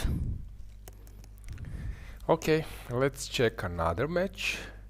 Let's just briefly check how our leaders are doing. Okay, we have Stavrula. I'm a big fan of Stavrula's chess because on a good day she can play 2600. I agree Chess with you. with the black pieces, especially. Also with the white pieces, she can push. But there was one, like, not famous game, but for me it was like a really interesting situation. So last round, European individual this year, I'm trying to recall, this year, or 2 years ago, no, maybe 2 years ago. So she was paired versus Irina Bulmaga with the black pieces. And Irina came up with something against Najdorf, some sideline, but quite challenging one. And she was just blitzing the moves. Of course, Irina is from Romania. Romania has a huge trainer support. Motilev is there, Ivan Sokolov is there. And then Stavrula was getting low on time. And she was like less than 10 minutes, while Irina was on her starting time. But the way how Stavrula was solving problems and getting out of the opening in her style and her position, I said now if I would be like Irina, I would rather give all my time just to get into another position. And you know what happened? She catch her like with the clock, maybe after like few more moves, and they were like equal. Yeah. So Stavrula is able to get out of opponent's prep, tough decisions, but she is really like the one who understands the logics of opening. So I'm there. I'm playing King's Indian. I'm playing Najdorf. Come, you can test me, but I'm not afraid. So this is an approach you cannot see so often on this level. So as I said, I'm a big fan of her chess. I know that she studied in US, came back, but I see her as a player who can go to 2600 level. This is how I see it. Maybe I'm wrong. No, I agree with you. I'm also following her a lot when I'm picking games while I'm following tournaments. And she is a fantastic player, but I also think she's very good in dynamic and tactical positions. She's also good prepared in theory, yes? Although these stories like her opponent Irina Bulmaga was better prepared, but usually I see that she has very good positions and that she plays pretty much fast in the openings. Yeah, I agree. Coming back to this position, she's much better here, probably like close to winning. Guys, I think that you know some famous tandems, famous duos. So Queen and the Knight, Jose Raul Capablanca, they tend to cooperate like fantastically. But also in the endgame there is Bobby Fischer, Rook and a Bishop versus Rook and a Knight. Bishop is much better in the endgame in combination with the Rook, because sometimes if it's a bare piece, then White can take opposite color squares. But the point is that Bishop can control opponent's passer, but also support your own passer. And this is something it can work from the distance. So this is something which is very important to know. And here you will see that besides being a pawn up, this is also an important advantage for Black. Of course, Demand Daolit Cornet, she's also a very good player. On a good day, she can also play like 2450 plus, close to 2500. Yes, I had opportunity also to play against her. I'm not sure nowadays how many tournaments she plays per year, but the days when she was playing more tournaments, she was also at great shape. At this concrete game, I mean, I think that Stavrula will convert advantage and win this endgame. Yeah, true. Let's move on to Maynarova, because she's actually recently playing a great chess at the European Teams Championship. She took a medal, if I'm not mistaken. And she's a player who also like to enter some interesting opening debates. She doesn't hesitate to enter some really tough position. So she's a really very good player. Yeah, I would love to go to that game. So Maynarova is in the opposite colors bishop's position, and this is known that you need to have like two moves, two squares, two lines, two files yes. with between pawns, so you can win that endgame. Otherwise, it's very strange, because usually you want to have connected pawns, which will work good probably in rook endgames and also in other types of positions. But here it's completely opposite. More files, more chances to win, two and more files between passers. It should be winning reversed color of bishop endgame. Yeah, it's important that king can march. Also, of course, here it's very important that the promotional square is the same color of the bishop.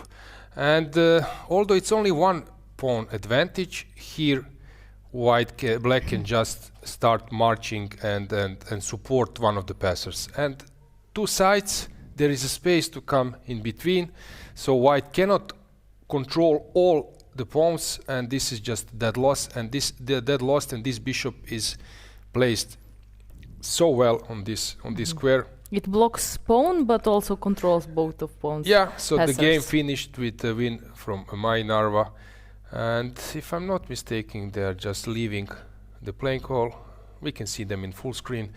Arbiter is taking score sheets, and that's it. Signing the score sheets and leaving the podium. As I said, Mai is playing very, very well. Yeah, she still keeps good shape from European Team Championship, and here her start is very good, so hopefully she will continue at the same manner. And let's see what she keeps an eye on her team, what's happening. There is just one game which left, so we could check again result. Is that one game important for No, they already secured. It's not okay. I see Vasily Ivanchuk strolling around. Ivan Sokolov taking a glance of Emre Can and Aleksenko. I see Nino Batsiashvili coming. So in the women's section, what's left regarding games? Let's bring the board back. So Divya is about to convert. It's not so simple, but it's also not so hard. Of course, Alexandra is trying to come into some position, being 2 pawns down, but with the chances to hold. Elizabeth versus Claudia. It looks like winning, but still there is some job to be done. Stavrula is about to win. This rook's endgame, it will be 2 pawns up. Laura versus Jovana. Maybe you could tell us a little bit more about Jovana. Well, Jovana played first time this year for a national team, and I think she really deserved it, because she's into chess like 100%, and she works a lot on chess, and her boyfriend is also a chess player, so she had also results in those categories like under 10, 12, 14, 18, all these cadet, actually junior categories. So I'm sure she will improve more and more. And if I'm not mistaken, here I can see that she has winning position. I'm not surprised. I played few times against her. Usually or always it was a draw, and some tough games we had. I think when she's in good shape, she can play very good game, and if she's in good shape, then I'm not surprised that she will probably win today, although Laura is really great chess player, and yeah, I'm a bit surprised with this concrete result, actually position right now. Yeah, Laura was doing great in Batumi, playing some very, very interesting games, winning, pushing in summer. So thanks for sharing us about Jovana a little bit more. I didn't expect that you will touch also relations. Hopefully you have some approval from their side. But yeah, she's playing very well. I have. Ah, you have. Okay, that's fine. Of course. Yeah, so the position is, of course, in Black's favor because Black is enjoying 2 points advantage and Laura is really struggling. She's playing for a Typhoon as their main team, so if she loses this one, of course, even they are winning the match, it won't be so easy for her to recover. We can go back with the live results, so you will see that this game is not so important in terms of Laura also played Serbian League this year, first board, which is quite strong, and she had great result. I think she didn't lose any game. Her club took second place, so maybe she's just a bit tired of these few tournaments in a row, Serbian League, European team, and now playing European Club Cup. All games were actually very strong. You have to spend energy to prepare, you have to travel to play games. So, yeah, maybe she's a bit tired. Yeah, we won't show you now live. We will just tell you that Zhu won versus Alina Bivol, Olga Badelka versus Adela Velikic, and Vantika versus Elif, so 3 points lead for Typhoon. It's obvious they are winning the match. It's interesting that we have quite like an interesting upset in the match of North Macedonian team, where it seemed that Beloslava Krsteva is outplaying higher rated opponent Nino Batsiashvili, and of course also this match is not maybe so important. Let's go back with the results just to remind you regarding this game. So it's a part of Super Chess versus MSK, and 3-0 is, but in this game you will see that Center has some chance to at least score 1 point. Mm-hmm. Okay, so let's go back to the board. Let's see the position. What's going on? Another nice duo, Rook and a Bishop. King, very active. It seems like a done deal. But okay, you never know with the Knight. But this looks like completely winnings, which will be an important step for Beloslava, winning with the black pieces. Yesterday she was resting, and today she is about to deliver very important win. Yes. Okay, so to conclude women's section in terms of results, it's quite obvious. In terms of individual games, we have Divya. She's in this position and thinking, 2 pawns up, probably she will convert. Elizabeth is about to finish her game a little bit sooner. Tsolakidu as well. Jovana still needs to work a bit, but it's obvious direction. Same goes for Krsteva, so that means that we can switch to the open section. Mm-hmm. I agree. Regarding our poll, how was the situation? So I believe that you can be happy since you got all the names.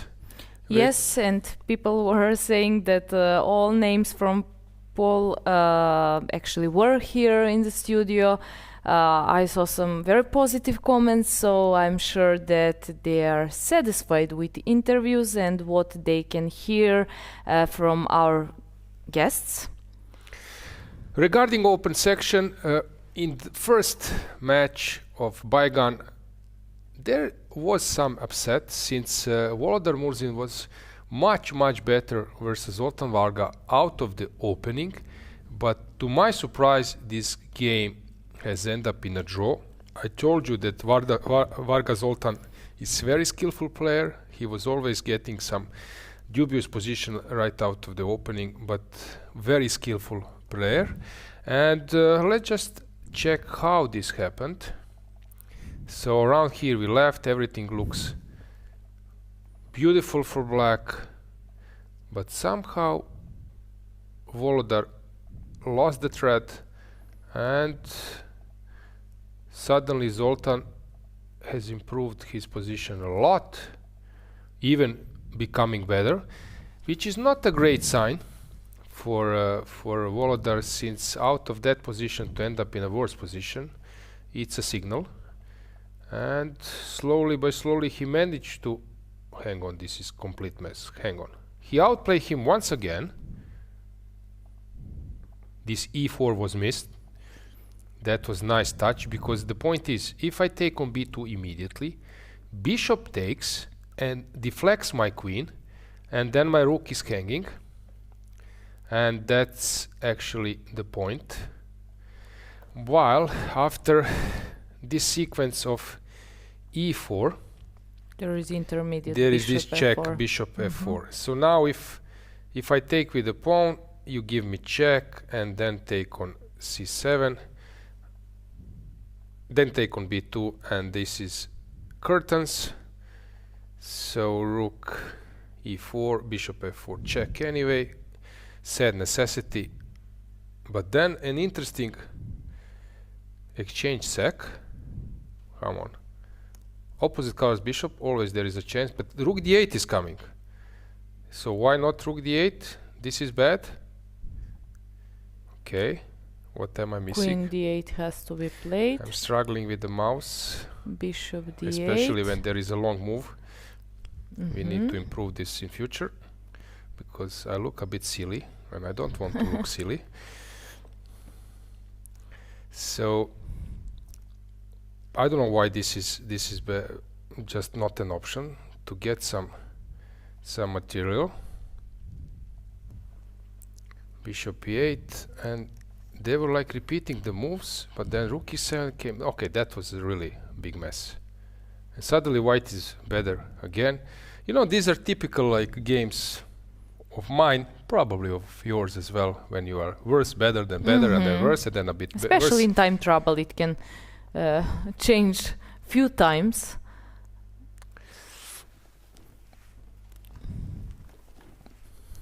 Here, at the end of the story, it's like equal position, yes?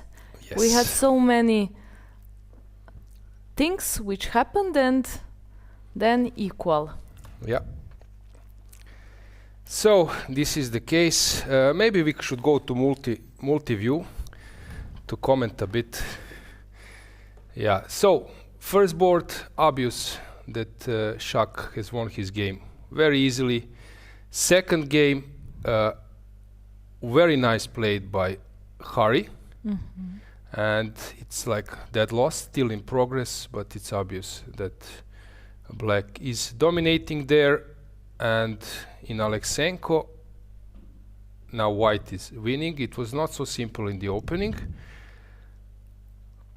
Murzin, we already mentioned, it's a draw. Yilmaz winning, and Emre Can, as I said, heading towards a draw, but still some chances to win.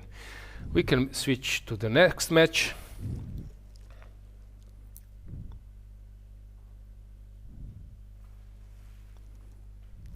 Let's switch to next match, multi-view. We could see Aleksenko thinking about which move he should play, as it looks like, okay, he has winning position, but on the other hand, after the last move of black, Aleksenko has to find a way to convert his advantage. It would be great for him to win today's game, because yesterday we saw that he was struggling, and he made a draw. As I said, we don't know if he's satisfied, but I'm sure if he wins today, he will forget about yesterday's game, and he will continue in good spirit and energy. Yeah. Regarding this match, hang on, I believe it's a bit wrong. I wouldn't say that Alkaloid is losing 4-0. It's possible, but probably not in this round. So it's 6-0. Yeah, somehow this. Yeah, and Novibor is leading 4-0. Maybe it's a moment that we show this interview with captain or the main force behind Novibor, Petr Boleslav, that you get some insight about this team, because they are reigning champions. We had Keymer, we had Vidit. So let's show Petr Boleslav. He's also a person behind Prague Festival. Pragnananda was playing there, Abdosatarov, Gukesh might play. So I think that this might be a good moment to go for it. Hello, welcome back to the ECU studio. Now here with special guest Petr Boleslav. So what's the first role? Maybe Prague Festival Tournament Director or Captain of Novibor here? What an amazing team. What do you expect? Now I am as a captain, Novibor chess team, so that is now my role. And of course, I already started preparation for Prague International Chess Festival next year, so I'm looking forward to it. So you're always working like both of the things. You're still preparing the team, give them a team spirit and everything. And I always wonder, you have Keymer, you have Kari Krishna, you have, Biere, you have a lot of great players. Maybe the next one could be Magnus. But regarding preparation, is it just, chess preparation, or you're including some walking things? Rhodes is a nice place to go, meditation, maybe swimming here? Yeah, we went to swim several times here in Rhodes. Of course, it's great. And usually after the game, we are going for some walk. It's quite very often during European Club Cups. And I would say that we are already a long time with this team, with players, the same players. So we have all his own habits. I would say good habits, and it works. So this year we have a new player in our team. We can welcome Jonas Biere. He's his premier. So I expect that we will do some good results. Maybe repeat result from Vrnjačka Banja, if you remember. I hope so, and also we have very good memories, especially on Rhodes, because 2013 we won our first gold medal in European Club Cup. So. Amazing results, but you're a great organizer as well. And you mentioned Prague Festival 2026 is approaching, so can you tell all chess players here a little bit more details on maybe date, maybe some players, reveal some information? 8th edition of Prague International Chess Festival will take place from 24th of February till 6th of March. All players, all levels are welcome because we have many tournaments. The master group, of course, it is a Robin Round tournament for 10 players, then challengers, then futures tournament, which we will continue. We will continue system like this year, that we are going to invite only girls for this special event, and they play on the same stage like masters and challengers. This is something special. And then we organize also open tournament for nine rounds. So all players are welcome in Prague as players, as visitors, and so on. So I'm looking forward, and I hope that we will have again a very good, nice atmosphere in Hotel Don Giovanni in Prague.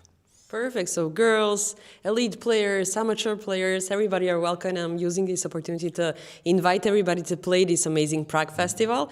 And maybe one last question. I know that you're investing a lot of time in chess, in organization, in your team, Novibor. But how about you? Do you manage to play chess? At least Blitz, Rapid, some standard, anything? It's quite tough task for me because of I have very young kids. Yeah, my older son is 10, 11, 12. He also plays chess, which is good for me because I have good. You can practice. I can practice, and I have a good excuse to go somewhere to play tournament. And I like to play classic chess. And sometimes Rapid, but mainly classic. So usually during summer I find some time to visit a tournament in mainly in Czech Republic. But this year I managed to go thanks to my chief, our boss of chess, Novibor Chess Club. We went to Reykjavik Open. We played there. It was very nice. That was an amazing experience. So I wish you good luck in your tournaments, in organization, in Prague Festival. This was Petr Boleslav. Thank you for having us right here. Thank you for your time. Thank you for the invitation.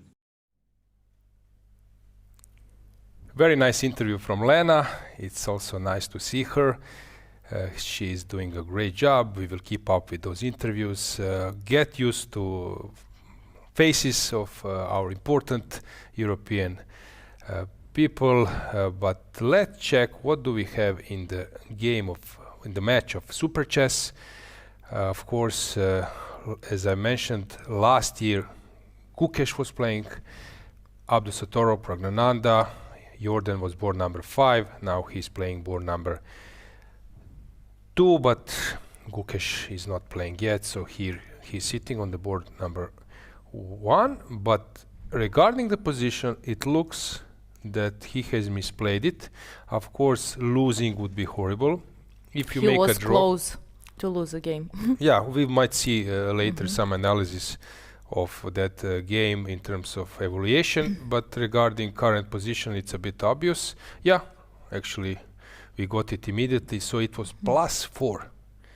So he started with some slight advantage, and then around move 30, 25. Okay, basically from move 20 to move 40, he was sort of outplayed, which is a bit strange for Jordan. I have a huge respect for him. I like him a lot. He's a fantastic player. Hopefully we will get him in the studio in future. But here there were like some mistakes in his game. This 33 move, then 31st one also. So several bad moves, which is something we are not used to. We don't need the board now because they are moving back and forth, but I like this way of maybe focusing on Jordan. Yeah, maybe even full screen, that you get this feeling. Yeah, I don't think he looks satisfied with the current position, although, as I said, he was losing. I think he had good position, then he made a blunder, and after that he made also some not so great choices at the moments where, actually at one moment where he could enter to equal position, but with maybe even chances maybe to play on win. So this result at the end will be good after knowing that, yeah, we see handshake and draw. Here we can see Ivan Sokolov supporting his teammate, and yeah, he knows that Jordan is not satisfied, and it was like kind of support. What is surprising that also Deak made a draw on board number 3. We can just briefly check what's going on in Sarana's game. So this is the current position. It seems that just black is winning. It's interesting that yesterday Ivan played his game on the last board. Probably that was some kind of concept. He's not playing so often. Recently he's great coach, winning gold with Uzbekistan 2022 Chennai Olympiad. He's now behind the Romanian chess. He was also coach in Dubai. Fantastic player himself, winning versus Kasparov. Famous story, Karpov, Kramnik, all those top names. Here, of course, yesterday he won the game. It's quite obvious because the difference was huge. But maybe it's a moment to get his insight, because he's always super entertaining. I'll just remind you that I was his second during Vaikanze. I'm not sure which year was that, but let's say 2013 or 2014. And I was preparing or helping him in his participation there. And first round he was playing versus Nakamura, and he was completely winning. And I went to a football match with my friends. I'm playing twice a week football, and I turned on the mobile phone to check the games. So it was maybe not the first round. First round he made a draw versus Van Hao, second one versus Giri, and that was third round, and he was completely winning. And in the end it was drawn. And he actually said that famous sentence, "If I don't kill myself, I will live for 1,000 years." So, and then he collapsed later. Maybe he started with 4 draws. I was quite happy. But let's see how that interview yesterday with Lena went. Maybe another... It has to be very interesting. Yeah, maybe another great statement is there. Hello again. I have a special guest again, and one of my favorite chess players in the world, Grandmaster Ivan Sokolov, is here. I call you a legend. Is that correct? Well, thank you, Lena, for having me here. Okay. I don't know, if you perceive me this way, I will not complain. You will at least accept. I would accept. Well, you don't play much these days, but you play today and you win the game. So what do you find most stressful, playing or maybe being a coach? Well, okay, I'm not playing very much, and okay, when I do something like today, there was not much stress, but I wanted to give a break to my player Lupulescu, because we just came back from Batumi, like most of the teams, and he played 9 games there. And, well, trip back was like a Serbian team overnight over Istanbul, and I wanted him to give a good break so that he might be ready for games to come, and this is the reason why I play today. This is really nice of you, actually. You're, resting your players, but how many days you need? You're professional. How many days you need that it's enough to recover from a chess tournament? Those two are pretty strong. Well, it's kind of, I guess, depends on your physical fitness, how tough was the tournament which you just played. I thought that in the case of Lupulescu, who is now already 42, who played their 9 tennis games, that maybe, to give him an extra rest day will not hurt him. But on the other hand, if I have to get back into team again here, that would mean that something went wrong. So this is not planned. I would know that for sure. But you mentioned, physical preparation and stuff. What do you think about preparation? Is the chess thing the one and most important thing, and you think that, you need to enjoy, to walk a little bit, to swim, because you're at the Rhodes and stuff like that? How does preparation look into your team? Well, we have actually individuals that are, coming from different parts of the world, that are not exactly connected, that are having their own routines. I have always tried to advise my players to take physical preparation very seriously, because you are indeed on the road all the time. You need to keep concentration all the time. Sometimes you have lack of sleep, different kind of elements, and on top of this, let's forget about chess. It doesn't hurt to be fit. I absolutely agree. And the Rhodes is actually a beautiful place. And I always thinking, when it's such a beautiful place and you're playing, is it like distraction for chess players? Is it better to be at some less dynamic and less beautiful place, or is it good for you, such a beautiful environment? Well, I hope that nice weather stay. I'm having this balcony overlooking sea, and I hope tomorrow to wake up with a coffee and enjoy, a sea view. So I hope the weather stays this way. Yeah, this is how very beautiful life looks like. But your peak was 27.06, I guess. Yeah. And what makes you stop being a professional, GM who is a prodigy, and become, you stayed in chess world tight, but what made you stop playing professionally?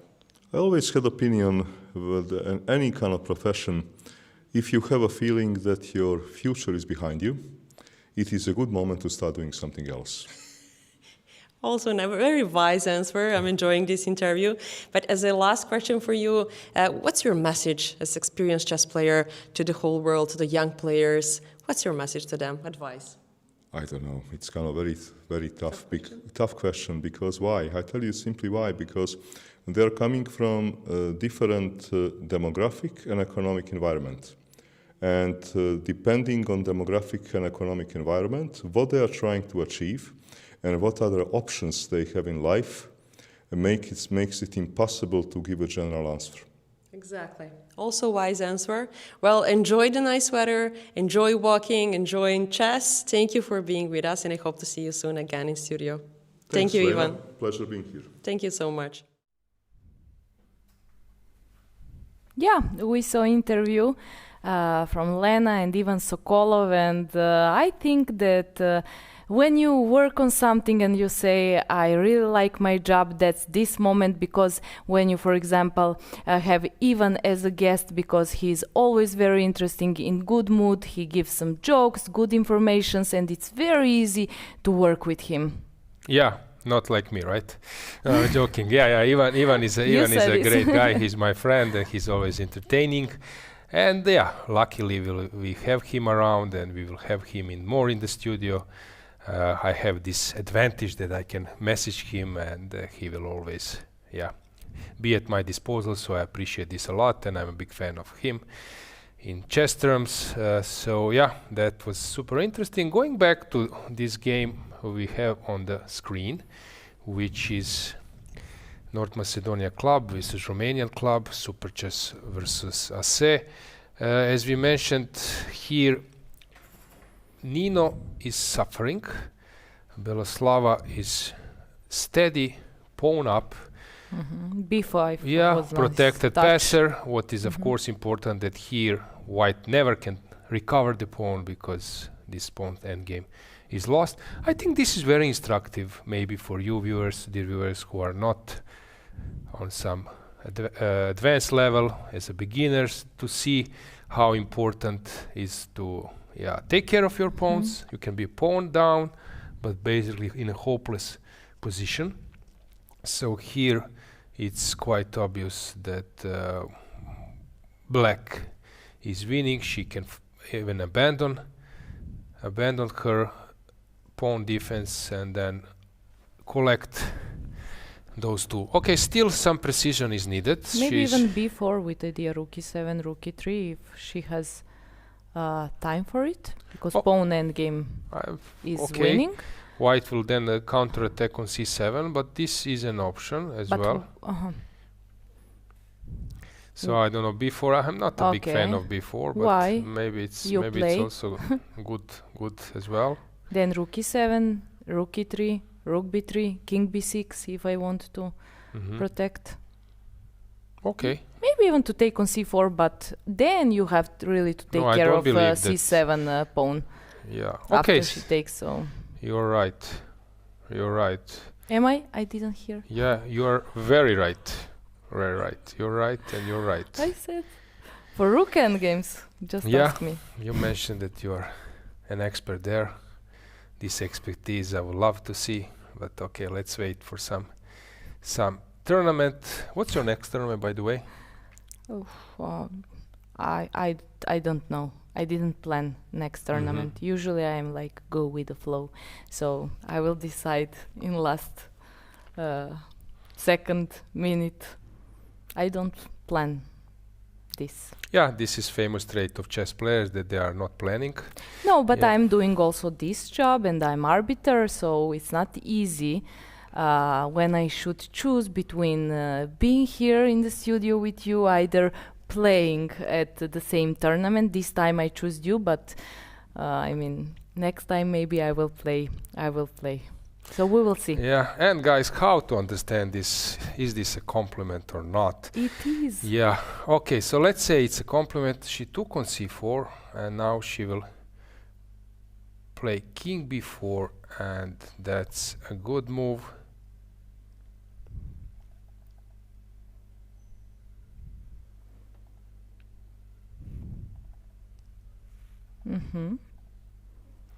So she chose another way. Yeah, unfortunately we don't have live position. We will see it soon. Maybe. Take. I'm just thinking about what's a plan of king before going to c3, d3. Yes, okay, it's happening. Yeah, Beloslava is about to target this c4. And after she comes, for example, with the king to e3 and I play rook g4. No, she wants to go king d3 and now just come to rook e7 and then rook goes to e4 and winning pawn's endgame. Nice. There is no time for rook on 7th rank to attack pawn on c7. So some rook e7 idea to transfer the rook to e7, to e4 and then to take a c4. I think it's just like that lost position. Maybe it's a moment now, I think maybe Nino will spend some time. Maybe it's a moment that we show you in interview with Lena, her interview with Lena. Yeah, Nino is not giving so many interviews, so it's maybe a good moment to find out more about her thoughts about this event and something else. Nino Batsiashvili, one more player and the great one for Georgia. You recently came back from Batumi, isn't it? And you play and you ended up 6th place in the team competition. And please, some experience from Batumi. It's actually your country, so I guess you're the best one to tell us more about it. Hello, everybody. Okay, we played, so we expect better, of course, better result, and so we are disappointed, all my team and me especially. But what to do? It's chess, and sometimes you play great, but sometimes another people playing better than you. Of course, I mean, you know, I had a minute ago Teodora Ignaz who said exact same words. I disappointed my team, but that chess, sometimes you win, sometimes you lose, but you need to keep your shape and condition. And what do you think, what's the best in chess to both, you know, bring energy, to bring chess preparation on the table, to bring physical energy, or just, you know, when you're a professional, it's just about luck? What do you think? It's everything together, of course. So you need big preparation nowadays because everybody can prepare with computers and with new courses and new engines. And so you need preparation, and after you need a lot of energy to remember this your preparation. And after a lot of energy to play the game. And also you have you need some luck to be good shape in this day exactly when you need to play the best your chess. Yeah, exactly. When 2 tournaments in a row, so a European Team Championship, and then just few days after you have European Club Cup. And what about expectation? Your team, can you share who is your roster, who is your teammate, and what are you expect in this competition? Yes, in autumn always like this. Every tournament is after each other, and it's really very difficult to play.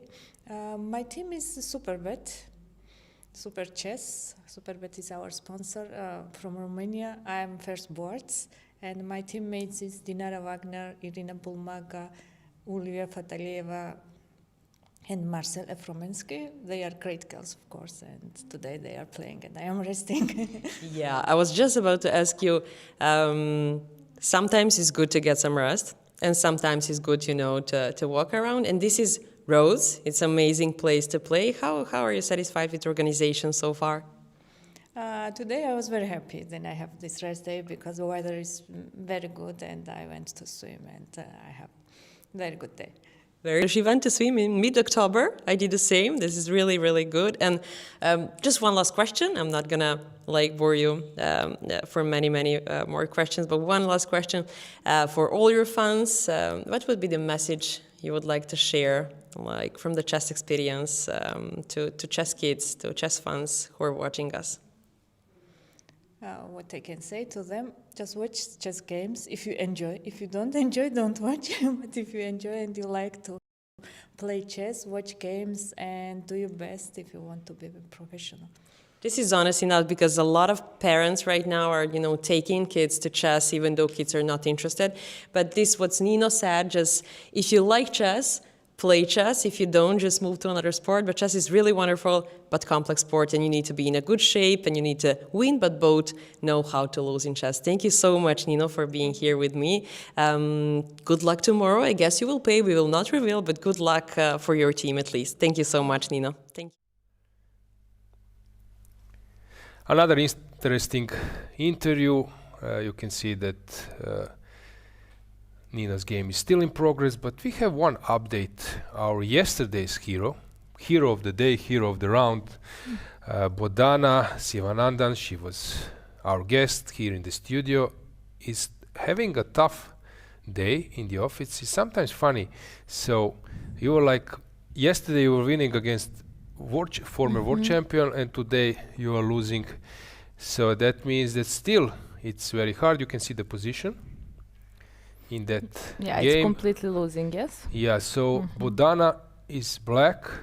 She will drop the edge pawn, and I don't see a way that she saves the game, which is really tough. Of course, after this serious boost, at least to make a draw. Yeah, you expect that at least tomorrow you will make a draw. Maybe she was too confident today, or maybe it wasn't her day today and what to do. She won yesterday, and we will have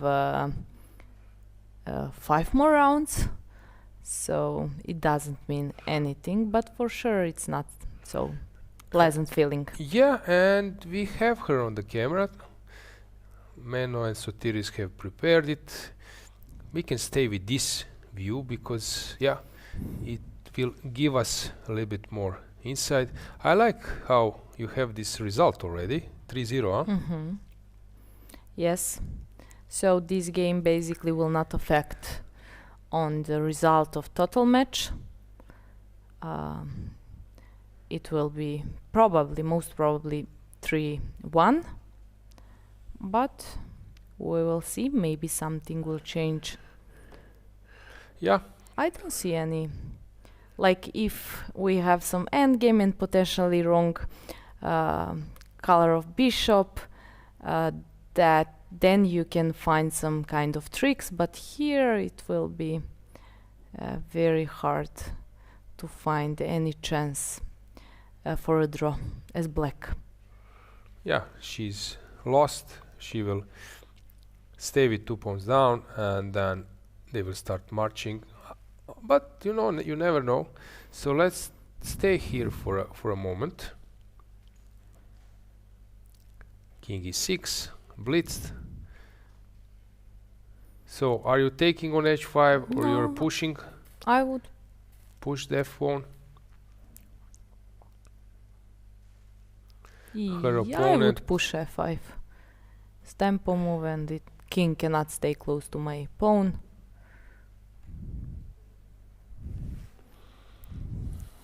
Then I have to go to take on h5, to go back with the king to g4. So, because basically knight on g6 is placed good, but we have to move this knight at some point, and bishop on g3, it has a very good position against this knight. So once when we push f5, knight e5, either knight f4 is not possible as long as king is on h5. I don't think it's a big difference between f5, either king h5. Both moves will lead to winning position, I think. But f5 somehow looks like the most logical move. But king h5 also. King f6, king h5, king f6. And then king h5, king f6. That's very interesting. And if I can move my knight to f8, I cannot move my king because knight on g6 will be under attack. I cannot push f5 because of king f5. If I play knight e5, then there is bishop f4. So king h5, king f6 is kind of unpleasant. So I would go with f5 for sure first, to make some space for knight f4 later. So f5, king f7, king h5, and then king g4, knight f4. Yeah, that would be my choice for sure. Maybe it is confusing when I'm repeating all of these moves without moving. Yeah, but we can stay this way. So now we can see that, if I'm not mistaken, that White has some time on the clock. Bodana is 4 minutes. Yeah, still there is some job to be done. Can you like read Bodana's body language? Sometimes I'm not sure that I'm doing this properly. She has this same posture, being better or being worse. Almost the same. I catched her few minutes later. I think she was like playing fast and pretending to look confident that she will manage to do something from this position. But basically you can see that she is aware of situation at this moment, and that probably she will lose a game. Yeah, true. Her opponent has 20 minutes. Bodana is on 4 minutes. So she's in comfortable situation. And f5 yeah. will come? Oh, no. 95. Wow. What's this? Which is a huge mistake. Bishop h4. No, bishop. Hang on. What is? Bishop h4, king f5, king goes to g3. But knight d3 is also option. Like no, bishop this h4. thing, hang on. But if I march with my king to e4 immediately, so, hang on, there is some drawing mechanism. Aha, I go king e4, you cannot stop. No. What am I missing? So I push h3. Sorry, bishop h4, king h4, Yeah. king f5, knight d3. Mm-hmm. King e4, king Yeah, h. okay, this so I so will I hold from this side. Yeah, so I need to play king e4, king d5 first. Now, yes? Yeah. Yeah, because... And then knight g6. I don't get it. Like they have this with Mel Gibson and this, what was the name of the movie? Of course you don't get it, you're a cop. Yeah, so I don't get it. Yeah, probably there is nothing. Yeah, but engine bars shows that it is equal. So it's strange.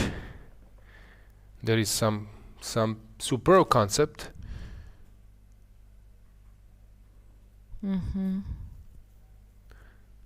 King d5 mistake, bishop f2 was probably needed, and then bishop d4, some transfer, but it's not so simple. Now it's and knight g6 or what? But knight was already on g6. Yeah, I don't understand why she didn't push f5, to be honest. Maybe I mistaken with this move, but now it's different. I can go knight g6, knight f3, but previous moment was like, okay, as I explained, I didn't like king h5 because of king f6 at previous moment. So king would stay at the edge of the board, knight doesn't have a lot of squares, pawn on f4 is hanging if we move the knight, but f5 looked solid. Maybe I overlooked something. Yeah, we will see. I just spotted that in chat we are getting so many comments. Okay, so people are going live, checking the games, and then going to chat and see the results, and then don't see Gukesh. So maybe we should, like, every 15 minutes say that Gukesh is not playing today, that he is here, he arrived in the evening, he will probably play from round 3. But what do you think, Sandra? If those top players like Gukesh, he's having some story, some reels, guys, I just came to Rhodes, I won't play tomorrow, that might help viewers to get this info, because I see in chat everyone is asking where is Gukesh. So maybe every 15 minutes we should say for but new I viewers, was chatting Gukesh. with viewers. I was chatting with them, and I understand them. They think that okay, we announced that he is here, but someone says there, okay, guys, Rhodes, Gukesh is not even at Rhodes. He will not play, and then they think that they didn't get right information from us and. But Gukesh is here, yes, and he will play when he decides, and his team, captain, coach, my whoever. colleague, Grandmaster Cvitan, he was meant to play in some Croatian league. He's playing for a weaker club, and there is like weekend leagues. And since they lost or played 3-3 in the penultimate round, so he didn't play in the last round, so he came through Belgrade. He was easy. He was 2 days in Belgrade, and then he came yesterday from Belgrade. And you know who was sitting in front of him? Gukesh. So I have this info that for sure Gukesh has landed. Hang on, this is draw once again. What's going on? So Gukesh was sitting in front of him. So for sure, guys, Gukesh came, I can even tell you, through Belgrade. So from Belgrade to Rhodes. Okay, so F5 move, which I suggested, was mistake. Not at this point, but we came to the same position. But I'm surprised, yeah. But I don't understand. I know it's not the rook's endgame. Yeah, it was rook's exactly. endgame. Exactly. That's why I said rook's endgame. Yeah. I know that your father is a good chess player, so you were studying rook's endgame mainly? We studied all endgames, and we didn't pay attention almost at all on tactics because it was different time when I was starting my chess career and different type of chess. Nowadays I regret we didn't pay more attention. I would also love, maybe it's not a great moment, but just I heard the news. George Masterkokos has passed to me that Daniel Naroditsky has passed away. So condolences to his family, to everyone. This is the news from Charlotte Chess Club. Yesterday was some crisis situation, so I feel bad for that. He was a great player, so big condolences for our chess community and for his family. Let's go back to the playing hall. Let's see the final moments of Budana's game.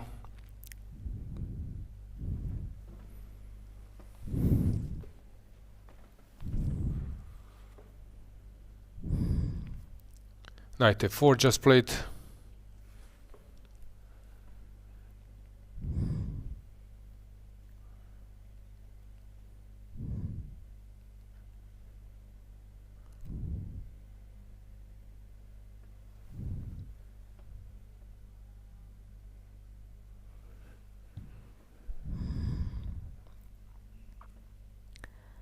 Let's see what is the way. Unfortunately, arbiters are not aware of the cameras, I believe, and maybe some guests. Bodana looked very confident entering to this concrete setup of pieces in this endgame. So it's like she knew that this is draw position. I wasn't sure, to be honest. I thought this f5 will lead to winning position, but now I am starting to see the point of what engine bar is showing about this endgame. King g7, and also they don't have a lot of time. Lot of moves played at this game. It's an end game.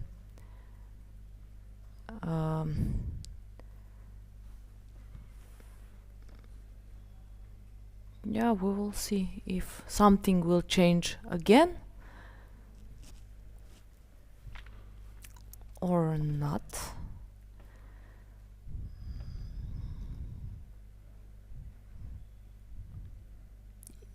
Problem is, it's not easy to maybe king g5 is move, which is the most logical, but what after that? Because if we move the knight, then we cannot come closer with the king. Crazy position. I'm really yes. surprised. Yes, it is.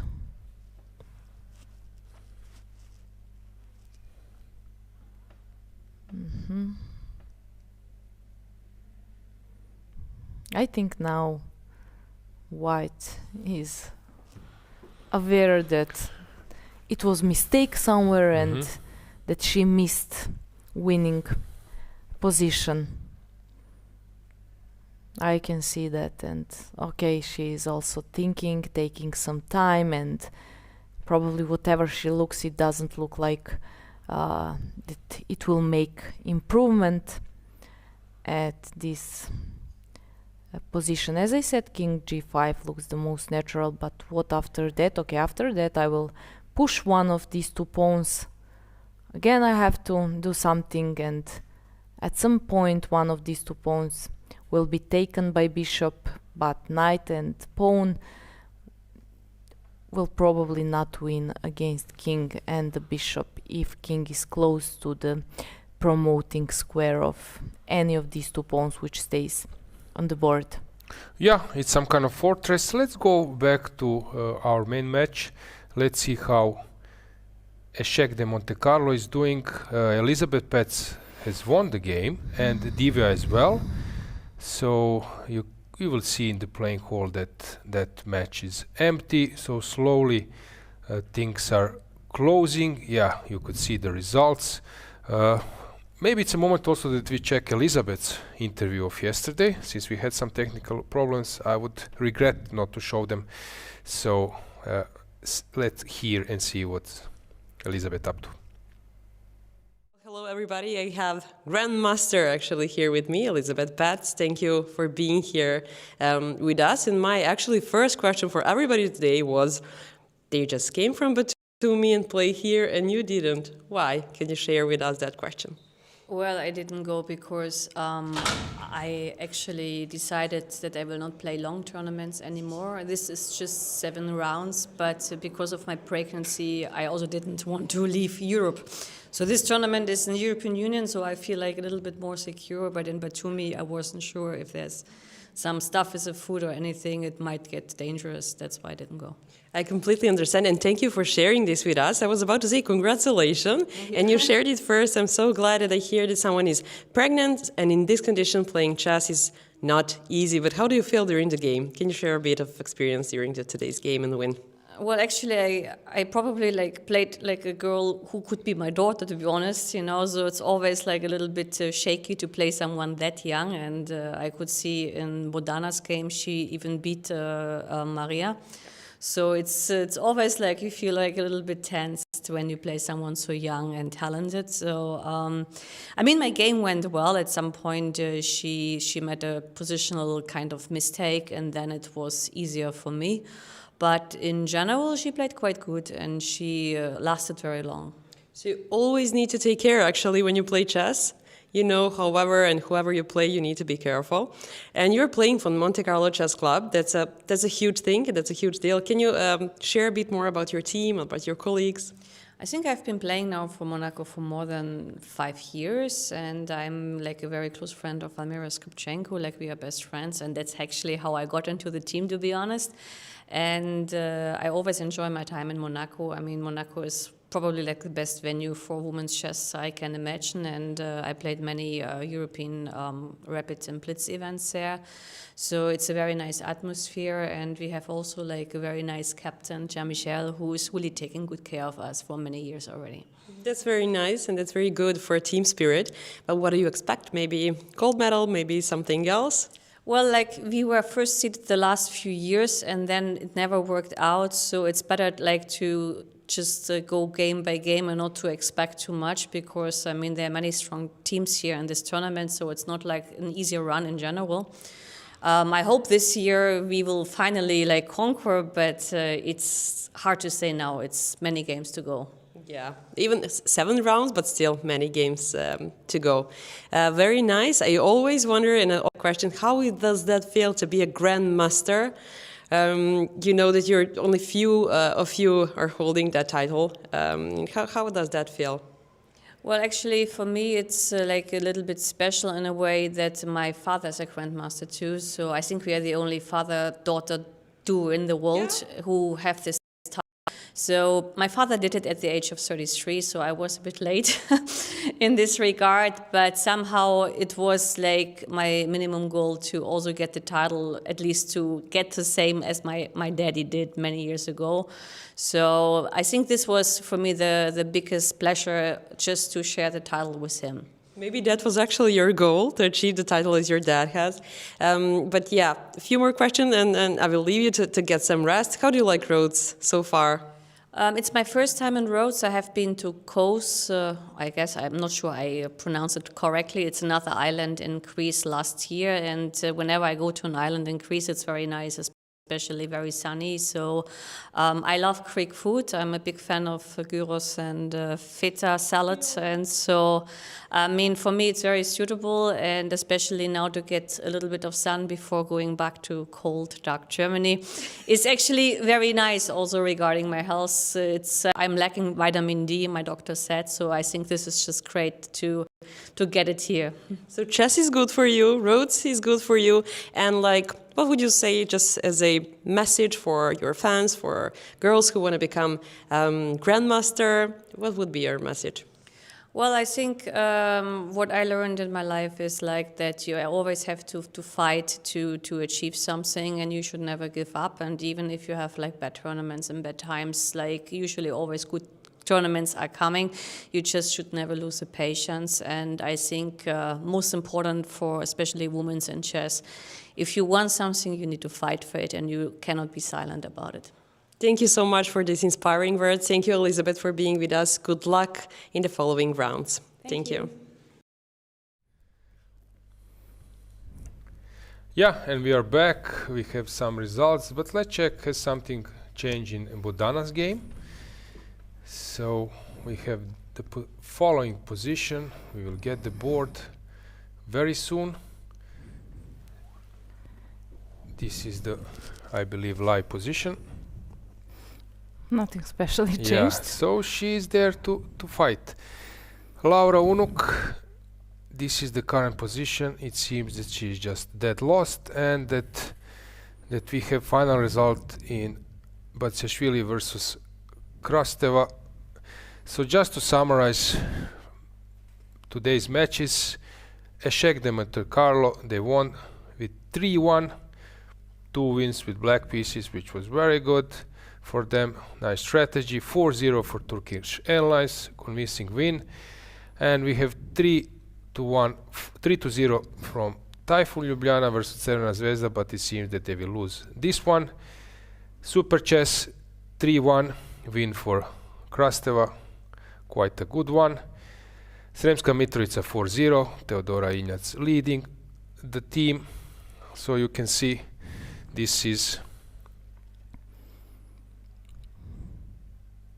Yeah, here we can see also results, but also results of each board, which was some of results were quite expecting, some of them not so much. Yeah, let's go full screen. Let's check here final moments with the board. Yeah, okay. Laura is fighting. We can see on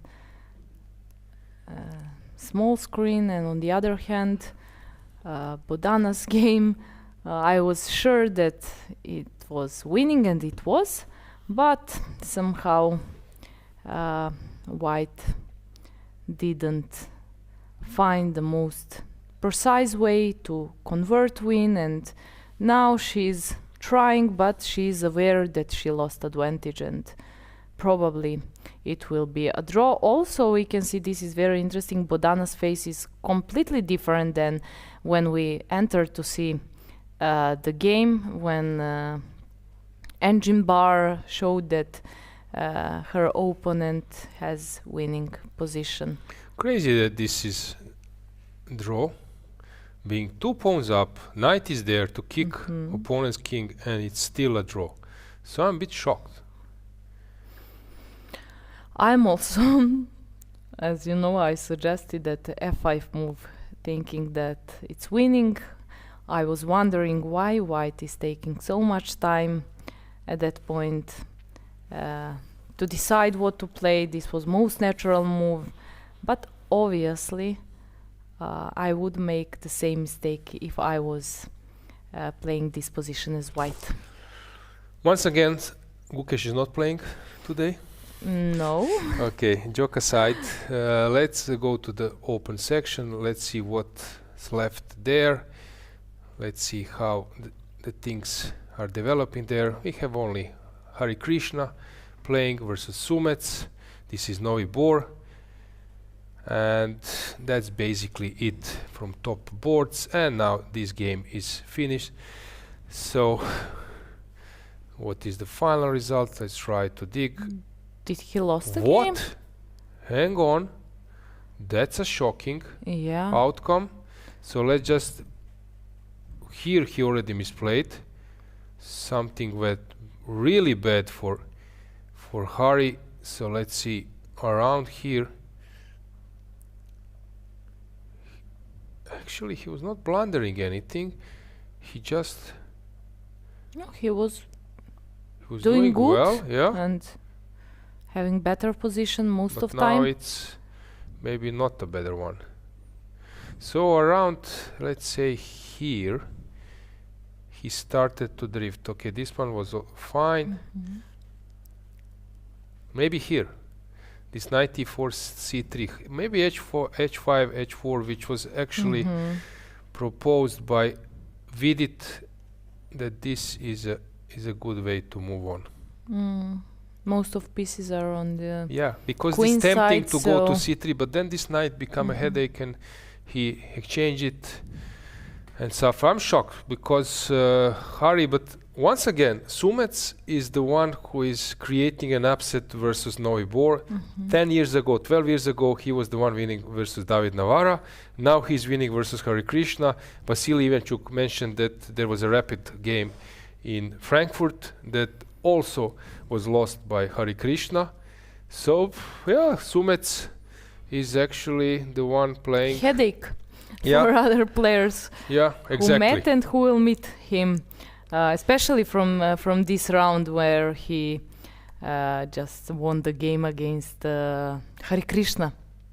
Okay, so let's check the result or standings in the open section.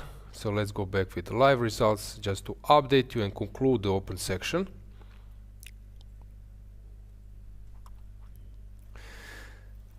Baigan 5-1, Alakoroid 6-0, Novi Bor it's 5-1, it will be updated very quickly, Super Chess 5-1. So basically all the favorites are maybe giving 1 point maximum to their opponents, which is a normal, but next round things will heat up, and I believe in third round there will be already a huge fight. We will see many Grandmasters games. So guys, be with us because things are becoming serious. Let's go to women's section, last final board, final match. It's Budana. So this is the current situation. It will take some time. We will stay there. But before going there, we can update you with the women's section results so that you see how their things are developing. Same here. 1 point, this is maximum what they give, but it's on 4 boards, while in open section it's on 6 boards. Turkish Airlines and Sirmium won 4-0, so there were not, let's say, upsets. But in other matches, it's interesting. There is nowhere 2-2. Yes. Yeah, well, it's still early. It's still early. But next round we will see also in women's section many open games, interesting games, and yeah. So till the moment, all favorites are fine. Okay, so let's stay with this game. Let's see what's going on here. Do you like the color of the clock? Yellow one? No. Okay, which is your favorite color? It could be.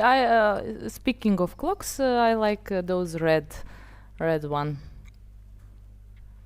It's interesting. I have to be honest. I didn't see yellow clock. But red only in around New Year's Eve. So World Rapid and Blitz, then it's red is fine because it's bringing luck.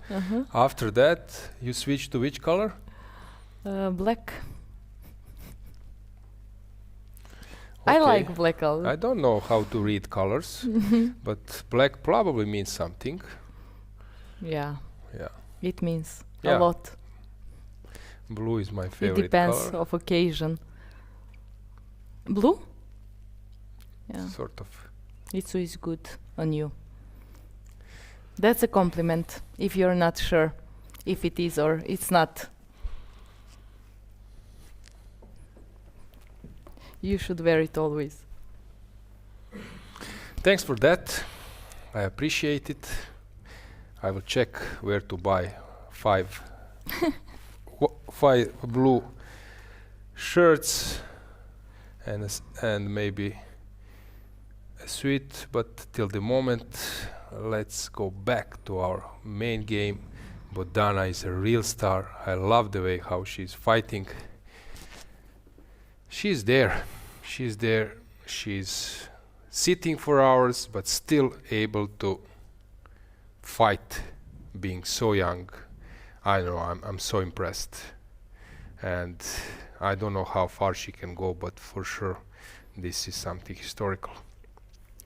Yeah, she got used to play these long games, as you mentioned yesterday, that you also gave Bodana advice. Okay, yesterday's game wasn't as long as today's game, but this one will be. Her opponent, 6 minutes on the clock, and Bodana 4 minutes. Not a lot of time to think. But also if you find pattern how to keep this position, then it's much easier to play. Aha, she will climb a draw.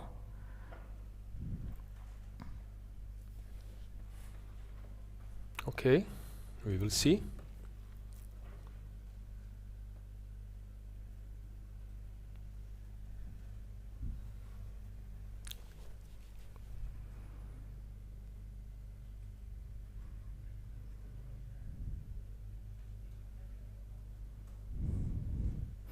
Now arbiters will check if she's right.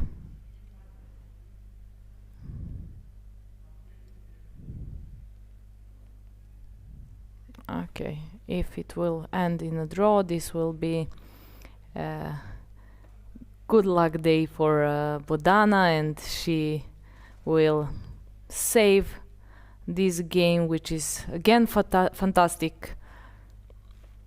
It's not same as a win yesterday, but saving this game means a lot. Yeah, and we see. have a handshake. Tremendous effort by Bodana to secure a draw. That's really fascinating. I don't know if we could outzoom a bit, but never mind. You can see that she's very happy about her draw. She was dead lost.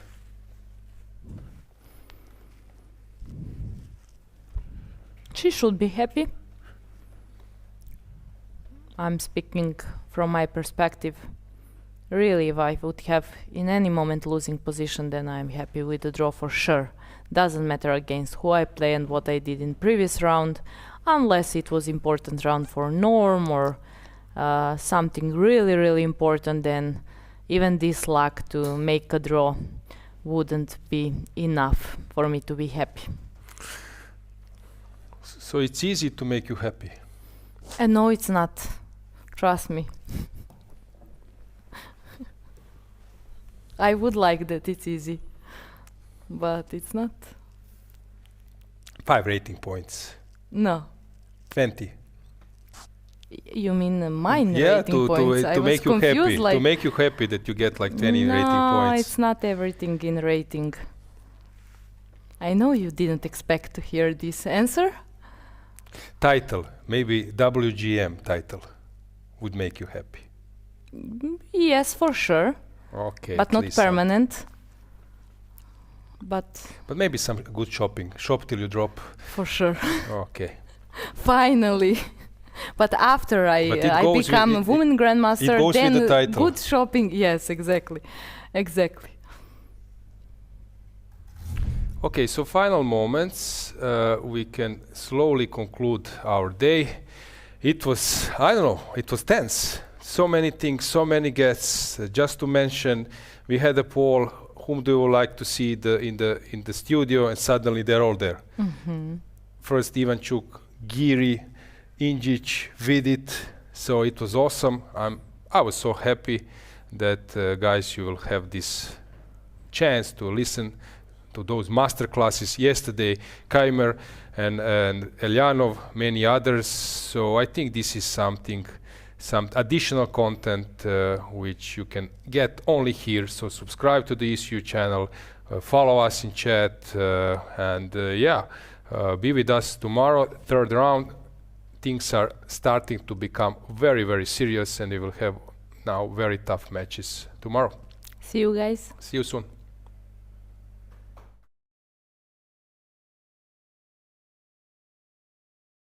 Chess moves. Smart. Free eSIM. Smarter. At Global Cell, we believe in empowering connection on and off the chessboard. That's why we've partnered with the European Chess Union to bring you a gift as strategic as the game itself. A free eSIM with 100 megabytes of data. Staying connected has never been this simple. Just scan the QR code, install your eSIM, and enjoy seamless global connectivity. Global Cell supports over 190 countries. Global Cell and the European Chess Union. A checkmate for connectivity.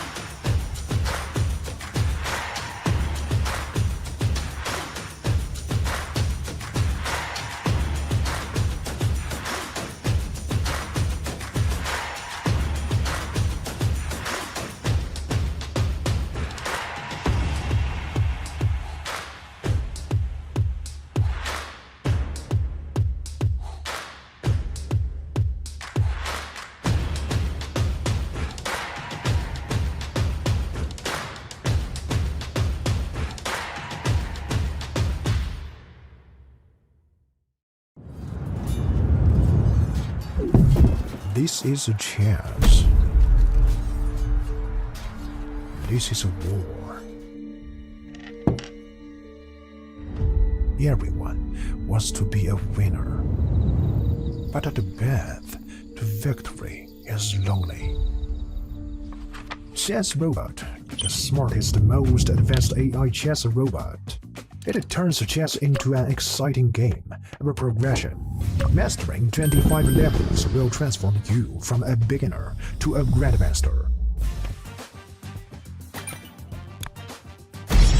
Not into level ups, challenge the AI instead. Set the difficulty, make it breeze, or push it beyond your limits. He's incredibly smart, just like a max-level human. Equipped with a camera like an eye, Chess Robot combines advanced algorithms to capture every change on the chessboard and accurately pick up pieces with its robotic arm. Access the Planet Alliance function to connect and play chess online with friends from all over the world. Here you will find players of all skill levels. Flip the board and play as white. You can't wait to get started.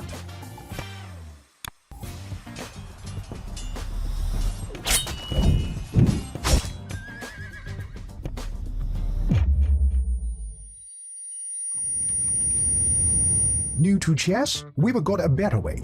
Chess Robot offers a variety of learning methods to help you improve. As you can see, Chess Robot provides various learning modules, including chess courses, AI practice, class game review, and off-book play. You'll level up your skills in no time. Let's start the endgame practice, featuring 145 carefully selected classic endgames.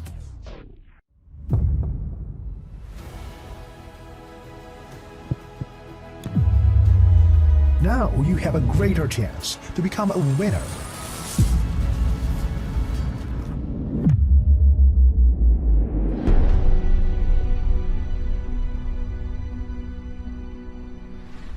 This is Sense Robot. Today, chess all in AI.